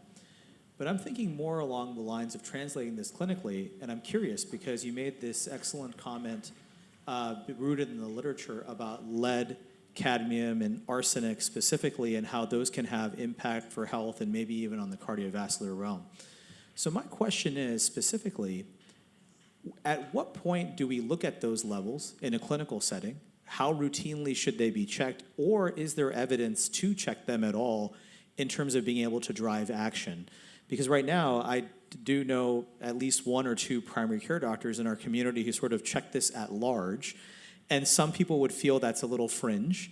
Others might think that maybe he's onto something. Don't want to give out names. So, there's varying opinions. And of course, as this becomes a more prominent issue in cardiology and in medicine, these questions are going to come up. So I'm just curious, where are we in terms of the diagnostic aspect? Maybe I should take this. Yeah. So I would say I don't know if you noticed, I had a slide. It was very busy, but it went through what do clinicians do with this information, right? Do you start, look, we all have, as a physician, I can say, I have a fairly busy practice. I want to really focus on things that can make a big difference for you today, right? So when you have a 40-minute appointment, if I spend 20 minutes talking about an esoteric exposure, environmental exposure that might have no consequence to your health, I'm not going to do that, just to make sure. So what I do is focus on what I can do to change your, and I think that's the practice of most of my colleagues. You focus on the known knowns and focus on things that you know how to lower risk, okay? Now, having said that, now let's move past that. There's a lot that we know as cardiologists that many patients that I see, and I'm sure this is the case with you all, when they're sent to you, they're not optimized. You could push their LDL cholesterols a little lower. I could lower your hemoglobin A1C, do a little bit better, and there's a little bit of fine-tuning, shall we say, that can happen. So I do that. But then, if there are young patients who have risk factors and something called SMRF, this is patients who have a heart attack because they don't lack the standard modifiable risk factors. They're referred to as SMRFs, SMRFs. So if you don't have standard modifiable risk factors and something going on, that, tweaks my attention. I say, should I be getting something else, right? So in those patients, I might consider these types of things. But generally speaking, if you live in an area, so that's one aspect. So if I see an atypical patient who otherwise has no other modifiable risk factors, I think about environmental exposures like cadmium, arsenic, nickel, et cetera. The other situation is an environment where you know that these exposures are very common, right? If it happens to be a wildfire, in Ohio we've had wildfires, from Canada coming over, and people want to know. So when you have a raging wildfire, it's probably appropriate to talk about that with your patients. So that's another opportunity. But I don't routinely talk about environmental exposures because of time constraints and just, So I choose where I have to spend my time effectively.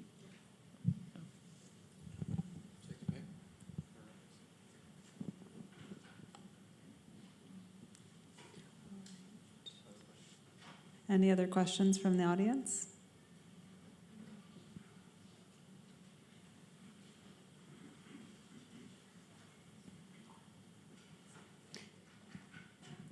So my question is about environmental toxins and would you recommend organic food? There are some environmental toxins we have no control over, like the fires that happened, or the federal government we're with right now. Those are environmental hazards we can do nothing about. But we can eat organic food. So why wouldn't we do something that makes a difference? Like, we have a choice of smoking or not smoking. Yes, it's an addiction and it's difficult and people struggle. But eating organic food helps. Or exercise. Why wouldn't we do what we can do and, let the other things, we learn to cope with them or find changes in them. But I just feel like it's so important to eat organic food, if we can. So that's just a comment. Thank you.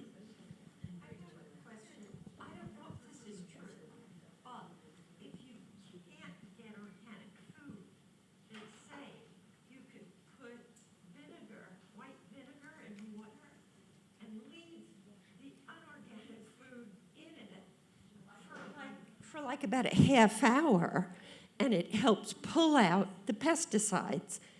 Is that true? I heard that from a health inspector. Is that true?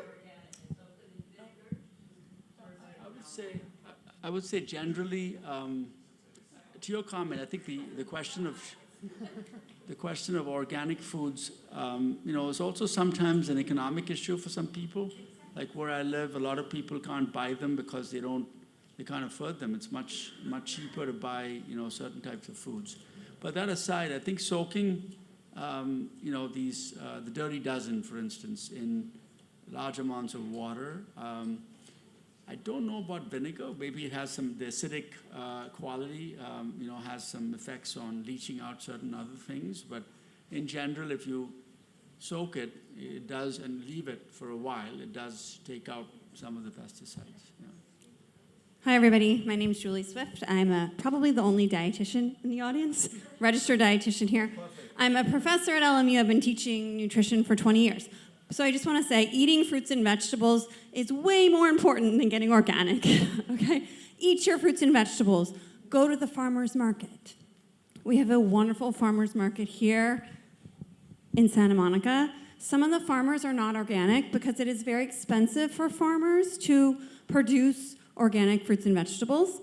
And just recent, one farmer, he dropped his status after 17 years because of the paperwork. So if you're buying fruits and vegetables, you're there at the farmer's market. Don't worry about them being organic, okay? There is a controversy on the EWG's Dirty Dozen. I have to put it out there. Dr. Andrea Love, she's an immunologist and a microbiologist. She basically says it doesn't have like tough scientific rigor. I used to teach it, but I haven't been because the bottom line is most Americans do not get enough fruits and vegetables. And what we find is that when we tell people buy organic, it makes them eat less fruits and vegetables overall. Now, if you have the privilege of buying organic berries, go for it. I do that for my family. I have that privilege. But most Americans, there's so many Americans that go hungry.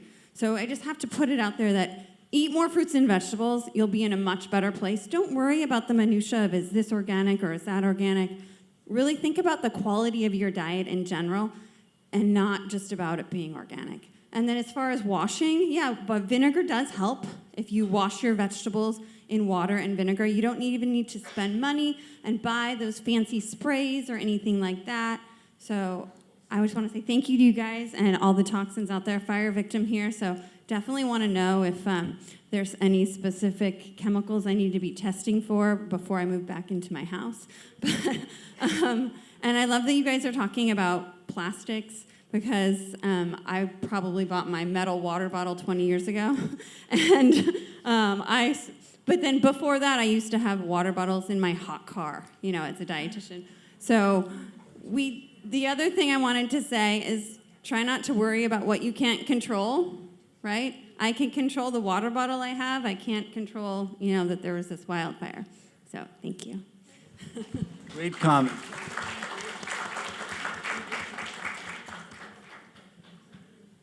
I did want to make a comment about something we haven't talked about, if that's okay, in line with things you can control and can't control. How many people in this room order from Amazon? So if you think about how many packages are traveling around the world because of online shopping, how many fossil fuels are going into that, how much carbon dioxide is going into the environment from that, the particles, and then think about all the packaging that goes along with that. And then where does a lot of this stuff go? How many of you then go to Whole Foods a few days later and return that package? And most of the time, those packages go to a facility where it's not then sent to someone else. It's just put in a huge trash heap that's transferred to some country in the world that accepts trash and affecting their environment and their water sources and the air they breathe. And so I think something that we can all do, that we do have complete control over, and I know that it's not easy, and I know that conveniences drives all of this, and we have enough stuff that we're dealing with in our lives, but I think trying to make a conscious effort to decrease your online shopping, and I know the world is not making it easy because there aren't a lot of stores anymore to go shopping at, but I think that's something that we can all make an effort to do and would have a huge impact.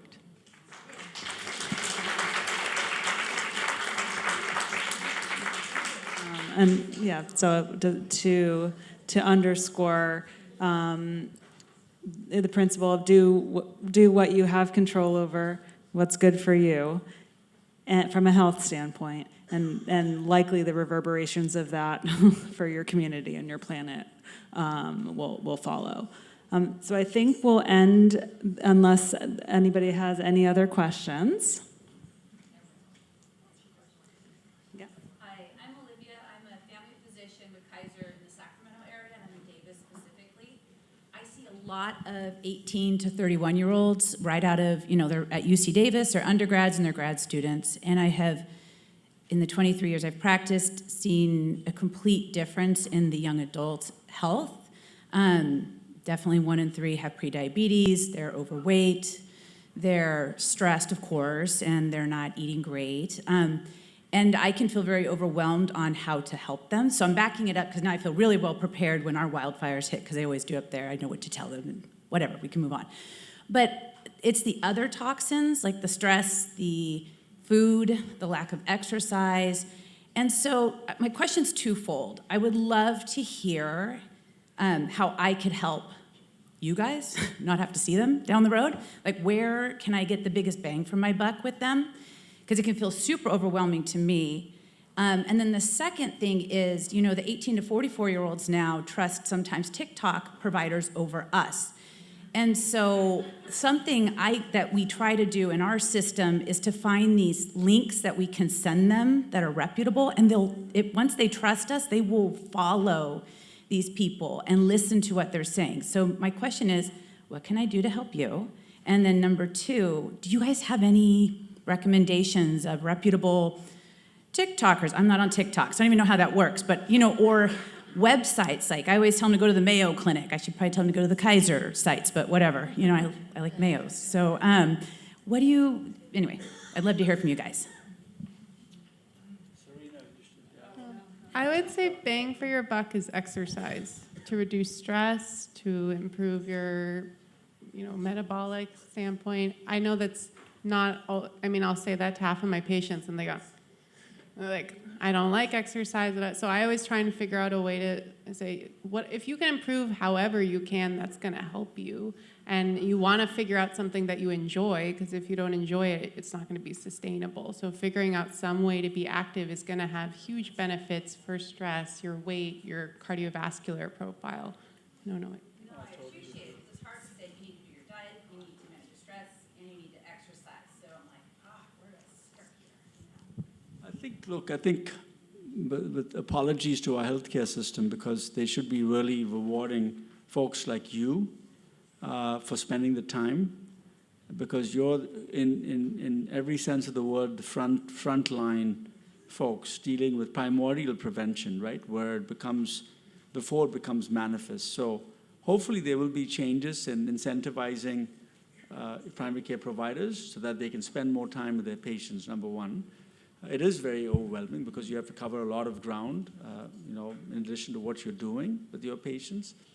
But I think working in teams sometimes, and again,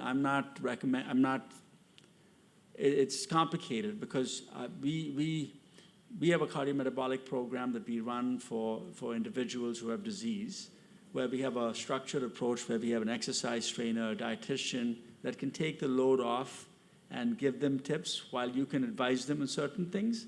So it really takes the pressure off of me because I don't have to spend 30 minutes talking about diet, which is a foundation of everything that we do, and exercise, right? So maybe creative ways of create a practice model where you can essentially engage other alternate care providers that can take the stress off is one way to do it. But the catch there is, how do you incentivize and develop economic models where that becomes affordable for you as a practice, right? So, but Kaiser, you work for Kaiser, right? So you can certainly put together, and Kaiser is all about primordial prevention. So thinking about this in a way in which it offsets some of the time that you commit through a team-based approach can have better success, I think. So I don't know. I don't have any recommendations on TikTok. I'm also not on TikTok. Rigvid, do you have any ideas?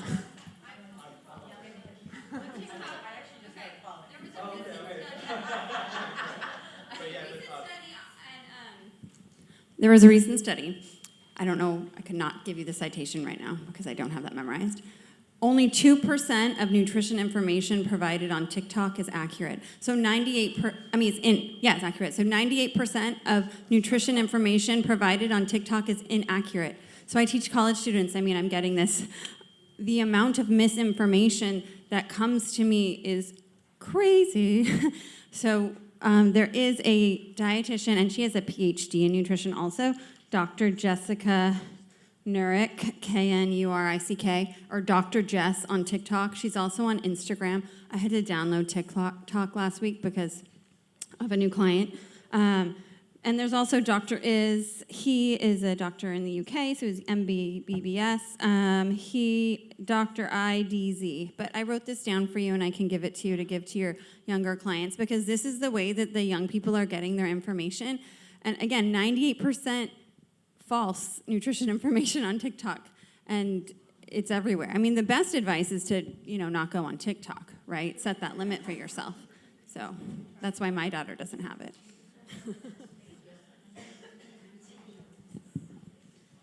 Thanks, everyone. Appreciate the panelists' time and expertise. Thank you, Serena. Thank you, Francisco. Thank you. That was better than I could have imagined. Thank you so, so much.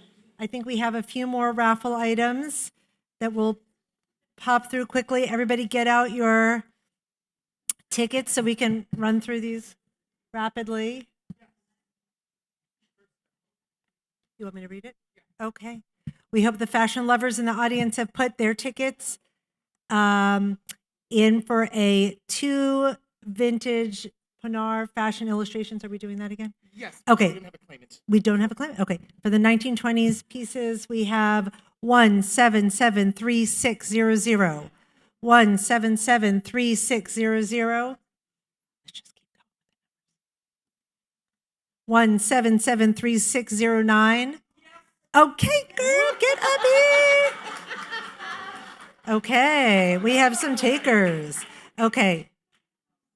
Who doesn't love to pamper themselves? We sure do. And thanks to Veronica, Malibu's Skin and Body Care Center. Raffle number 327-3569. 327-3569 has won a red carpet facial. Why didn't I win that? Like that? And a skincare package valued at $1,000. Plus the giveaways from my daughter's quiz were from Veronica also. Thank you, Veronica. You're the best. Okay, did anybody get the red carpet fish? Maybe, okay, I'm going to give this next one, 1773431. 1773431. 1773431. 32. Oh, good. Oh. You are lucky. I am jealous. Okay. Next up is a very special, arguably priceless item by our longtime supporter, Cher. The winner of a signed copy of Cher's autobiography is...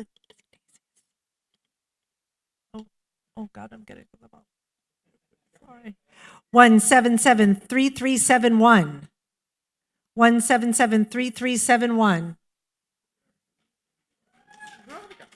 Veronica, did you really?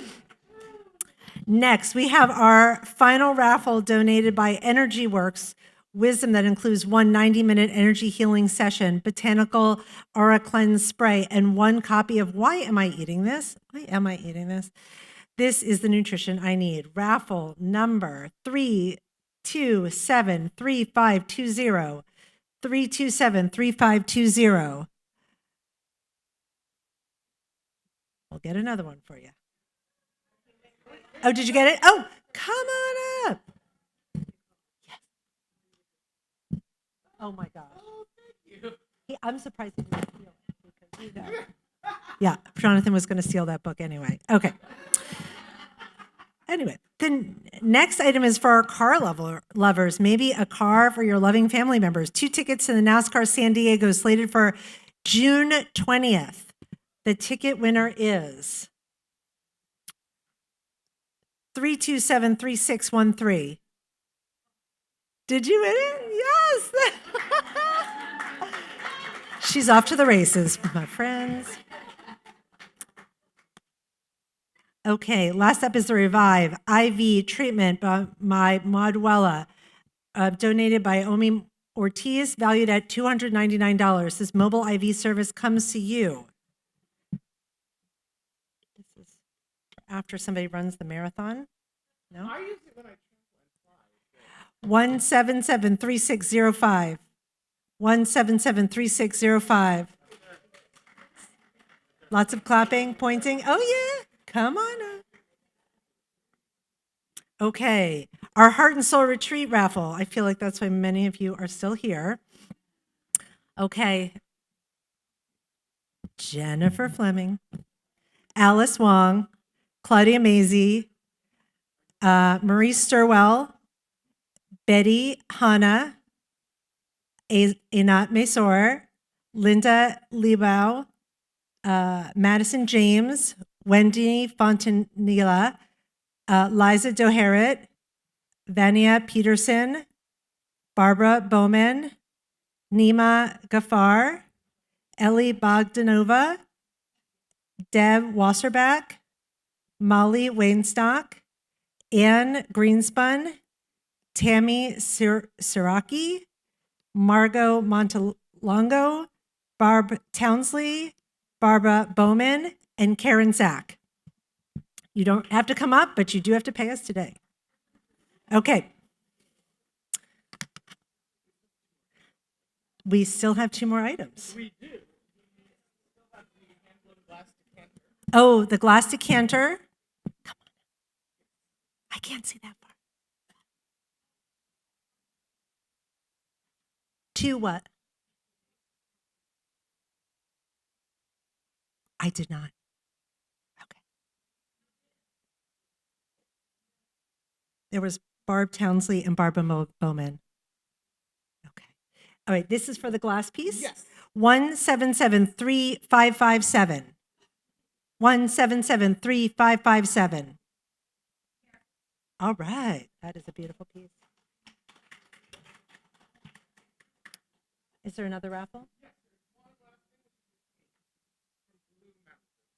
Oh, a cake? Yes. A cake from Blue Malibu? Okay. 1773253. 1773253 for the cake. Come on up. All right.